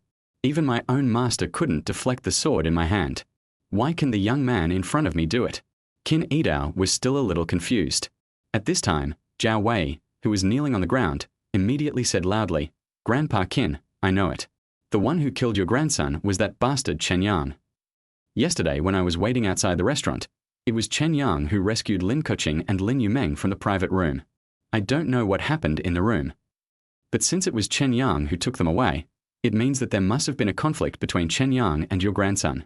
Old Master Qin, you don't have to be polite to this grandson, just kill him directly. Qin Yidao's eyes narrowed. He looked at Chen Yang, nodded and said, Okay, kid, so my grandson was killed by you. Chen Yang stopped arguing and said, Yes, I was the one who killed him. If you don't leave, I will send you down to meet him now. Qin Yidao gritted his teeth. At this time, the more than 30 Bloodblade Hall warriors behind Qin Yidao could no longer hold back. They immediately rolled up their sleeves and stepped forward. What an arrogant boy. Ancestor, let me deal with him. Master, we got him. Master, this kind of person cannot be kept. Not only did he kill the young master, he also dared to insult you. Qin Yidao stretched out his hand fiercely and said, Shut up, okay, now we just need to find the murderer, let's go. After Qin Yidao finished speaking, he turned around and left the room with his men. Zhao Wei, kneeling on the ground, was completely confused. He had never expected that the famous Qin Yidao would be so kind. After being slapped by Chen Yang and knowing that Chen Yang was the murderer of his grandson, he did not take action directly but left instead. Why? Watching Qin Yidao and others leave, Zhao Wei got up from the ground. He hesitated for a moment, not knowing whether to go or stay. At this time, Chen Yang stepped forward and slapped Zhao Wei twice on the face with his backhand. Chen Yang pointed outside the door. What? Why don't you get out? Are you still staying here for breakfast? Lin Yumeng also stepped forward, and she was so angry that she raised her hand and slapped Zhao Wei in the face. Lin Yumeng said angrily, "You big liar, get out and don't come to me again." Zhao Wei covered his face, gritted his teeth and nodded, saying, "Okay, you guys wait for me." As Zhao Wei spoke, he grabbed a box on the table and was about to leave. In the box was a gold bracelet. The day before yesterday, he promised Lin Yumeng that he would replace the fake blood coral bracelet with a gold bracelet. So he went to the gold shop last night and spent 88,000 to buy the gold bracelet. Now that Lin Yumeng wants to break up, of course he can't stay. When Lin Yumeng saw this scene, she immediately stepped forward and snatched the gold bracelet in her hand. Lin Yumeng said, "You scumbag, since you've already taken it, you still want to take the gift back? There is no such rubbish as you. Get out, get out." As she spoke, Lin Yumeng pushed and kicked Zhao Wei out of the door. With a bang, Lin Yumeng closed the door. Zhao Wei covered his face, looking depressed. He had spent hundreds of thousands on Lin Yumeng, but in the end he didn't even touch her little hand. He had originally thought that he could kill two birds with one stone and get both women of the Lin family, but he didn't expect that he didn't make any money and got slapped so many times for nothing. Zhao Wei gritted his teeth, got off the elevator angrily, and walked out of the community. As soon as I arrived at the gate of the community, I saw more than 100 members of the Blood Knife Hall, looking majestic, each holding a blood-red sword in their hands, standing outside the community. When the people around saw this scene, they all moved away. They were all well aware of the ruthless style of the Blood Knife Hall, so they naturally did not dare to step forward. When Zhao Wei saw this scene, he cursed in his heart, thinking that the ancestor of the Blood Knife Hall was just a boastful person. He was slapped in the face by Chen Yang, but he left without saying a word. It was unlucky just to think about it. Zhao Wei strode forward. Just after he took 2 steps, the white-haired Qin Yidao suddenly stepped forward and grabbed Zhao Wei's neck. Zhao Wei turned around and saw that it was Qin Yidao. He quickly said, "Mr. Qin, I'm really not the murderer. I'm not very familiar with that bastard Chen Yang. Please don't kill me." Qin Yidao asked fiercely, "Let me ask you, who is Chen Yang?" Zhao Wei was stunned when he heard this, and he said, "How can he have such a background? He is just a spy, a crew member. 5 years ago, he raped Lin Keqing and gave birth to a daughter. So, he is now living in the Lin family. He is just a useless waste." Qin Yidao frowned after hearing this, and kicked Zhao Wei on the leg with a bang. Qin Yidao said sternly, "Bullshit, I'm asking you, who did Chen Yang learn martial arts from?" Zhao Wei heard this and shook his head in confusion and said, "Mr. Qin, I really don't know. Besides, Chen Yang is just a useless thing, just an ordinary crew member. How can he be a warrior?" Qin Yidao saw Zhao Wei's expression and realized that he really didn't know. He kicked Zhao Wei to the side. His face was dark and he said, "What a Chen Yang. He has no power and influence, but he dares to slap me in the face and kill my grandson. Do you really think that my Bloodblade Hall is made of mud and has no temper?" Qin Yidao waved his hand and said, "Let's go back. We must avenge today." Chapter 30. Crossing the river and destroying the bridge. Inside the room, Lin Keqing, Lin Yumeng, and the others all had worried looks on their faces, while the couple Lin Liang and Zi Kuanhua were trembling with fear. Lin Liang turned his head and glanced at Chen Yang. He gritted his teeth and said, "Chen Yang, you can't stay in our house anymore. You must leave. Xiao Xiao can't stay with you. No matter what, you must leave our Lin family today." Lin Keqing immediately stood in front of Chen Yang. She looked at Lin Liang and said, "Dad, how can you be so rude? If it wasn't for Chen Yang, that old man with white beard would have killed me. Besides, you heard it too. It was Chen Yang who helped us last night. If Chen Yang hadn't rushed over in time, my sister and I would have been raped. Besides, the reason why we were able to get the order from Estee Lauder was also because of Chen Yang's help, right?" Chen Yang nodded slightly. Lin Keqing's eyes flashed with gratitude. She looked at Lin Liang and said, "You heard everything, right? Chen Yang has helped me so much, and helped our family so much, but you still want to kick him out. What's your logic?" Lin Liang sighed and said, "You know nothing. I admit that he did some things before, but it's useless. Do you know who the old man who just came here is? He is the head of the Blood Knife Hall, the famous Blood Knife Patriarch of Qingju City, Qin Yidao. The Blood Knife Hall kills people without asking why. Just now, that bastard Chen Yang slapped that old man, and he also killed his grandson yesterday. Do you think the Blood Knife Hall will let him go? Letting Chen Yang stay in our house will only bring us trouble. I am not someone who does not know how to be grateful, but if we keep Chen Yang now, Our family will just wait for death. Lin Keqing frowned and said, then let's call the police. No matter how powerful the Blood Blade Hall is, they have to abide by the law, right? Lin Liang laughed, glanced at Lin Keqing and said, Keqing, you are so naive. That old man doesn't care about the law. Anyway, now we can only kick Chen Yang out. There is no room for negotiation on this matter. Lin Keqing snorted angrily. She grabbed Chen Yang's wrist and pulled Chen Yang and Xiao Xiao into her own room. Lin Keqing said, as long as I am at home for one day, I will not allow Chen Yang to leave, not to mention that my daughter cannot leave Chen Yang. In the living room, Lin Liang slammed the table in anger, gritting his teeth and cursing angrily. You guys, you don't know how terrifying the blood knife ancestor is. When our family is destroyed, you will know how powerful he is. Zi Kuanhua, who was standing next to him, patted Lin Liang on the back and said, Dad, don't be too anxious. I think that old man looks fierce, but he is not as powerful as you say. Look, Chen Yang slapped him, but he didn't say a word and just left with his men. I guess his ferocity was just an act. When Lin Liang heard this, he sneered in anger. He often hung out in gambling houses, so he knew very well how terrifying the blood knife hall was. Lin Liang snorted angrily and said, in short, Chen Yang must be driven away as soon as possible and completely cut off from us. This matter concerns the lives of our family of 4. I will go out and find some connections to see if I can save us. After saying this, Lin Liang took a teacup and left home. In the afternoon, Lin Keqing sat in the bedroom working while Chen Yang played with Lin Xiaoxiao. From Lin Yoming's room next door, the sound of Lin Yumeng making an angry phone call could be heard. Lin Yumeng spoke into the phone. I'm telling you, young man, isn't it just 100,000 yuan? I can give it to you today. Just wait, I'll give you the money now. If you send the photos, then we'll be in a dead end, and you'll have to go to jail. Lin Yumeng hung up the phone after saying this. Not long after, Lin Yumeng walked to the door of Lin Keqing's room and knocked on it ding ding ding. Lin Keqing didn't hear the content of the call. She opened the bedroom door, looked at Lin Yumeng, and asked, what's wrong? Lin Yumeng hesitated a little. She took out a pair of gold bracelets and said, Sister, can I sell this gold bracelet to you? Lin Keqing immediately said, what nonsense are you talking about? I don't like wearing jewelry, and I dislike this gold bracelet even more. I think you should return it to Zhao Wei as soon as possible. You are not his girlfriend anymore, and you still snatched his gold bracelet away. It is really unacceptable and will bring bad reputation to you. Lin Yumeng pouted impatiently and said, he gave it to me, why should I give it back to him? Besides, the reason we are breaking up now is because of him. He was the one who lied and boasted first. Hey sister, I just want to ask you, can you give me 100,000 yuan? I really need it urgently, so I'll leave this gold bracelet with you. I'll redeem it as soon as I have the money. I promise, I will definitely return the 100,000 yuan to you.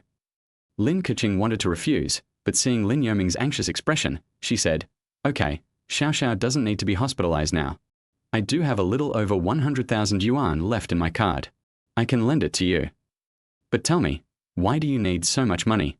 You are a college student, you don't buy a car or a house, and you ask me for 100,000 yuan for no reason. What happened? Lin Yumeng said quickly, Sister, I really need it urgently. Don't worry, I'm not being scammed by a telecom scam. I have other uses for it. Please give it to me quickly. Please don't ask anymore. As Lin Yumeng spoke, she stuffed the gold bracelet in her hand into Lin Keqing's. Lin Keqing shook her head helplessly. Then she took out a card and handed it to Lin Yumeng. There was 130,000 yuan in the card. Lin Yumeng picked up the card, changed into a pair of jeans, combed her hair into a ponytail, and skipped out the door. Chen Yang glanced at Lin Yoming's back and shook his head helplessly. This sister is really a worry. Although she had been avoiding the Lin family when she called, Chen Yang had already heard the content of the call clearly. Obviously, my sister owed a loan shark. I don't know why she borrowed so much money from others. Chen Yang shook his head and didn't care about it. The most important thing for him now was to find the person who poisoned his daughter. Until the murderer was found, Chen Yang would not leave his daughter's side. At around 8 o'clock in the evening, Lin Keqing had taken a shower, changed into pajamas, and prepared to go to bed. At this time, Lin Keqing's cell phone rang. It was a video call, and the person on the other end of the line was Lin Yumeng. Lin Keqing was puzzled. She clicked on the video and a masked man appeared on the other side of the video. The masked man sneered at Lin Keqing and said, Is Chen Yang with you? Ask him to come over and answer the phone. Lin Keqing's heart skipped a beat and she quickly said, Wait, Chen Yang is by my side. What happened to Yumeng? Why do you have Yu Meng's phone? The man said coldly, "Stop talking nonsense and let Chen Yang come over here." Chapter 31 Trap. When Chen Yang heard the content of the video conversation, he immediately strode over and took the phone from Lin Keqing. He looked across and said calmly, "Who are you? What do you want to do? Just tell me how much money you want, but don't hurt anyone."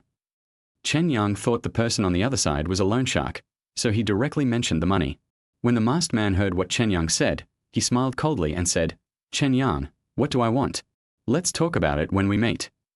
I'll give you 10 minutes now. Come to the Qingju River parrot ship immediately. Lin Yumeng is here. If you come 1 minute later, she will have another scar on her face."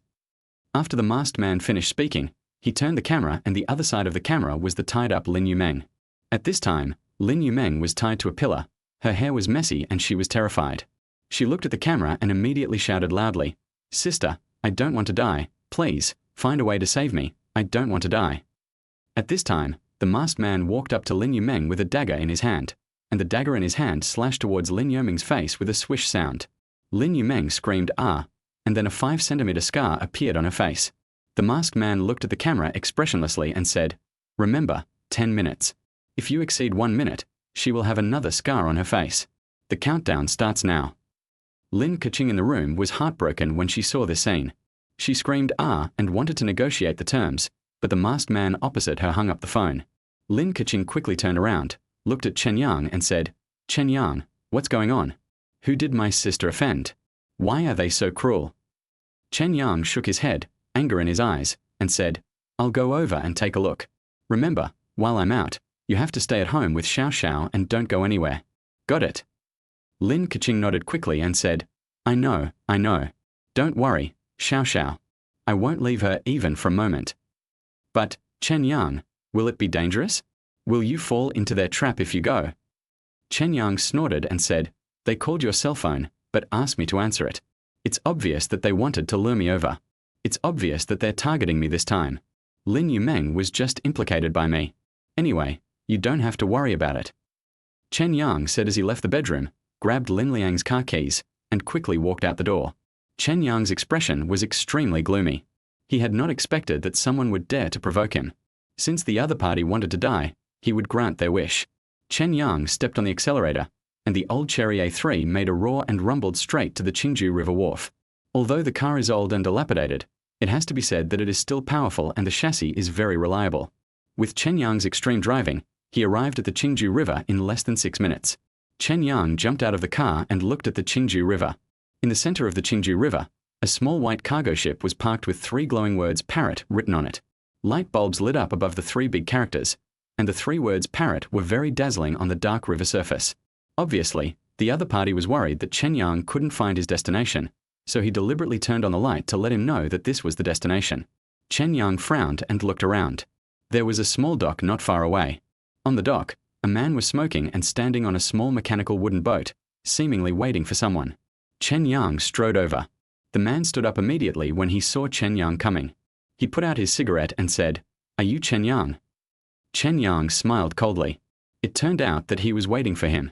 He nodded and said, "Yes, I am." The man laughed and said, "You're here pretty quickly. Come on board." Chen Yang jumped lightly and landed on the mechanical wooden boat.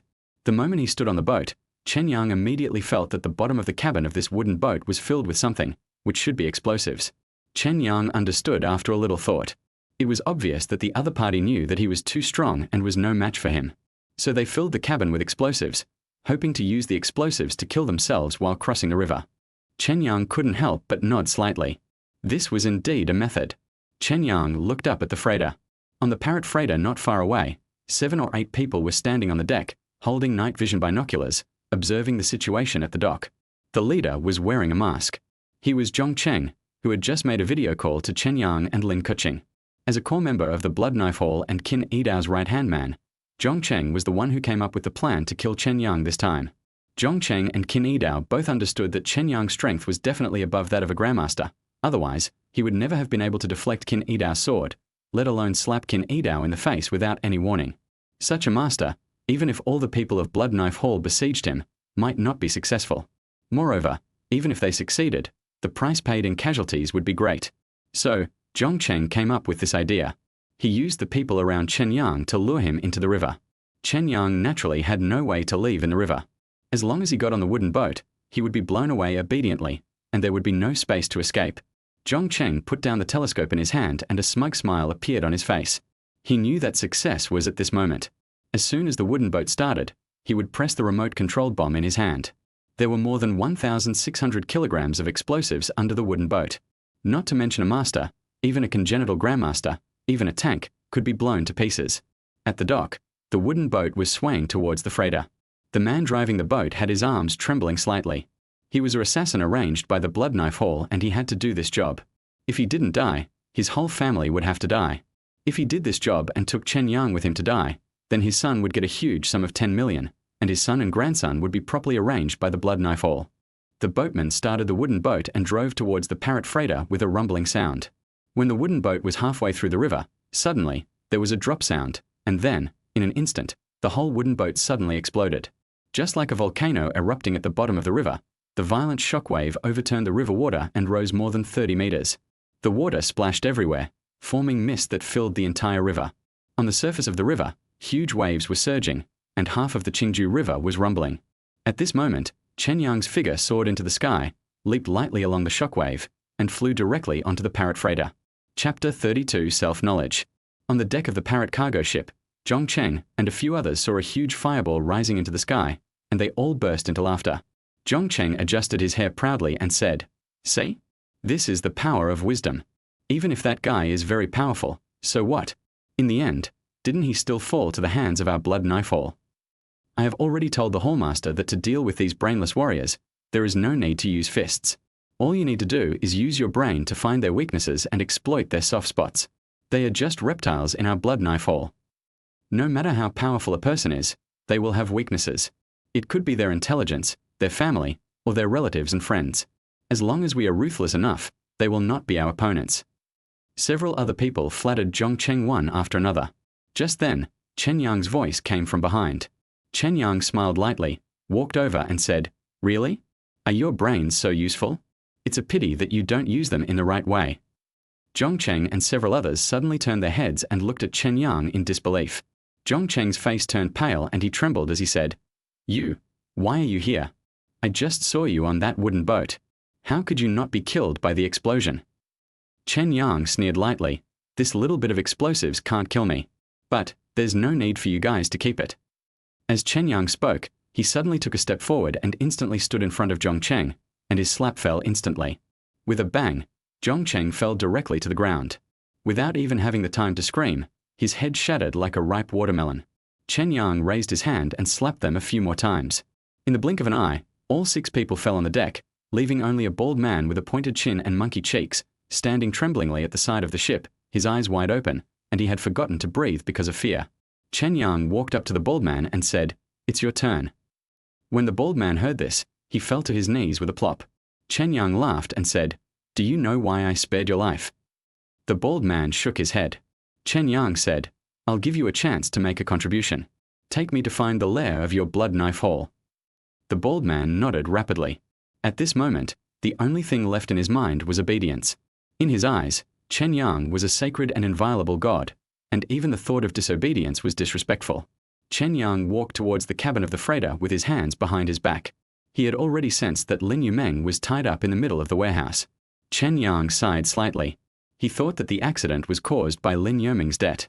Unexpectedly, it was because I slapped the old man in the face this morning that they kidnapped Lin Yumeng and set this trap.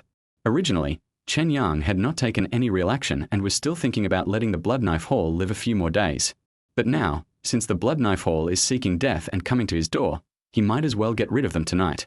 Chen Yang raised his leg and kicked open the warehouse in the middle of the freighter. Inside the warehouse, Lin Yumeng was tied to a pillar, her hair was disheveled, and her originally pretty face now had a bloody scratch. Lin Yumeng saw Chen Yang burst into tears and shouted, Chen Yang, please save me quickly, I don't want to die." Chen Yang nodded and said, "Don't worry, you have been rescued." As he spoke, Chen Yang walked to Lin Yumeng's side, and with a slight slide of his fingers, with a few crackling sounds, the hemp ropes tied around Lin Yumeng broke. Lin Yumeng suddenly threw herself on Chen Yang, her whole body shaking. After all, she was just a female student who had not graduated yet. Although she looked arrogant, shrewd, and willful on weekdays, she was actually just a little girl who had not yet entered society. Chen Yang patted Lin Yumeng on the shoulder and said, "Come on, follow me out, I will avenge you." Lin Yumeng's body trembled, and she shook her head and said, "There's no need for revenge, let's just call the police." Chen Yang smiled, then he bent over and picked up Lin Yumeng and walked out of the warehouse. When she returned to the bow, Lin Yumeng saw the bodies of Zhongcheng and others on the deck. She was so frightened that she screamed and put her arms around Chen Yang's neck, refusing to get down no matter what. Chen Yang said to the bald man, "Take me to the lair of your blood knife hall now." The bald man agreed immediately. At this time, he had calmed down a little. The bald man had figured it out. In Chen Yang's eyes, he was just an ant. There was no difference between killing him and not killing him. So, he just had to cooperate with Chen Yang and complete Chen Yang's instructions obediently. Maybe Chen Yang would be kind enough to let him go. The bald man said quickly, "Master, our Bloodblade Hall's headquarters is 5 kilometers away from here, on a dock on the Qingju River. We can go there by driving this cargo ship." Chen Yang nodded and said, "That's convenient, just drive the boat over there." The bald man said quickly, Okay. I'll go to the wheelhouse and drive the freighter over now. We'll be there in about 10 minutes. That pier is connected in all directions. Our Bloodblade Hall has committed many evil deeds, so the hallmaster deliberately set up the headquarters at the pier to facilitate escape. Chen Yang glanced at the bald man, laughed and said, "You are quite self-aware." The bald man came to the wheelhouse and said with a smile while driving the boat, "Of course, my hero, I tell you, although I look wretched and ugly, I was never a bad person. I was just deceived by my bad friends and joined the Blood Knife Hall. Now I can't stop myself. After all, I have done too many evil things in my daily life. If I leave the Bloodsword Hall now, I will definitely be arrested, so now I can only stay in the Bloodsword Hall and live my life. I have long hoped that a hero like you would come to rescue me and the people of Qingju City." Chen Yang laughed and said, "Stop talking nonsense and start the boat quickly." The bald man immediately adjusted the ship's horsepower to maximum and headed towards the dock of the Blood Knife Hall headquarters. Lin Yumeng, who was nestling in Chen Yang's arms, became even more frightened and worried when she saw Chen Yang actually driving towards the Blood Knife Hall headquarters. Lin Yumeng quickly said, "Chen Yang, if we go over like this, we won't be sending ourselves to die, right?" Chen Yang shook his head. "It's none of your business. Just stay on the boat when the time comes." 10 minutes later, the freighter arrived at a luxurious dock. Outside the dock, more than 100 people in black were standing not far away. When they saw the ship arriving, they all applauded. Then, someone even set off a few fireworks. The bald man said quickly, "Sir, these people should be celebrating our triumphant return. They thought they had blown you to death." Chen Yang nodded, then he grabbed the bald man's neck with one hand, jumped with both legs, and jumped directly from the ship to the dock. On the opposite side of the dock, Qin Yidao and his subordinates were waiting for the arrival of Zhongcheng and others with a smile on their faces. Chapter 33. Fraud. Qin Yidao and his subordinates were happily welcoming Zhongcheng back, but in the blink of an eye, they discovered that it was Chen Yang and the bald man who got off the cargo ship. Seeing that Chen Yang was not dead and had come to the dock, Qin Yidao's brows suddenly frowned. His heart skipped a beat and he immediately said, "It's you? You are not dead. Did you see through the explosion just now?" Chen Yang pushed the bald man aside. He put his hands behind his back and walked towards Qin Yidao and the others. He smiled and said, "Whether you see through it or not, what difference does it make to me? It's just explosives. It can't even hurt a fingernail of mine." Qin Yidao's eyelids kept twitching. He didn't know whether Chen Yang was bragging or stating the facts. Qin Yidao gritted his teeth and shouted, "I don't care who you are. Even if you are a martial artist at the peak of the Xianchan Grandmaster level, you must die today. Come on, set up the formation, and let's kill him together." At Qin Yidao's command, more than 120 masters under his command rushed towards Chen Yang. As for Qin Yidao himself, he stepped back. He talked about being brave, but Qin Yidao knew very well in his heart that he and his subordinates together were no match for Chen Yang. After all, even his master could not withstand the power of the explosives. Since the young man in front of him was able to escape, he must be extremely powerful. Qin Yidao had already made up his mind to seize the opportunity and escape quickly. The subordinates rushed towards Chen Yang quickly. At this moment, Chen Yang jumped with his legs, and with a whoosh, his body turned into a shadow and fell directly behind Qin Yidao. Qin Yidao wanted to retreat and escape, but his body suddenly shook and he found that Chen Yang was already standing beside him. Feeling Chen Yang's ghostly speed, the bloody sword in Qin Yidao's hand fell to the ground with a pop. Qin Yidao looked at Chen Yang in horror and trembled as he said, Who are you? Your strength has reached the level of a martial god? In the entire Jiangnan region, only the Jinling god of war and my master, as well as the 3 great national masters of the Sword and Shield Bureau, have such strength. Who are you? Chen Yang just smiled lightly, without any extra words. He clapped his hands, and the Grandmaster level Qin Yidao became like a watermelon in front of Chen Yang's eyes. In an instant, his head split open and he fell to the ground. The more than 120 Blood Knife Hall subordinates in the back were stunned, and their eyes turned into horror when they saw Chen Yang easily kill Qin Yidao with just one palm. Chen Yang kicked with his toes, and the more than 1 meter long blood-red sword rolled in the air and flew towards the people in the Blood Sword Hall. The sword was extremely sharp, and blood flew wherever it passed. In the blink of an eye, more than 120 subordinates of the Blood Knife Hall all fell to the ground. All of them were cut in half by the blood knife. The bald man standing in the distance saw this scene, and fell to his knees with a plop, his mouth wide open. He realized that he had underestimated Chen Yang's strength after all. The Chen Yang in front of him is truly a god, a killing god that no one can resist. Chen Yang turned back to the bald man, kicked him and said, Okay, take the boat back and you'll be free. The bald man burst into tears and nodded quickly. Thank you. Thank you for sparing my life, hero. Chen Yang picked up the bald man and jumped lightly back onto the freighter. In the cockpit of the freighter, Lin Yumeng was trembling all over. She didn't see clearly what happened at the dock. However, she did clearly see in the end that all the people from the Blood Knife Hall on the dock had fallen to the ground, and their blood had dyed the surface of the river red. Seeing Chen Yang walk into the cockpit, Lin Yumeng hurried forward and grabbed Chen Yang's wrist. Lin Yumeng trembled and said, Sister, brother-in-law, what should we do next? Are we going to escape? Chen Yang was stunned when he heard Lin Yumeng calling him brother-in-law. Then, he laughed softly, shook his head and said, We won't flee. We'll go home. We are good people. What is there to flee for? The bald man glanced at Chen Yang and didn't dare to speak. He drove the boat back to the small pier. The bald man muttered to himself, Although the dead were all bad guys from the Blood Knife Hall, but after causing such a big commotion, I'm afraid you can't be kind, right? There will definitely be subsequent troubles. However, the bald man certainly didn't dare to say that. Seeing that Chen Yang was so calm, he shut his mouth obediently, drove the boat obediently, and sent Chen Yang and Lin Yumeng to the bottom of the boat. Chen Yang took Lin Yumeng back to Lin Liang's old cherry car. Chen Yang looked at the time. It was already 10 o'clock in the evening. He turned to Lin Yumeng and said, Who called you this afternoon and asked you to go out? Lin Yumeng was stunned for a moment, then she said, She is my classmate and roommate. Her name is Bai Shuang. She called me to ask me out. Chen Yang said as he drove, Lin Yumeng, you must be hiding something else from me, right? What's going on with the money you owe? When Lin Yumeng heard Chen Yang say this, her eyes turned red with grievance, and she quickly said, Brother-in-law, 3 months ago, I accidentally broke a bracelet of my roommate Bai Shuang. That bracelet was very expensive, made of mutton fat jade, and worth more than 800,000 yuan. I had no choice but to compensate her.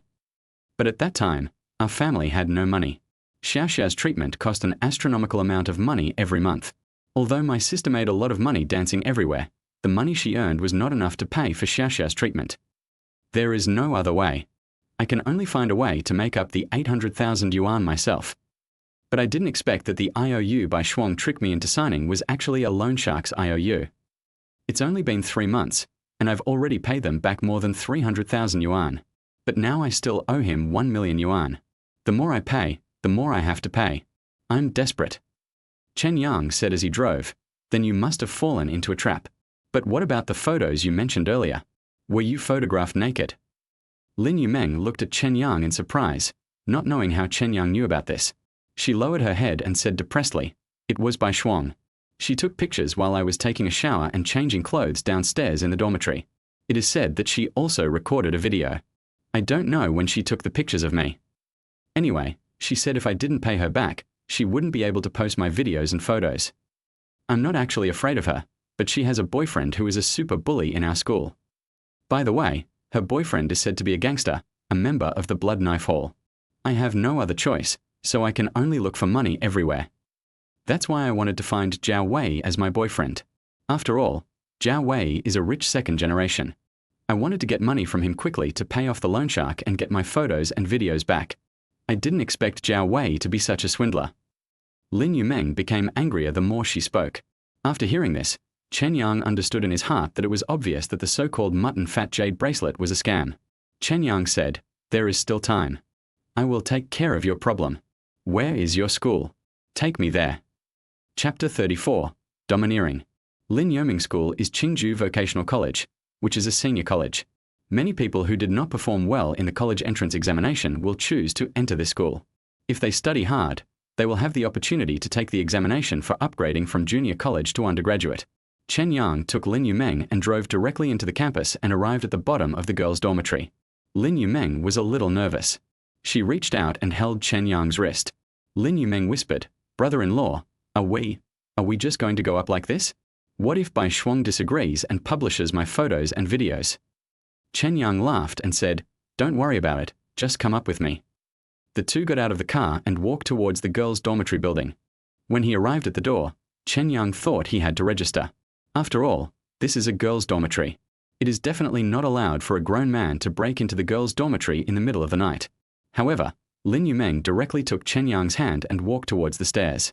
Chen Yang asked Lin Yumeng, "Are the rules so lax here? Can boys enter and leave the dormitory building at will?" Lin Yumeng shrugged helplessly and said, "We used to be very strict, but 3 months ago, Bai Shuang's boyfriend Zhong Kai insisted on staying overnight in our girls' dormitory. The dormitory manager naturally disagreed, so Zhong Kai broke her nose. Later, he came to the girls' dormitory almost every day, and often spent the night in our dormitory. The dormitory manager didn't dare to ask about it, and she contacted the school management to put an end to it. But Zhong Kai bribed all the managers with money, and the leaders didn't ask about it, so no one paid any attention to it later. It is precisely because Zhong Kai will stay overnight in our dormitory that I will not go back. In the past 3 months, I have been going back home every day. However, I live in Qingju City and it is convenient for me to go home, but my roommate is not so lucky. She is from the countryside and has no money to rent a house outside. She can't go back home either. Now she has to live in the dormitory every day. She can only endure watching Zhong Kai and Bai Shuang fooling around in the dormitory." After hearing these words, Chen Yang became even more angry. He snorted coldly and walked towards the dormitory on the 3rd floor with Lin Yumeng.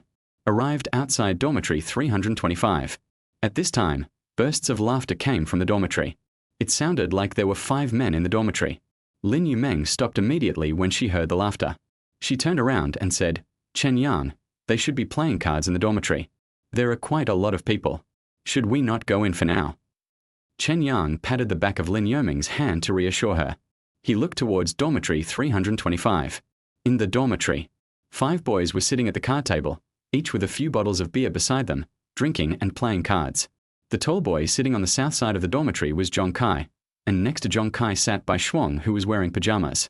In the corner of this girl's dormitory, there is a girl who is wearing headphones, looks helpless and extremely thin. She is my roommate Han Mai. Han Mai squatted in the corner, wearing headphones, listening to music and reading, trying hard not to care about these people. She was almost collapsing, but there was no way out. When faced with such a roommate, she could only endure it. Zhong Kai put the bottle down, slapped the table and said, "I still feel a bit disadvantaged when I think about it. Lin Yumeng is such a beautiful woman, but she died before we could get her. It's such a pity." Zhong Kai's girlfriend Bai Shuang, who was sitting next to him, smiled and said, "Brother Kai, I told you a long time ago that you should have used some means to get that woman, but you were reluctant to do so." Zhong Kai snorted and said, "Bullshit. It's not that I don't want to let her go. I just want to squeeze out all the value in her. When she pays back the 1 million and can't pay it back anymore, I will be a good person and take her down and make her be my woman sincerely. That way I can have fun." But who knew that she would actually offend the top leaders of our Bloodblade Hall? We have no choice but to sacrifice her. Zhong Kai shook his head. Bai Shuang also sighed and said, "Indeed, Lin Yumeng is one of the most beautiful people in our school. If we can control her for a long time, it won't be a problem for her to make tens of millions for us. There's no chance now. I didn't expect that Lin Humo is dead now. The school beauty Zhong Mengmeng, who we controlled before, also committed suicide by jumping off a building last month. We have lost these 2 beautiful preys at once. We are going to have a hard time in the next period of time." Zhong Kai laughed, stretched out his hand and pinched Bai Shuang's cheek, and said, "With you here, how can we live a hard life?" I took a look at Duan Weiwei, who is a finance major in our school. She looks okay, and her figure is amazing. Find an opportunity to lure her into the trap."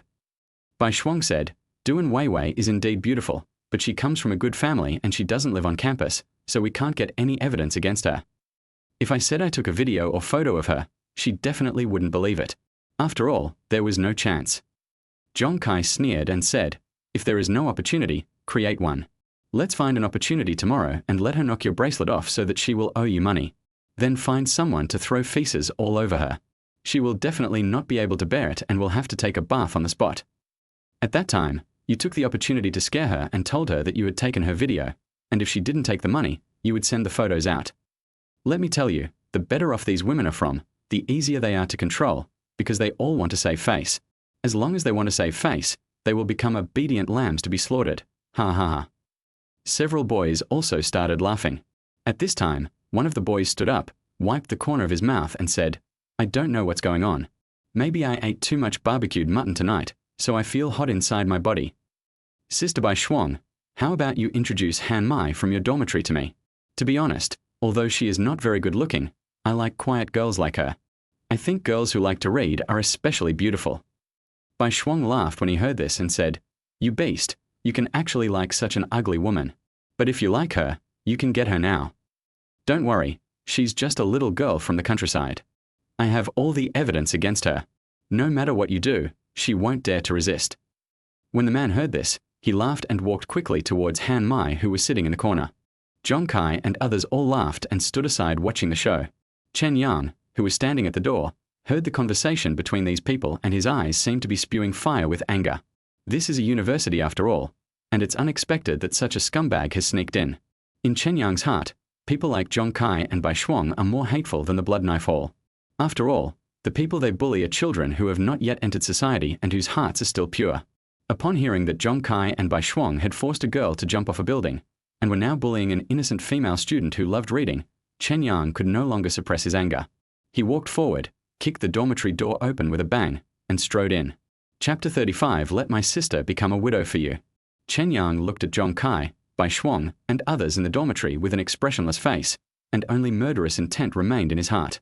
Bai Shuang was shocked. She didn't expect someone would dare to kick her door. When she saw Chen Yang, she immediately jumped up and pointed at him and said, "What major are you in? You bastard, you dare to enter our dormitory, you're looking for death." Zhong Kai and several other boys immediately pulled out the daggers and steel pipes from their waists. They looked at Chen Yang and then sneered. Zhong Kai asked with a smile, "Brother, you are so angry, what's the matter? What do you want to do in the girls' dormitory in the middle of the night?" Chen Yang was too lazy to talk any more with them. He took a step forward, and without any hesitation, he smashed a boy's head with a crack. Then, Chen Yang continued to attack without stopping. With a few pops, the heads of Zhong Kai and others suddenly split open and they all fell to the ground, deader than dead. Chen Yang walked towards Bai Shuang. Bai Shuang looked at the scene in front of her and trembled with fear. All along, she relied on Zhong Kai to bully others in school. She took advantage of the opportunity to go in and out of the girls' dormitory and the girls' bathroom to secretly take photos and videos and blackmail those girls. She used the method of touching porcelain to make those beautiful girls or those with good family backgrounds knock off her jade bracelets, and then blackmail them for tens of millions of yuan. She forced them to sign usurious loan contracts and used the IOUs to force these people and oppress more than 20 girls in the school by any means. Now, Zhong Kai, who was omnipotent in her eyes, suddenly died in front of her. Chen Yang walked up to Bai Shuang and pinched her with his hand. Chen Yang said coldly, "Where are all the videos and photos you took? Tell me." Bai Shuang's body trembled. She pointed at the computer on her desk and said, it's all there." Chen Yang glanced at Bai Shuang and continued, "Now, delete all the photos and videos of Lin Yumeng immediately, whether they are on your phone, your computer, or the phones of these men. Delete them all." Bai Shuang's body trembled when she heard the name Lin Yumeng. Then, she whispered, I didn't take any photos. I just tried to scare Lin Yumeng. I didn't actually take any photos or videos of her." After hearing these words, Chen Yang glanced at Bai Shuang and knew that she was not lying. Then he was too lazy to continue talking nonsense, so he suddenly exerted force with his fingers, and with a click, he directly strangled her neck. Chen Yang walked to Bai Shuang's desk and picked up the computer. Later, Lin Yumeng heard screams coming from the dormitory and ran over quickly. When she entered the dormitory, she found corpses all over the floor. Lin Yumeng was so scared that her legs went limp and she almost fell to the ground. She went forward and held onto the table before she could barely stand. Chen Yang handed the computer to Lin Yumeng. Chen Yang said, "Go back and deal with this. Delete all the videos and photos they took." Lin Yumeng swallowed her saliva, looked at Chen Yang, and said worriedly, "Brother-in-law, you killed them. What will happen next?" Chen Yang snorted and said, "These rubbish deserve to die.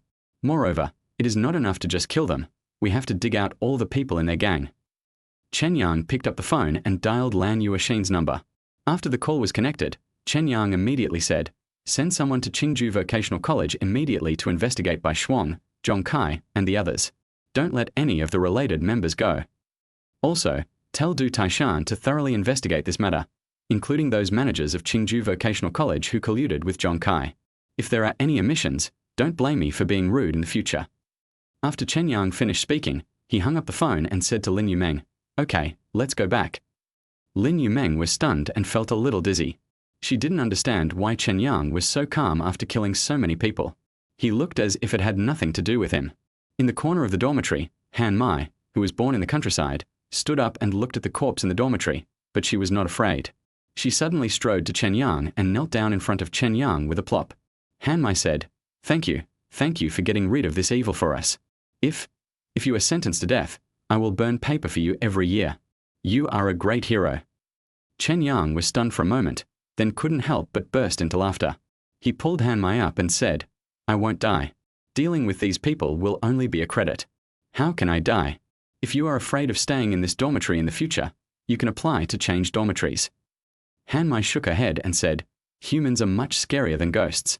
I have endured these people for 3 months before, and my courage has long been honed. If they die, I will only feel more at ease and not be afraid at all." Chen Yang looked at Han Mai in surprise, then gave her a thumbs up. He patted Han Mai on the shoulder and said, "Okay, study hard. You will have a bright future." Chen Yang pulled Lin Yumeng and quickly left the dormitory. In less than 5 minutes, the entire girls' dormitory was surrounded, and groups of people in armed uniforms rushed into the dormitory. Then, 30% of the management of Qingju College were quickly taken away. Sitting in the car, Lin Yumeng reached out and pinched her cheek hard. It hurt, and she knew it was not a dream. Lin Yumeng turned around and looked at Chen Yang gratefully. She said, "Brother-in-law, you are so handsome. So handsome. Thank you, brother-in-law, for helping me get rid of these things. Just like Han Mai said, if you were really shot for this matter, I would definitely burn paper for you every year. Besides, I will take good care of your daughter. Oh, and I will also keep an eye on my sister and not let her marry anyone else. I will let her stay a widow for you for the rest of her life." Chen Yang was speechless for a while.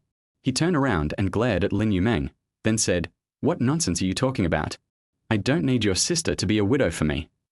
The two of them talked and then returned to the rental house. Lin Yumeng felt relaxed all over. She no longer had the 1 million yuan in debt, and she also knew that her photo had not been taken. She hummed a little tune and went back to her room to wash up and go to bed. Chen Yang also returned to Lin Xiaoxia's room.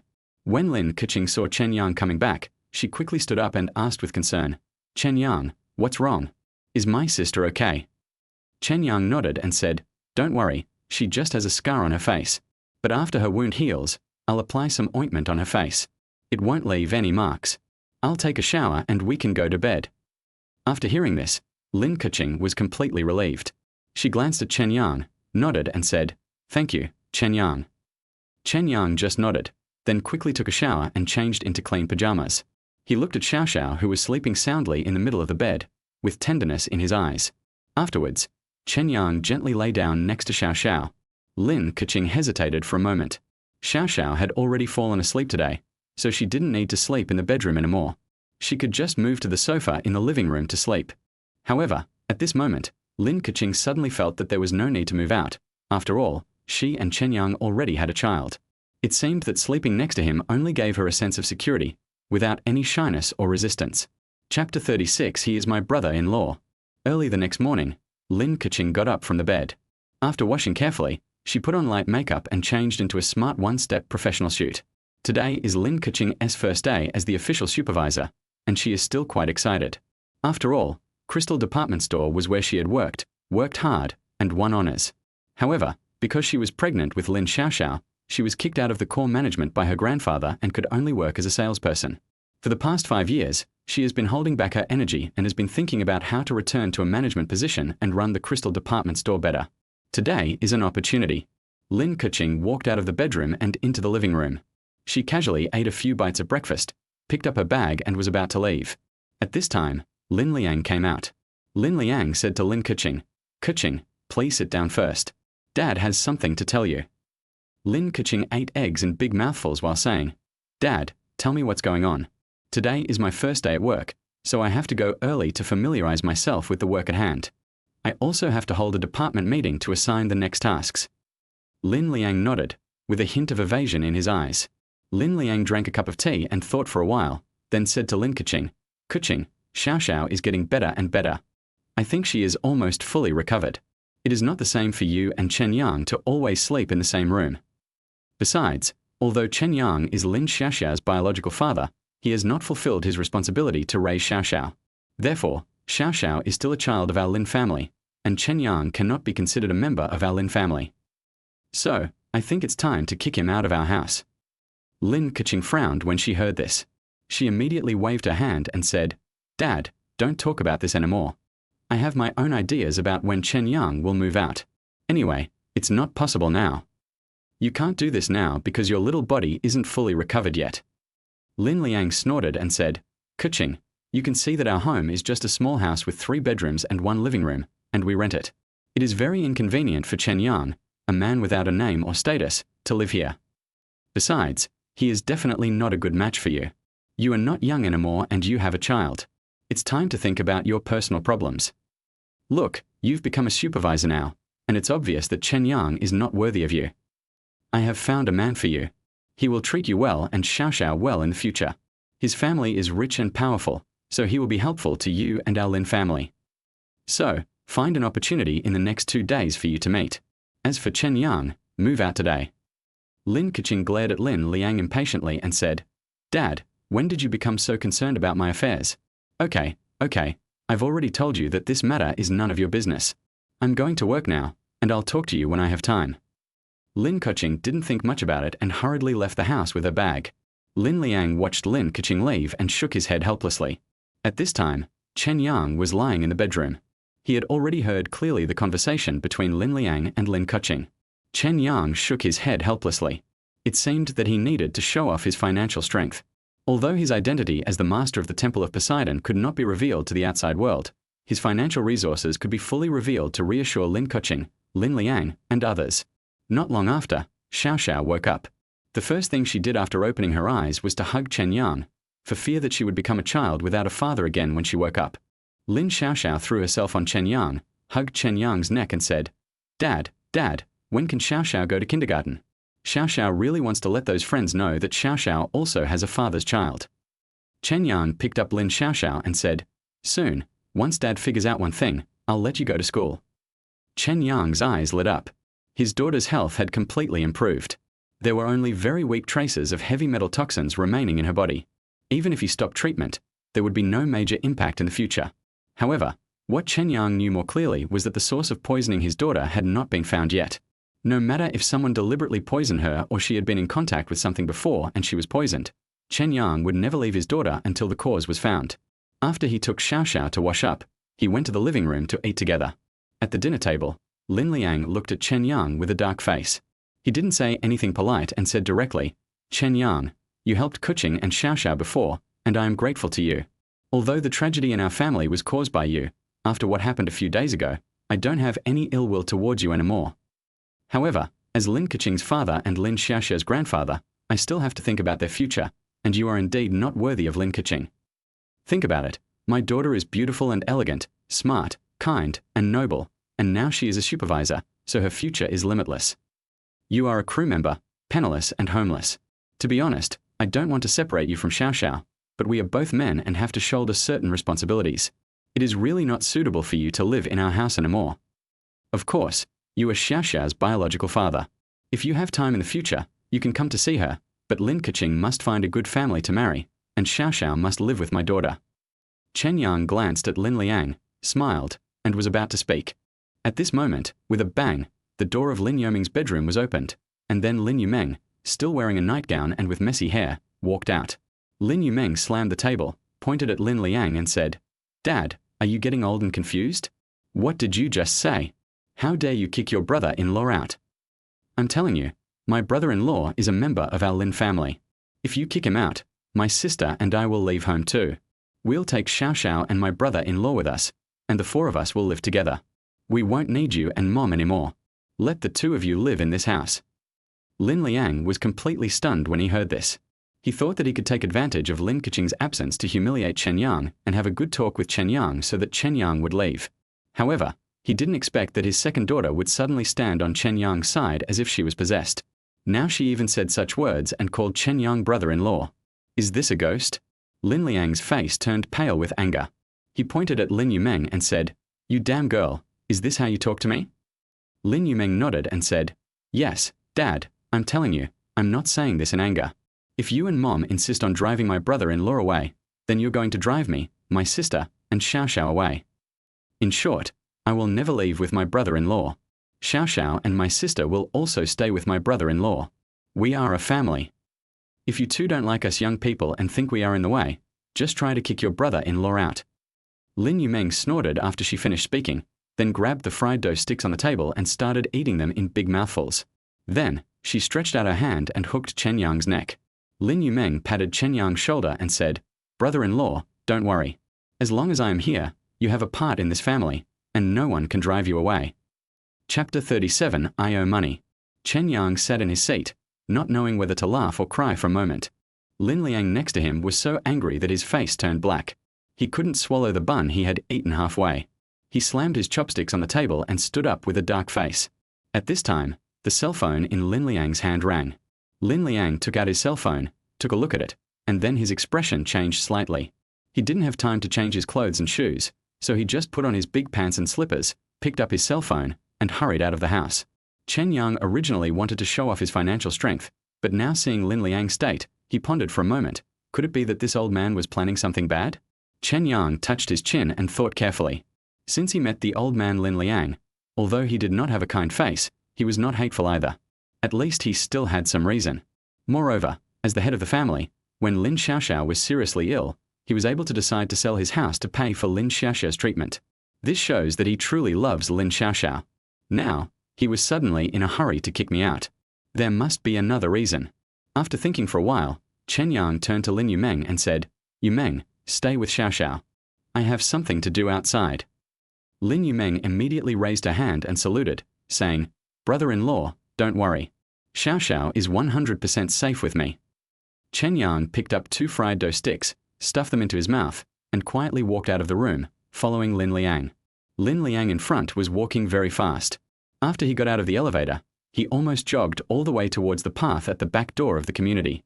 Chen Yang followed Lin Liang slowly, and soon, Lin Liang walked out of the back door of the community. There was a van parked in the alley at the back door. Lin Liang got directly into the van. Chen Yang frowned slightly, and his figure flashed and quietly moved to the side of the van. He took a look at the situation inside the van. There were 3 big men sitting in the van. Each of them was very strong, with tattoos on his face and big gold chains around his neck. He looked like a gangster. After Lin Liang got on the van, 2 bearded men on the left and right immediately pushed Lin Liang onto his seat. The bald guy on the left grabbed Lin Liang's hair and said, "Old man, you are so hesitant. Are you trying to play tricks on us?" Lin Liang immediately shook his head and pleaded, No, really no. You know, my eldest daughter has that kind of temper. I can't control her. You have to give me some time to convince her. If she wants to marry your young Master Ma, then my daughter must agree. If she doesn't agree, there's nothing I can do." The bald man sneered and said, "Old man, let me tell you, this is the opportunity our young master is giving you. Even if your daughter is indeed a little pretty, she is a widow with a child. How many people are willing to marry her? Not to mention someone of our young master's status. Our young master is worth over 100 million yuan, and he has hundreds of brothers under him. If your daughter marries him, she will enjoy a peaceful life. After we get married, you, old man, will be the owner of our gambling house. Then, you can gamble as you like without having to worry about losing money." Lin Liang smiled bitterly and nodded. I know. I've been trying very hard to persuade her." The bald man snorted and said, "Anyway, your daughter must be arranged to meet our eldest master at noon today. Our eldest master has been waiting impatiently. He is willing to take your daughter in and raise your granddaughter as his own daughter. You are just lucky to have such a good thing." Chen Yang was standing outside the van. Hearing this conversation, he snorted in his heart. Unexpectedly, The trouble Lin Liang had created outside would actually push Lin Keqing into the fire pit. Chen Yang didn't say anything else. He walked directly to the side of the van and opened the door with a click. The people in the van were all stunned. Lin Liang turned around and saw that it was Chen Yang. He was startled and said quickly, "Chen Yang, why is it you? What are you doing here?" Chen Yang snorted and said, "If I hadn't come, how would I know that you were so cruel that you actually pushed your own daughter into the fire pit?" When Lin Liang heard this, he looked flustered. Then he quickly shook his head and said, "Don't talk nonsense. I didn't mean to harm my daughter. First of all, the young Master Ma from their gambling house has returned from studying abroad. He is handsome and a good man. It is better for my daughter to marry him than you. Besides, I owe them 10 million in gambling, and I can't refuse their request. Anyway, Chen Yang, it is definitely impossible for you and Keqing, so you should leave now." Chen Yang was stunned for a moment. At this time, the three big men in the van were already impatient. The bald man stretched out his hand and grabbed Chen Yang's neck. He said in a cold voice, "You little bastard are our Ma Dashao's rival in love? I will destroy you first." The big man stretched out his hand halfway and was grabbed by Chen Yang's wrist. Chen Yang squeezed it and there was a click sound. The bald man screamed and his wrist was completely shattered. Chen Yang pulled the bald man out of the car and stepped on his ankle. The big man screamed and twitched on the ground. The other two men in the car saw this scene and were extremely angry. They pulled out steel pipes from the car and rushed towards Chen Yang. Chen Yang didn't say any more nonsense. He stretched out his hand and slapped the two men on the face several times. In the blink of an eye, the two big men, their bodies swollen like pigs, knelt down in front of the van. Lin Liang, who was in the van, was stunned when he saw this scene. Then he quickly jumped out of the car and stood in front of Chen Yang. Lin Liang said, "Chen Yang, don't mess around. The Ma family gambling house is very powerful. If you beat them, you won't be able to escape later." Chen Yang looked at Lin Liang and said, "Okay, I don't need you to worry about me. I just want to ask you, how can you owe 10 million in gambling debts? Don't you have any brains? I didn't expect that you, an old man, are actually an old gambler." Lin Liang's face turned blue with anger, and he said, "Yes, I do like to gamble, but I don't owe much gambling debt. But I don't know what happened yesterday.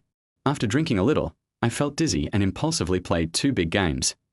I originally wanted to make some money and buy a big house, but after 2 rounds of gambling, I ended up owing the casino 12 million. I regret it, but now I've lost, and there's nothing I can do." Chen Yang listened to Lin Liang's words and thought to himself, this old man Lin had been gambling for such a long time, and he had probably always been playing with small amounts. But he suddenly owed more than 10 million last night, which was obviously not normal. Plus, he said he had been drinking, so it seemed like the gambling house had done something to him. The purpose of this gambling house should not be to make money from his gambling debt of 12 million. They know that Lin Liang cannot pay it back at all. Judging from their current behavior, the purpose of this group of people is obviously to target Lin Keqing. Chapter 38, Becoming In-Laws. After listening to Lin Liang's words, Chen Yang already had an idea in mind. Obviously, this is definitely not as simple as owing money. Moreover, the Ma family gambling house lured Lin Liang to lose money last night, and this morning they couldn't wait to send 3 people over to force Lin Liang to marry Lin Keqing to the son of their gambling house owner. If the gambling house owner is not dealt with, even if the 10 million is paid back, the gambling house will definitely continue to harass Lin Liang and Lin Keqing. Chen Yang sat in the van and said to the 3 big men, "It turns out that my uncle Lin owes you money. If that's the case, then our affairs are underworld. Take us to the gambling house and meet the boss. I will negotiate with him personally." The 3 big men wearing gold chains were overjoyed when they heard what Chen Yang said. They were originally very depressed. After all, they were beaten so badly by Chen Yang, but they had no way to fight back and were no match for Chen Yang. They thought they had no way to avenge themselves. Unexpectedly, Chen Yang is so arrogant now and actually takes the initiative to propose to go to the gambling house. Once at the gambling house, no matter how good Chen Yang is at fighting, he is like a turtle in a jar and can only be controlled. He will definitely take revenge when the time comes. The 3 big men didn't waste any words. After listening to Chen Yang's words, they immediately said, Okay, it's settled then. Let's go." 3 people jumped into the van, stepped on the accelerator, and with a boom, the van drove quickly towards the Ma family Fuguay casino. The car stopped in front of a luxuriously decorated 3-story commercial building. It's early in the morning and the door is not open. There was a huge plaque on the upper floor, which read Rich Gambling House. Next to the big sign, there was a line of small words that read Richness in an instant. A game can turn the tide. Obviously, these gambling houses have seized on people's desire to get rich quickly, attracting many people who want to get rich overnight and make a comeback. But they don't know that 99.99% of the people who enter the gambling house not only fail to get rich, but instead lose everything they have and their families are ruined. The three big men took Chen Yang and Lin Liang towards the back door of the gambling house. Behind this gambling house, there is a deep alley. Several people walked inside. Lin Liang reached out and grabbed Chen Yang's arm. Lin Liang said worriedly, "Chen Yang, let's go back." Chen Yang smiled at Lin Liang and said, "No need, I will settle your debt today. Don't worry, I'll take care of everything." Lin Liang shrank his neck, distrust in his eyes, but since things had come to this, he could only obey Chen Yang. When walking back along the narrow alley, you can clearly hear the sounds of ghosts and wolves howling from both sides. These are all people who owed money at the gambling house last night and could not pay off their gambling debts, so they are now being taught a lesson and tortured. When Lin Liang heard these miserable cries, his legs trembled with fear. He secretly regretted in his heart, wondering why he was so bold yesterday and dared to do such a big thing. Now he owes 12 million. What will happen if his eldest daughter is unwilling to marry the son of the gambling house owner? While he was still thinking about it, several people had already entered a secret office through the back door. Inside the office, two men were sitting with their legs crossed, drinking tea. The middle-aged man on the left is the owner of the gambling house, Ma Fengwei, and the young man sitting on the other side of Ma Fengwei is his son Ma Fei. Ma Fei dyed his hair yellow, wore earrings, and had a long string of English letters tattooed on his arm. When Ma Fengwei saw Chen Yang and others walking in, he immediately laughed, stood up and walked straight towards Lin Liang. Ma Fengwei said, "Lao Lin, have you had breakfast? Come on, sit down, let's have a cup of tea together." Lin Liang felt a little terrified when he saw Ma Fengwei's attitude. Ma Fengwei pulled Lin Liang to sit down.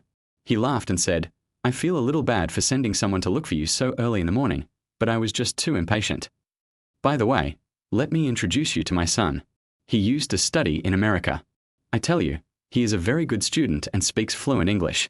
He is a pillar of our country." Lin Liang glanced at Ma Fei and nodded worriedly. Ma Fengwei laughed loudly, then he glanced behind him and said, "Huh? That's not right. Why didn't your daughter come?" "Old Lin, let me tell you, there's really no need to be shy. Think about it, your daughter is not young anymore, and she has a daughter. It's not easy to find a good family for a second marriage these days. Where can you find a husband as good as my son? Don't be shy, meet when it's time to meet, and get married when it's time to get married. I took a look and tomorrow is a good date. Let them meet today, and tomorrow we can have the wedding banquet and get the certificate. Then we will be a family from now on. Old Lin, don't worry. I promise that I will treat your little Xiao Xiao as my own granddaughter." Lin Liang couldn't help it. He said, "Boss Ma, I want to think about this marriage again, my daughter." Lin Liang was halfway through his words when Ma Fengwei raised his hand. His expression became serious, and he said, "Lin Liang, wait a minute. I have a call."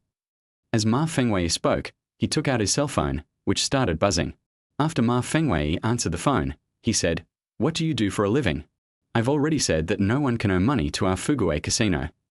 Since that guy can't pay back the 8 million, we'll sink him into the Qingju River today. Doesn't he have a daughter in high school? Capture her. If he doesn't pay back the 8 million, his daughter and his wife will have to work as prostitutes in nightclubs. We can't afford even a penny less." Ma Fengwei said this angrily and put down his phone. Then, he looked at Lin Liang again and said, "Old Lin, what did you want to say just now? Go ahead and tell us. Let's discuss it carefully. We can't be careless about the marriage of our two children." After hearing what was said just now, Lin Liang's cheeks turned pale with fright. He wanted to refuse Ma Fengwei's proposal, but now, he didn't dare to say no. Chen Yang on the side saw this scene and smiled coldly. At this time, he was sure in his heart that Ma Fengwei's real purpose was definitely not the 12 million, but Lin Kuching. Chen Yang glanced at Ma Fei, who was sitting opposite him. This guy was not a crappy international student at all. He probably just spent a few years in some fake university. His face was swollen and the corners of his eyes were dark purple.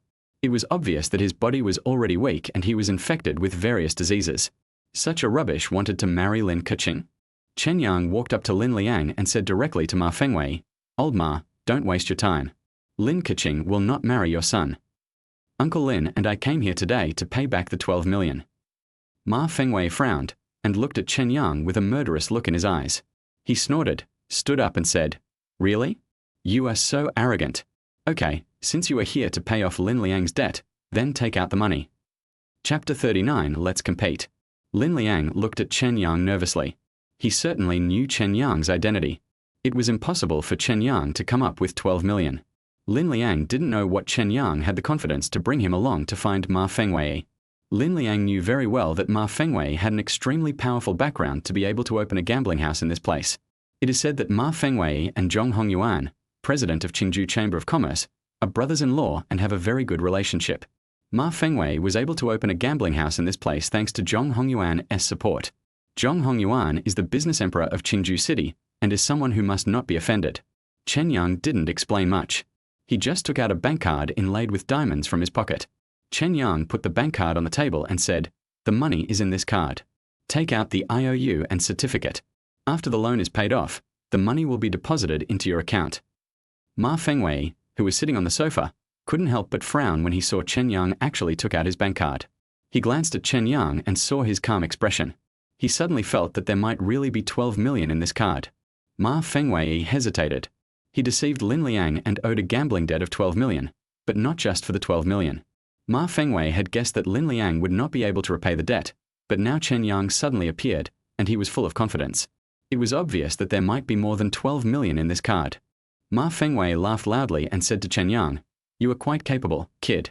However, this is the Fugui Casino. Since you want to pay off the debt for the old man, why don't you try another method? Lin Liang lost 12 million here. I'll give you a chance. Let's gamble. If you beat me, you don't have to pay back the money. How about that?" Chen Yang looked at Ma Fengwei. At this time, he was already very sure in his heart that Ma Fengwei's purpose was indeed not money. Chen Yang smiled and nodded. "That's great. What should we bet on?" Chen Yang said as he put the bank card into his pocket. Ma Fengwei smiled and said, "What do you know? Landlord, Golden Flower, or Pai Gao?" Chen Yang shook his head and said, "I'm not familiar with what you're talking about, but it doesn't matter. You just need to tell me the rules." Lin Liang, who was standing next to him, was speechless when he heard what Chen Yang said. He quickly shook Chen Yang's arm and said, "Chen Yang, don't be impulsive. Gambling requires skills. You don't even understand the rules. How can you gamble with him?" Ma Fengwei laughed and said, "Don't worry, Lao Lin. How could I take advantage of a young man? How about this? Since you don't understand anything, let's just bet on the simplest thing, rolling the dice. Let's put 6 dice in this bamboo tube and shake them randomly. Whoever gets the highest number wins. How do you say that?" Chen Yang laughed and said, "That's fair. Let's compete on this." Ma Fengwei slammed the table and said, "Okay, it's a deal. Listen carefully. Whoever gets the highest number of points wins. If you win, the debt of 12 million will be written off. I will tear up the IOU I signed last night right now." Ma Fengwei put an IOU on the table. Then he looked at Chen Yang, smiled and said, "But if you lose, get out of my gambling house immediately and don't ask about the Lin family's affairs anymore." Chen Yang shrugged and said, "Sure, no problem." Ma Fengwei burst into laughter. He nodded his head and asked someone to bring a bamboo tube and 6 dice. Ma Fengwei weighed the 6 dice and felt extremely confident. These dice were filled with lead, and he could shake out any number he wanted when using them. Because the dice were rigged, he would hardly make any mistakes. Ma Fengwei handed the bamboo tube and 6 dice to Chen Yang and said, "Young man, you go first." Chen Yang didn't hesitate. He picked up the dice on the table, touched it lightly with his palm, and then threw it into the bamboo tube and shook it quickly. Soon, Chen Yang opened the bamboo tube and the numbers on the dice were 3, 4, 5, 3, 4, 5, a total of 24. This number was just above average and was far from being big. When Ma Fengwei saw that Chen Yang only got a 24 point, he couldn't help but burst into laughter. He originally thought that Chen Yang was so calm, he might be an expert at pretending to be a pig and eating the tiger, but he didn't expect that he was a complete idiot. If I just shake the 6 dice casually, I can get more than 30 points. If I work a little harder, I can get 36 points every time and definitely win against Chen Yang. Ma Fengwei laughed loudly, and Lin Liang, who was standing next to him, felt his heart break when he saw this scene. He glared at Chen Yang in frustration and said, "You might as well let me do it. Look at you. You only got 24 points. If it were me, I would at least get 30 points. Oh, you've ruined me." Chen Yang glanced at Lin Liang, smiled and didn't care. Ma Fengwei took the 6 dice and the bamboo tube and said to Chen Yang, "Boy, watch carefully. You shook 24 before, now it's my turn." As Ma Fengwei spoke, He shook his hands quickly, and the dice in the bamboo tube made a tinkling sound. Ma Fengwei listened with his ears pricked up, using his cleverness, and soon he placed his bamboo tube on the table and raised his wrist. Ma Fengwei was very confident because he was now certain that the number of points he had shaken out was definitely 36. I'm sure to win this round. Ma Fengwei looked at Chen Yang and said, "Boy, you are a young man who suits my taste. After you leave today, you can take a VIP card of our Fugui casino. Next time you come to our casino, I can give you a 98% discount." Chen Yang put his left hand on the table. He just smiled and said to Ma Fengwei, "Boss Ma, are you so sure you'll win now?" When Ma Fengwei heard this, he burst into laughter, and the three strong men around him also laughed wildly. This kid is really a fool. He knows nothing, yet he dares to gamble with our boss Ma. Boss, we can't just let him go. He beat us up before. He has to pay compensation. Ma Fengwei just raised his hand and ignored his three subordinates. He said to Chen Yang, "Boy, you are definitely going to lose, but I won't make it difficult for you. Since you have already lost this round, get out of here immediately and don't meddle in other people's business anymore. I don't care how much money you have. Anyway, if you want to interfere in the matter between me, Ma Fengwei, and Lin Liang, don't blame me for being rude." Chen Yang put his hands behind his back and smiled faintly, and said to Ma Fengwei, "Okay, stop talking nonsense. It's not certain who will win or lose. Open the lid." Ma Fengwei sneered and opened the bamboo tube.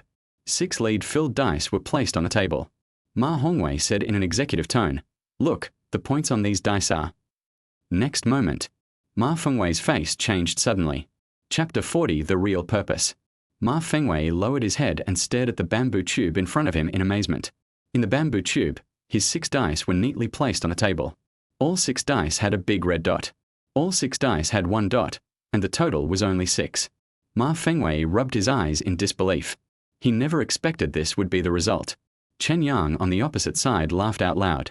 He clapped his hands and said, "Old Ma, it seems that you lost. That's great. The gambling debt between you and Lin Liang is written off." As Chen Yang said this, he was about to pick up the IOU next to him and tear it up. Ma Fengwei, "Stop." He held the IOU on the table, raised his head and looked at Chen Yang, his face ashen, and spoke. Chen Yang showed a mocking smile and said, "What's wrong? Is Boss Ma going to regret it?" Ma Fengwei snorted, his face livid, and he said, "There is a rule in our gambling house. It has always been best of 3 games. We just played the first game. If you want to beat me, you must beat me twice in 3 games for it to count." Chen Yang shrugged and said, "Okay, since this is your rule, let's compete again." As he said that, Chen Yang picked up the bamboo tube and the dice and shook them again. He casually opened the bamboo tube, revealing 223355, a total of 20 points. Chen Yang looked at Ma Fengwei opposite him and said, "It's your turn now." Ma Fengwei carefully checked the bamboo tube and dice. He wondered what had happened just now. Even if he had made a mistake, it was impossible for all the points to become 1. Did he remember the deviation of the dice wrongly? Did he remember 1 point as 6? Ma Fengwei felt a little nervous.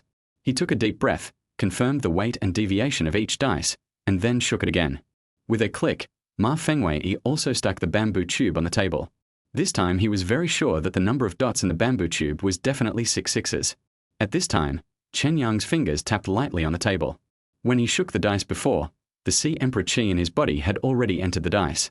It was indeed Chen Yang's first time to gamble, and he didn't have any skills, but at this moment, the 6 dice were already wrapped in his Poseidon Qi. Chen Yang moved his finger slightly, and under the traction of the Sea Emperor's internal energy, the 6 dice rolled gently in the bamboo tube and instantly turned into 6 points. Ma Fengwei certainly didn't know what was going on, and he would never have thought that there was someone in this world who could use internal energy to manipulate the number of dice from a distance. Even a martial artist at the innate grandmaster level cannot do this. At least it must be a god-level martial artist to do this. Ma Fengwei had never come into contact with a god-level warrior, so he certainly would not have thought that Chen Yang's strength had already far surpassed that of a god-level warrior. Ma Fengwei suddenly opened the bamboo tube on the table. The next moment, his eyes widened and he saw that the number of points in front of him was 6 points again. Chen Yang laughed out loud, and Lin Liang next to him was even happier and more excited. Lin Liang took the IOU directly and said excitedly, "Chen Yang, you won. You really won. That's great. The debt is written off. I am free, and my daughter is free too."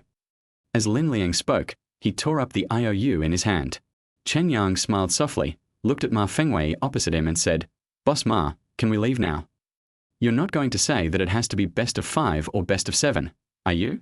You're such a poor player. I think next time you gamble with others, you should never compete in rolling the dice. Chen Yang laughed loudly, then turned around and walked outside with Lin Liang. Lin Liang was so excited that this old man in his 50s actually started to jump when he walked. Lin Liang held Chen Yang's arm and said, "Chen Yang, thank you so much. This debt of 12 million is really thanks to you." Chen Yang laughed and said, "Just don't kick me out again." At this time, Ma Fengwei in the back had a livid face and suddenly said, "Wait."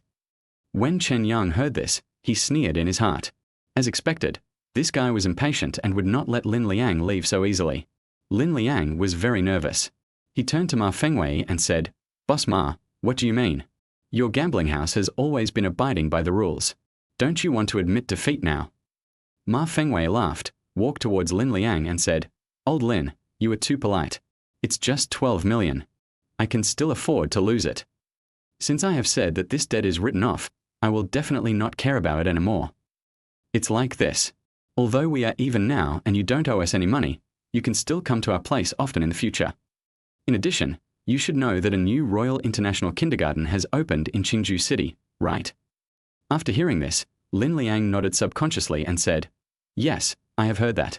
It is said that the kindergarten only accepts 15 children. It is a world-class kindergarten. Not only is the annual tuition fee as high as millions, but you must have connections to get in. But why are you telling me this?" Ma Fengwei smiled and said, "Larolin, this is the case. Didn't my son come back from abroad? He will teach at this Royal International Kindergarten in the future, and he just happens to have a vacancy. Do you want your granddaughter to attend this kindergarten? I can transfer the place to you for free." When Lin Liang heard this, his eyelids twitched with surprise at first, but then he realized that how could Ma Fengwei be so kind as to give him such a precious kindergarten place for free? Lin Liang immediately shook his head and said, "Boss Ma, no thanks. My granddaughter is not in good health and has no plans to go to kindergarten for the time being. So, thank you very much for your kindness, Boss Ma." As Lin Liang said this, he pulled Chen Yang and walked out quickly, for he was afraid that something strange might happen if they stayed. Although Lin Liang came from an ordinary family, he was not a fool. He certainly understood that Boss Ma must have his own purpose for offering a precious spot to his granddaughter without any reason. He now just hopes to live a peaceful life and really doesn't want to cause any more trouble. Chen Yang walked beside Lin Liang, and his heart suddenly skipped a beat.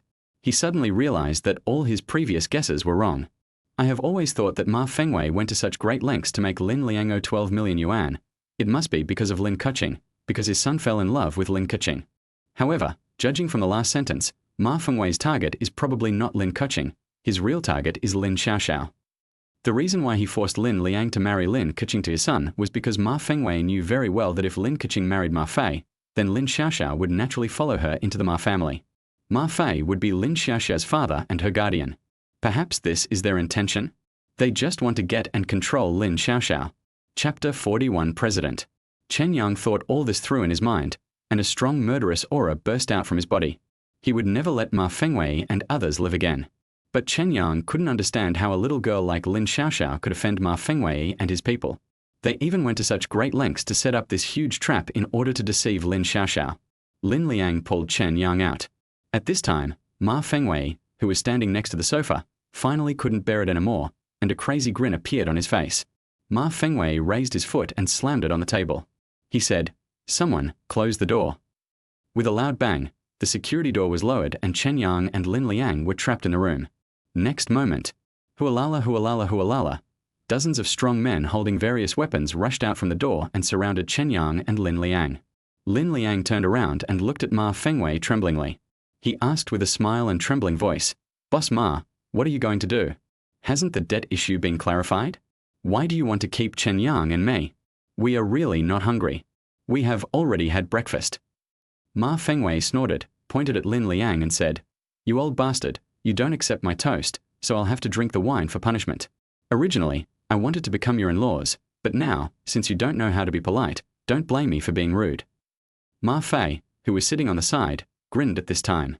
He stood up and said to Ma Fengwei, "Dad, I have said it before, you are fussy in doing things. You're not a person who can do big things.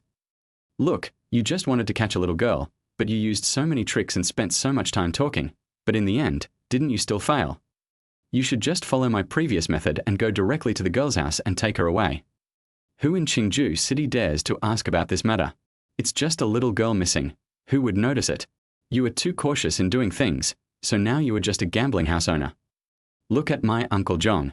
Why is he able to become the president of our Qingju City Chamber of Commerce? How can he control more than 700 companies of all sizes in Qingju City? How can he become the #1 person in Qingju City's business community? It's because my Uncle Zhong is ruthless and much better than you. Ma Fengwei snorted coldly and said, Stop talking nonsense. Since the plan didn't work, we can only do this. First, take them down, then create a car accident and send their family to the hospital. In short, we must get that little girl within 3 days.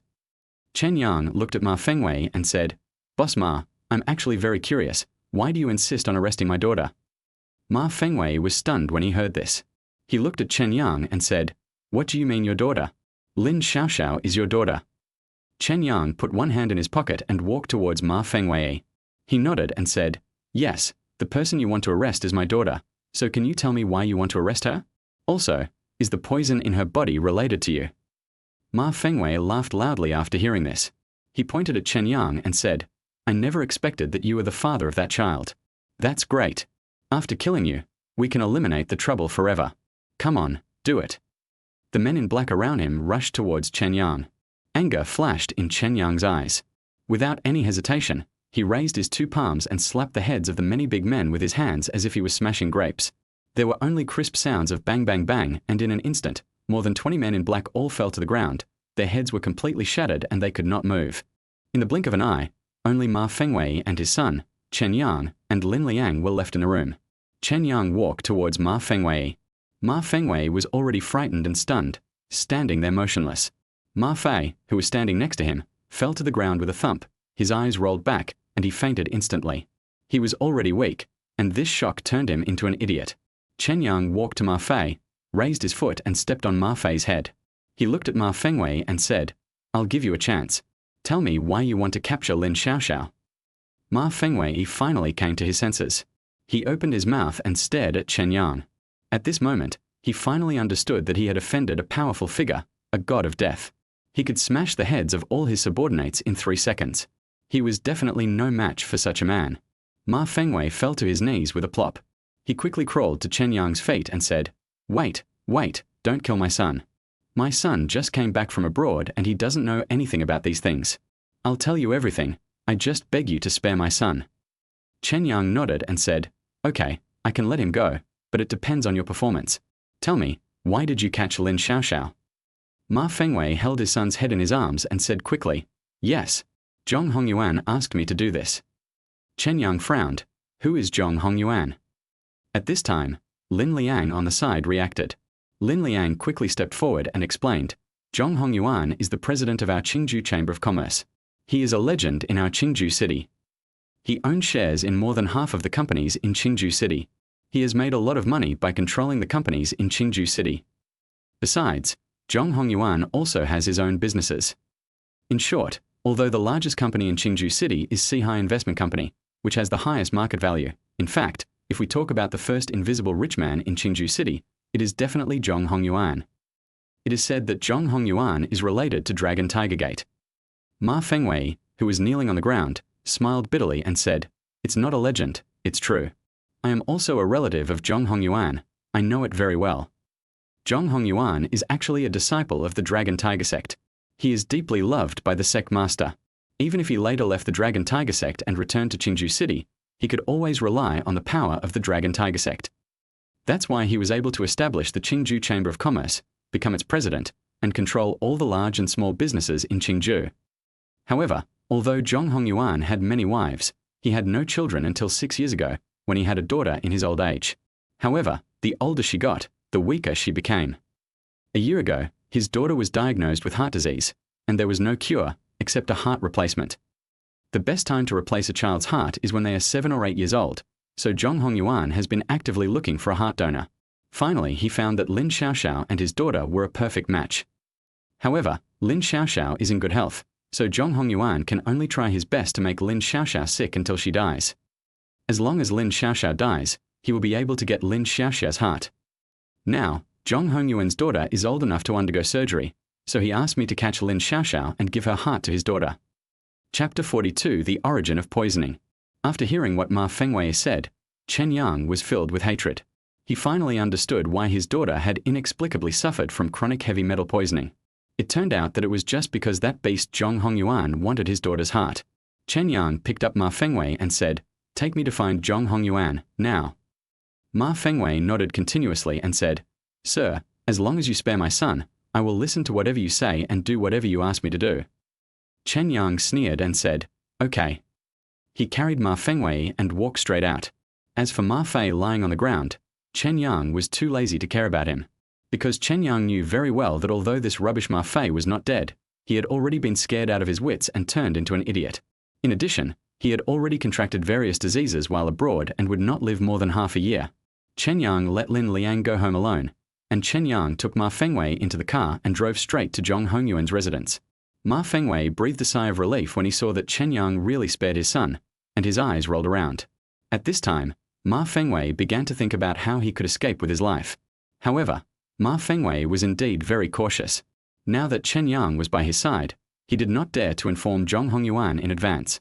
The car drove towards a park in the central area of Qingzhou City. When we arrived at the park and entered the halfway point of the mountain, we saw that the road was blocked by an iron fence with a sign saying "Road Closed." Ma Fengwei ignored him and drove straight up. Chen Yang then realized that this was originally a large public park, but Zhong Hongyuan directly used the upper part of the park as his private garden. After driving just a few dozen meters, a security guard stopped Ma Fengwei's car. These security guards had electric batons on their waists and carried pepper spray, and some of them even had guns on their waists. Obviously, these are professional security guards hired by Zhong Hongyuan.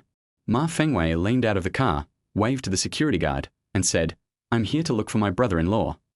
The security guard obviously knew Ma Fengwei, and when he saw it was him, he let him pass. The car continued to circle towards the tree-lined mountain. When it reached the top of the mountain, a luxurious villa appeared before our eyes. Ma Fengwei stopped the car, pointed to the villa in front and said, "Mr. Chen, Zhong Hongyuan is in this villa." Chen Yang nodded, and the next moment, he suddenly stretched out his hand, and with a click, he crushed Ma Fengwei's neck. Chen Yang ignored Ma Fengwei's body.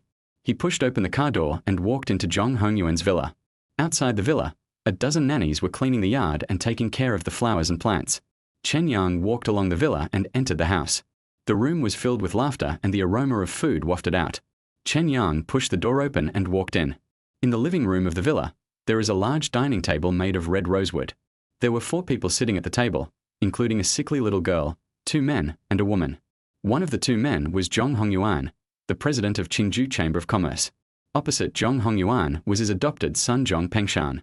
On the left of Zhong Hongyuan sat a woman. Chen Yang looked at the woman and narrowed his eyes, because he found that he knew this woman. This woman was the nurse Zhong Wen whom he met in the operating room before. The moment he saw Zhong Wen, Chen Yang instantly understood. No wonder this nurse was so angry when he rushed into the operating room to save his daughter last time. Moreover, she kept saying that if the operation was not performed, organ transplantation would not be possible. She also said that Lin Keqing had already signed the organ donation agreement and could not go back on her word, and so on. Now that I think about it, it turns out that she was Zhong Hongyuan's person, and she was the one who asked the 3 doctors to come over. Their purpose was to remove the heart from her daughter's body. Everything is clear now. Zhong Wen is a nurse in their hospital and has a very high status. Even some doctors have to listen to her. Therefore, it would have been very easy for Lin Keqing to poison her daughter while she was taking her daughter to the hospital for treatment. The reason they did not kill their daughter immediately was that Zhong Hongyuan's daughter was less than 7 years old and was not suitable for a major heart transplant operation. So, they tortured Xiaoxiao slowly, causing her body to break down day by day, while at the same time tempting Lin Keqing to sign the organ donation agreement. Their purpose was to make Lin Xiaoxiao die normally so that they could safely remove her organs. After figuring it all out, Chen Yang clenched his fists. He finally found the source of his daughter's poisoning. At this moment, Zhong Hongyuan suddenly turned his head to look at Chen Yang. He narrowed his eyes and said, "Who are you? What are you doing here?" Chen Yang snorted, walked directly to the dining table, pulled it open and sat down. Chen Yang glanced at Zhong Hongyuan's daughter, and then said calmly, "She is your daughter? Is it because of her that you poisoned my daughter? Is that why you want to take my daughter's heart?" At this time, Zhong Wen, who was sitting on the other side, stood up suddenly. She pointed at Chen Yang and said, "Uncle, he, He is Lin Xiaoxiao's biological father. His name is Chen Yang. He was the one who saved Lin Xiaoxiao last time. If it weren't for this guy, we would have succeeded last time. Zhong Hongyuan was still sitting on the stool, his eyes slightly narrowed. He nodded and said, "Boy, I underestimated you. You actually managed to track me down. Yes, you have great potential. If I had met you at another time, I would have definitely appreciated your talent and taken you under my wing. But, since this concerns my daughter's life, I will never compromise. If you hand over your daughter, I can buy her heart. No matter how much, you can name a price, and I will never bargain. How about it?" Chen Yang laughed out loud when he heard this. At this time, Zhong Hongyuan seemed to be bargaining and making a deal with Chen Yang, but in fact, Zhong Hongyuan had already pressed the emergency call button in his sleeve. He has always been a very cautious person. Zhong Hongyuan knew very well that since Chen Yang was able to break into his villa quietly, and since he was able to trace it all the way back to the source and find it on himself, it meant that the Chen Yang in front of him was definitely not simple. I am old and weak now, and may not be his opponent. Therefore, Zhong Hongyuan called for help immediately, and he was just delaying Chen Yang at the moment. Chen Yang glanced at Zhong Hongyuan's sleeves and just smiled lightly. He certainly saw Zhong Hongyuan's purpose, but Chen Yang didn't care at all. Moreover, Chen Yang came this time with the intention of completely solving his daughter's troubles, getting rid of all of Zhong Hongyuan's manpower and forces, and eradicating them completely without leaving a single one behind. Anyone who can threaten my daughter's life must die. Chapter 43. Take Refuge. Chen Yang sat calmly at the table, took the kettle, and poured himself a glass of water. He looked at Zhong Hongyuan, drank some water and said slowly, "You don't have to be sneaky. I'll give you a chance. Get everyone you can call here." Zhong Hongyuan was smiling at first, and he thought he had concealed it well. But when he heard Chen Yang's words, his heart skipped a beat. Obviously, Chen Yang is already clear about his purpose, but he still does not move. Is he really not afraid? Zhong Hongyuan sneered, and he took out a communicator from his sleeve, turned it on and said, "Call everyone over, bring all the weapons, and come to my villa." In less than 3 minutes, there were chaotic footsteps and the roar of car engines outside. In the blink of an eye, more than 50 men in black suits and carrying various guns broke into the villa and surrounded the living room. Everyone is strong and everyone is fully armed. These people are the foundation for maintaining the rules of Qingzhou Chamber of Commerce. Zhong Hongyuan finally breathed a sigh of relief when he saw his people coming. He snorted and said to Chen Yang, "Boy, I don't know if you are really a fool or have other cards, but they are useless to me." "You are wrong. Your daughter's heart type is exactly the same as my daughter's. In this world, people are not born equal. Your daughter cannot be compared with my daughter at all. Therefore, her heart is destined to beat in my daughter's heart." Chen Yang laughed softly. He looked at Zhong Hongyuan and said, "Very good. Your unruly appearance now makes me feel much more comfortable than your hypocritical smiling tiger appearance just now. I can let you die quickly." Zhong Hongyuan sneered, and the many black-clad bodyguards at the door also burst into laughter. They looked at Chen Yang, who was drinking water at the table, wondering what confidence this young man had. How dare he talk to Zhong Hongyuan like this at this time? Zhong Hongyuan put his hands behind his back, looked at Chen Yang and said, "I think the reason you are so calm is because you are a warrior. You think that you are powerful and a warrior with a high status, so you can control me at will. Ha ha ha, unfortunately you are wrong. Although I, Zhong Hongyuan, have not made much achievements in martial arts, I was once the last disciple of the Dragon Tiger sect. The leader of the Dragon Tiger sect is my master. Qin Yidao, the most powerful fighter in Qingzhou City, is only an outer disciple of the Dragon Tiger sect. In fact, he still has to listen to my instructions. Of course, these are not the most important. What's more important is that the 56 men under my command are all warriors. Moreover, I have equipped them with a variety of powerful modern weapons. Not to mention a young man like you, even if a master stood in front of me, he would not dare to speak to me like this. Boy, today is the day you die." Zhong Hongyuan's face turned pale. He waved his hand and prepared to let his subordinates take action to get rid of Chen Yang immediately. At this time, Chen Yang sat in his seat and picked up the water cup. He took a sip of water and then suddenly spit it out. The water in Chen Yang's mouth turned into hundreds of water droplets and flew out directly. The many men in black in the living room took out their weapons and were about to attack Chen Yang, but in the blink of an eye, their foreheads, necks, and hearts were instantly pierced by the water droplets. There was only a series of dense puff sounds, and then all the 56 warrior subordinates suddenly lost their breath and fell to the ground. In the blink of an eye, he was completely dead. Zhong Hongyuan was smiling at first, but when he saw the scene, his body went limp and he sat down on the ground with a plop. Zhong Hongyuan stared at Chen Yang in disbelief, trembling as he said, This is a drop of water killing someone. How is this possible? Even my master, the leader of the Dragon Tiger sect, may not be able to do it. How can you be so strong? Chen Yang was too lazy to pay attention to Zhong Hongyuan. He took a step forward and brought down a palm. With a bang, Zhong Hongyuan's head instantly split open and he fell to the ground, becoming a corpse. Chen Yang turned and looked at the other three people in the living room. Zhong Wen was originally smiling and was waiting to see Chen Yang beg for mercy, but she didn't expect that in the blink of an eye, the uncle who was invincible in her eyes had died at the hands of Chen Yang. Zhong Wen fell to the ground with a thump. She shook her head with a look of horror. Zhong Pengshan, who was sitting next to her, suddenly stood up, walked over with the fork in his hand, and with a click, stabbed it directly into Zhong Wen's neck. Zhong Wen covered her neck, turned her head in pain, and looked at Zhong Pengshan's face full of disbelief. Then, she closed her eyes and died completely. Zhong Pengshan knelt down in front of Chen Yang with a plop. He knelt on the ground and said, Master, my name is Zhong Pengshan, and I am the adopted son of Zhong Hongyuan. Although my last name is Zhong, I am not a descendant of Zhong Hongyuan, and I am not loyal to him at all. It's just that, under his pressure over the years, I can only do things for him and try to please him in every way possible. From now on, I am willing to be loyal to the master, and I will definitely help the master deal with the subsequent troubles. Chen Yang glanced at Zhong Pengshan. Zhong Pengshan raised his head with a firm look in his eyes. He has always been a very smart man, otherwise it would have been impossible for him to go from a helpless orphan to Zhong Hongyuan's godson and become the second in command of the Qingzhou Chamber of Commerce. And now, Zhong Pengshan saw an opportunity. Zhong Hongyuan was dead. As long as he could hold on to Chen Yang's thigh, he could become the new president of Qingzhou Chamber of Commerce. Of course, this is not the most important thing. What is more important is that Zhong Pengshan is sure that Chen Yang is a more powerful golden thigh. If there is an opportunity in the future, he can use Chen Yang to fly higher.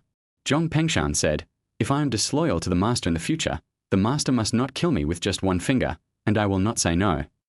Chen Yang glanced at Zhong Pengshan's eyes and nodded slightly. He could see that this guy was a very smart and ambitious person. Chen Yang said, Since you have nothing to do with Zhong Hongyuan, I will spare your life. As for this little girl. When Zhong Pengshan heard this, he immediately stood up and said, Master, don't worry, my little sister won't live long. Besides, she is just a child. The previous attempt to murder your daughter was done by Zhong Wen and Zhong Hongyuan. I will take good care of this child. However, she won't live for much longer. I hope the master will spare her life and let her eat more good food and enjoy more happiness before she dies. Chen Yang nodded, then turned and left. Zhong Pengshan didn't expect to pass the test so easily, and he breathed a sigh of relief.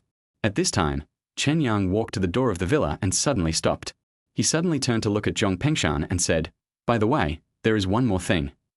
When Zhong Pengshan heard Chen Yang's words, he trembled with fear, thinking that Chen Yang had changed his mind. He quickly stepped forward and said, Master, do you have any other questions? Chen Yang said, I heard from Ma Fengwei before that Qingzhou City is going to open a world-class kindergarten.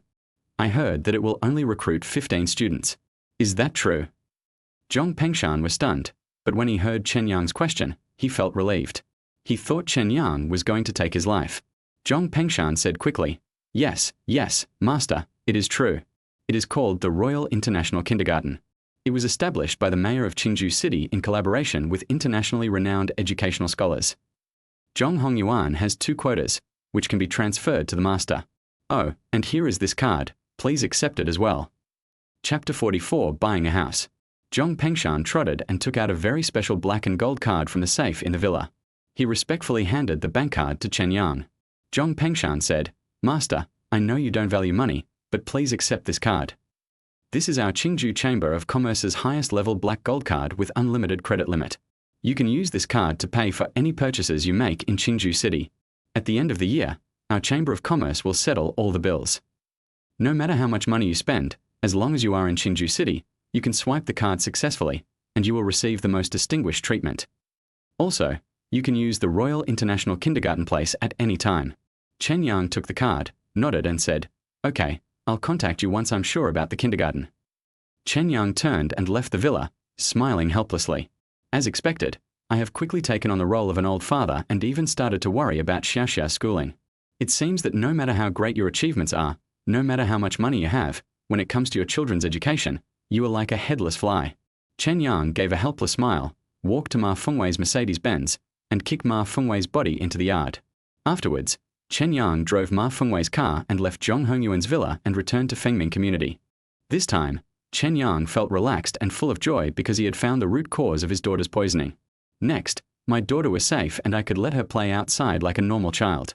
A smile appeared on Chen Yang's face, and then his brows tightened slightly again. Before, the reason why Lin Liang wanted to go to the gambling house was because he wanted to make money from the gambling table and buy a big house. After all, his current house was rented and was not big enough to live in.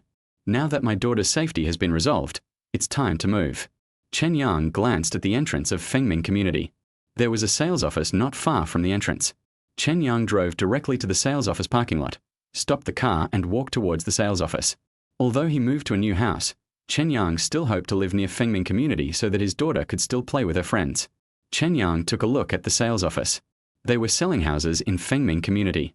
The first phase of Fengming community had already been occupied, and most of the houses had been sold out. However, since the sales office was still open, it meant that there should be houses for sale. Chen Yang strode towards the door. Several sales agents immediately came forward. The real estate market was sluggish these days and it was difficult to sell a house. Many agents had not been open for several months and could only make a living on basic salaries. Now when we see someone taking the initiative to enter the sales office, everyone is very polite and enthusiastic, and several female salespeople come forward to ask about their well-being. At this moment, one of the women suddenly frowned and said loudly, "Chen Yang, what are you doing here, you useless thing?" Several salesmen looked at the woman and asked, "Sister Huan, do you know this gentleman?" "It's over, it's over. Looks like this order belongs to Sister Huan again." "Sister Huan, you should treat him well. You can't insult a customer just because you have a good relationship with him. The customer is our God." Jian Huan on the side sneered and said, "All of you please get out of the way. He is not God, he is just a piece of trash. People who can buy houses are God to us, and trash like him who comes to the sales office will only eat and drink for free and waste our energy." When several salespeople heard Jiang Huan say this, they all immediately moved aside. They suddenly understood that it was obvious that Jiang Huan knew Chen Yang, and Jiang Huan was very sure that Chen Yang could not afford to buy a house. Chen Yang frowned and glanced at Jiang Huan, thinking she looked familiar. Chen Yang asked, "Who are you?" Jiang Huan sneered and said, "Chen Yang, you didn't expect it, did you? You didn't expect that there would be someone who knew you in the sales office, did you? My name is Jiang Huan, Jiang Yang's sister. I saw you when we had the celebration banquet a few days ago.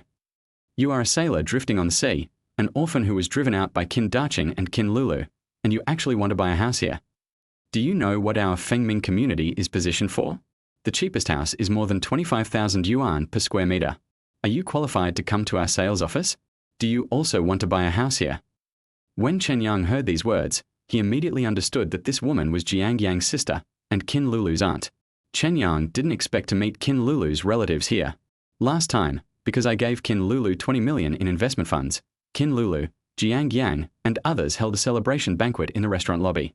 They broke off their engagement with me in public and kicked me out. I thought I had nothing to do with them anymore, but I didn't expect to meet Jiang Huan again now. Chen Yang was too lazy to pay attention to the woman. He waved his hand and continued walking inside. Jiang Huan sneered and said, "I knew you came to our sales office just to eat these free snacks. Let me tell you, although the snacks in the sales office are free, they are not prepared for poor people like you. You'd better give up on this idea." Chen Yang ignored Jiang Huan. He walked to the sand table, looked around, and said loudly, "Is anyone else here? I want to buy a house, but no one is here to receive me." When the other salespeople heard what Jiang Huan said, they already knew Chen Yang's identity and background. Naturally, they would not waste their time and effort and would not come to entertain Chen Yang. At this time, a tall young intern salesperson walked over quickly and said, "Hello, sir. I am Li Shanshan, an employee of the sales department. What do you want to know about?" Chen Yang said, "I want to find a fully furnished apartment, preferably one that can be moved in directly. Of course, the house decoration must be pollution-free, free of public hazards, and free of formaldehyde, and it must be ventilated for a long time, whether it is a new house or a second-hand house." Li Shanshan smiled and said, "Sir, the requirements you raised are difficult to meet. Most of the houses in our community have been sold. Now there are only a dozen houses in the last phase with bad floors, which have not been sold out. However, these houses have just been renovated and have only been ventilated for more than half a month. But in addition to these high-rise buildings, There are also some villas in the community that have been renovated for more than a year, but because the prices are too high, they have not been sold. When Chen Yang heard what Li Shanshan said, he quickly nodded and said, "Then let's go to the villas." "Which villas are there? Help me introduce them to you." Upon hearing this, Li Shanshan smiled and said, "Wait a moment, sir, come with me, sit down first, I'll get you some tea and snacks." Chen Yang nodded and followed Li Shanshan to the rest area. At this time, Jiang Huan in the back sneered and said, "Li Shanshan, are you blind or deaf? I've already said it before, there's no need to entertain such a rubbish customer, let alone waste our company's water and snacks. Aren't these bought by the company? Don't you care about the company's assets? Your internship is about to end. Don't you want to do this?" When Li Shanshan heard this, her face turned red and she quickly bowed to Jiang Huan. Li Shanshan said, "Team leader Jiang, the manager said that as long as they are customers and enter the sales office, we have to entertain them attentively. Besides, this gentleman is interested in buying a villa. I must entertain him. I'm sorry, team leader Jiang." Afterwards, Li Shanshan took Chen Yang to the sofa and sat down. She hurriedly took the information, served tea and snacks, and became busy. Chapter 45, The King of Buildings. When Jiang Huan saw that Li Shanshan didn't listen to her and even dared to serve Chen Yang, hatred appeared in her eyes. She originally wanted to give Chen Yang a warning and make him leave the sales office in disgrace, but now, Chen Yang actually got to enjoy the free snacks. Jiang Huan stood aside with her arms folded across her chest and said coldly, "Okay, Li Shanshan, I'll settle the score with you later." Li Shanshan ignored him. She brought the snacks and tea to Chen Yang and whispered, "Sir, don't be in a hurry. Eat slowly and leave after you finish. Don't feel embarrassed. The tea and snacks in our sales office are free. There is no rule that they cannot be given to the poor. So what if you can't afford to buy a house? Are only rich people worthy of enjoying these?" Chen Yang was stunned for a moment after hearing what Li Shanshan said. He looked at Li Shanshan strangely and said with a smile, "So, you also think I can't afford a house?" Li Shanshan was stunned and quickly waved her hands and said, No, I really don't mean to look down on you. It's just that the houses in our Fengming group are indeed very expensive, and the villas are even more expensive. The cheapest one costs 10 or 20 million. Why buy such a villa? It's a waste of money. So, sir, just eat it." Chen Yang laughed out loud. Only now did he understand that the reason why Li Shanshan entertained him so warmly was not because she felt that she could afford the villa, but purely out of righteousness. Because she felt sorry for herself and saw that she was treated coldly and humiliated by Jian Huan and others, she wanted to stand up for them and invited herself to sit down. Chen Yang glanced at Li Shanshan. The girl was only about 21 or 22 years old. She probably just graduated from college and couldn't find another job, so she could only work as a salesperson in the sales department. Chen Yang said, "Okay, I'll have some snacks, and you can introduce these empty villas to me." Li Shanshan nodded, picked up the information and said, "Look, sir, we still have more than 20 villas left in our community, more than 10 of which are newly built and rough finished. They don't meet your requirements. There are 5 other units that meet your requirements. This one is the best-selling unit in our community. The price starts at 45 million. It is luxuriously decorated and was renovated a year and a half ago. This villa was previously reserved by the Zhao family. However, the Zhao family's business has grown rapidly over the years. They paid a deposit of 1 million yuan, but they were unable to pay the subsequent money, so the villa is now available again. Of course, apart from this building, the other villas are a little smaller, but the prices are quite cheap, about 20 million per unit." Chen Yang nodded, then pointed to the building king and said, "This is it. Go and help me swipe the card and go through the formalities." As Chen Yang spoke, he placed a black and gold bank card in Li Shanshan's palm. Li Shanshan was stunned for a moment, looked at the bank card, then looked at Chen Yang, and said, "Sir, what do you mean?" Chen Yang smiled and said, "What do you mean? I'm buying a house. I want this building, the best one. I'll pay in cash, in full." Li Shanshan stood up with an ah and said, This set is 45 million. Do you really want to buy this one?" Chen Yang nodded and said, "Yes, go and get the formalities done for me." Li Shanshan opened her eyes wide in disbelief. Jian Huan, who was standing not far away, burst out laughing and said, "Hey, Chen Yang, you're panting when I tell you you're fat. You're just pretending to be rich too much. You've fooled yourself. Forget about the king-level villa. You can't even afford the smallest house in our community. Li Shanshan is so nice to you, and you still tease her.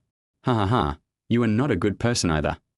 Chen Yang ignored Jian Huan and said to Li Shanshan, "Don't just stand there, go and handle the formalities."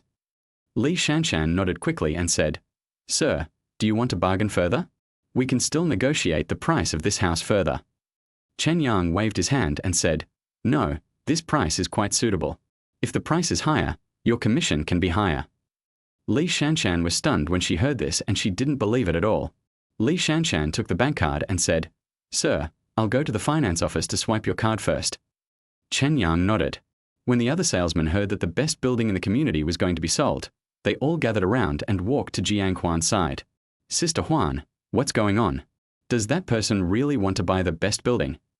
That's a villa worth 45 million. If it's really sold, the commission will be 8%, which means 3.6 million. Oh my God, Li Shanshan just graduated from college and has been in our company for less than 3 months. She has already earned 3.6 million? She has become financially independent all of a sudden." Jiang Huan, who was standing nearby, sneered when she heard the discussion.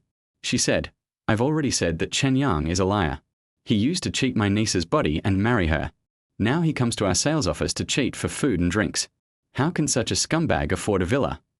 Jiang Huan had just finished speaking when she heard a beep from a machine in the finance office on the second floor. Then the machine made a clear announcement, "Card swipe successful, 45 million deducted." Hearing this voice, Jiang Huan and other real estate salesmen were all stunned. At this time, even Manager Ma from the sales department rushed out in a hurry. He was shocked and asked, "What's going on? The best unit in our building has been sold? What happened just now?" At this time, Li Shanshan came out with a bank card. Li Shanshan was very excited. She said to the general manager, "Manager Ma, the best apartment in the building has been sold. It was bought by Mr. Chen. I will prepare the contract for him first. Mr. Chen will move in immediately, so I will help him clean up after signing the contract." Manager Ma nodded, looking excited. At this moment, he saw the black and gold bank card in Li Shanshan's hand, and his eyelids twitched wildly. Manager Ma is, after all, a high-level worker. Of course, he has heard that there is a supreme card of the Chamber of Commerce in Qingju City. This card can be used for free spending, and every holder is the most distinguished boss of the Qingju Chamber of Commerce. Manager Ma hurriedly trotted over to Chen Yang. He looked horrified and said quickly, "Mr. Chen, I'm so sorry. I didn't treat you well enough. Please, take a seat in the VIP lounge. I'll have someone prepare a contract for you right now. In addition, we will send someone to help you connect the water and electricity to the villa, and we will also help you clean the villa." Chen Yang nodded. At this time, Jiang Huan also reacted, and she immediately squeezed next to Chen Yang with a smile on her face. Jiang Huan grabbed Chen Yang's wrist and said with a smile, "Oh, Chen Yang, you are really good at joking. Tell me, you have such a good relationship with Qin Lulu. Why do you like to pretend to be poor?" "Manager Ma, this is my customer, and he is also my relative. He was the first one I entertained when he came to the sales office." Jiang Huan's words were very clear. She meant that the credit for selling the villa should be hers. Upon hearing this, Manager Ma quickly nodded and said, "Jiang Huan, then you should entertain Chen Yang well." Chen Yang smiled coldly, then he slapped Jiang Huan in the face with his backhand. Chen Yang said, "Go away, I don't know you."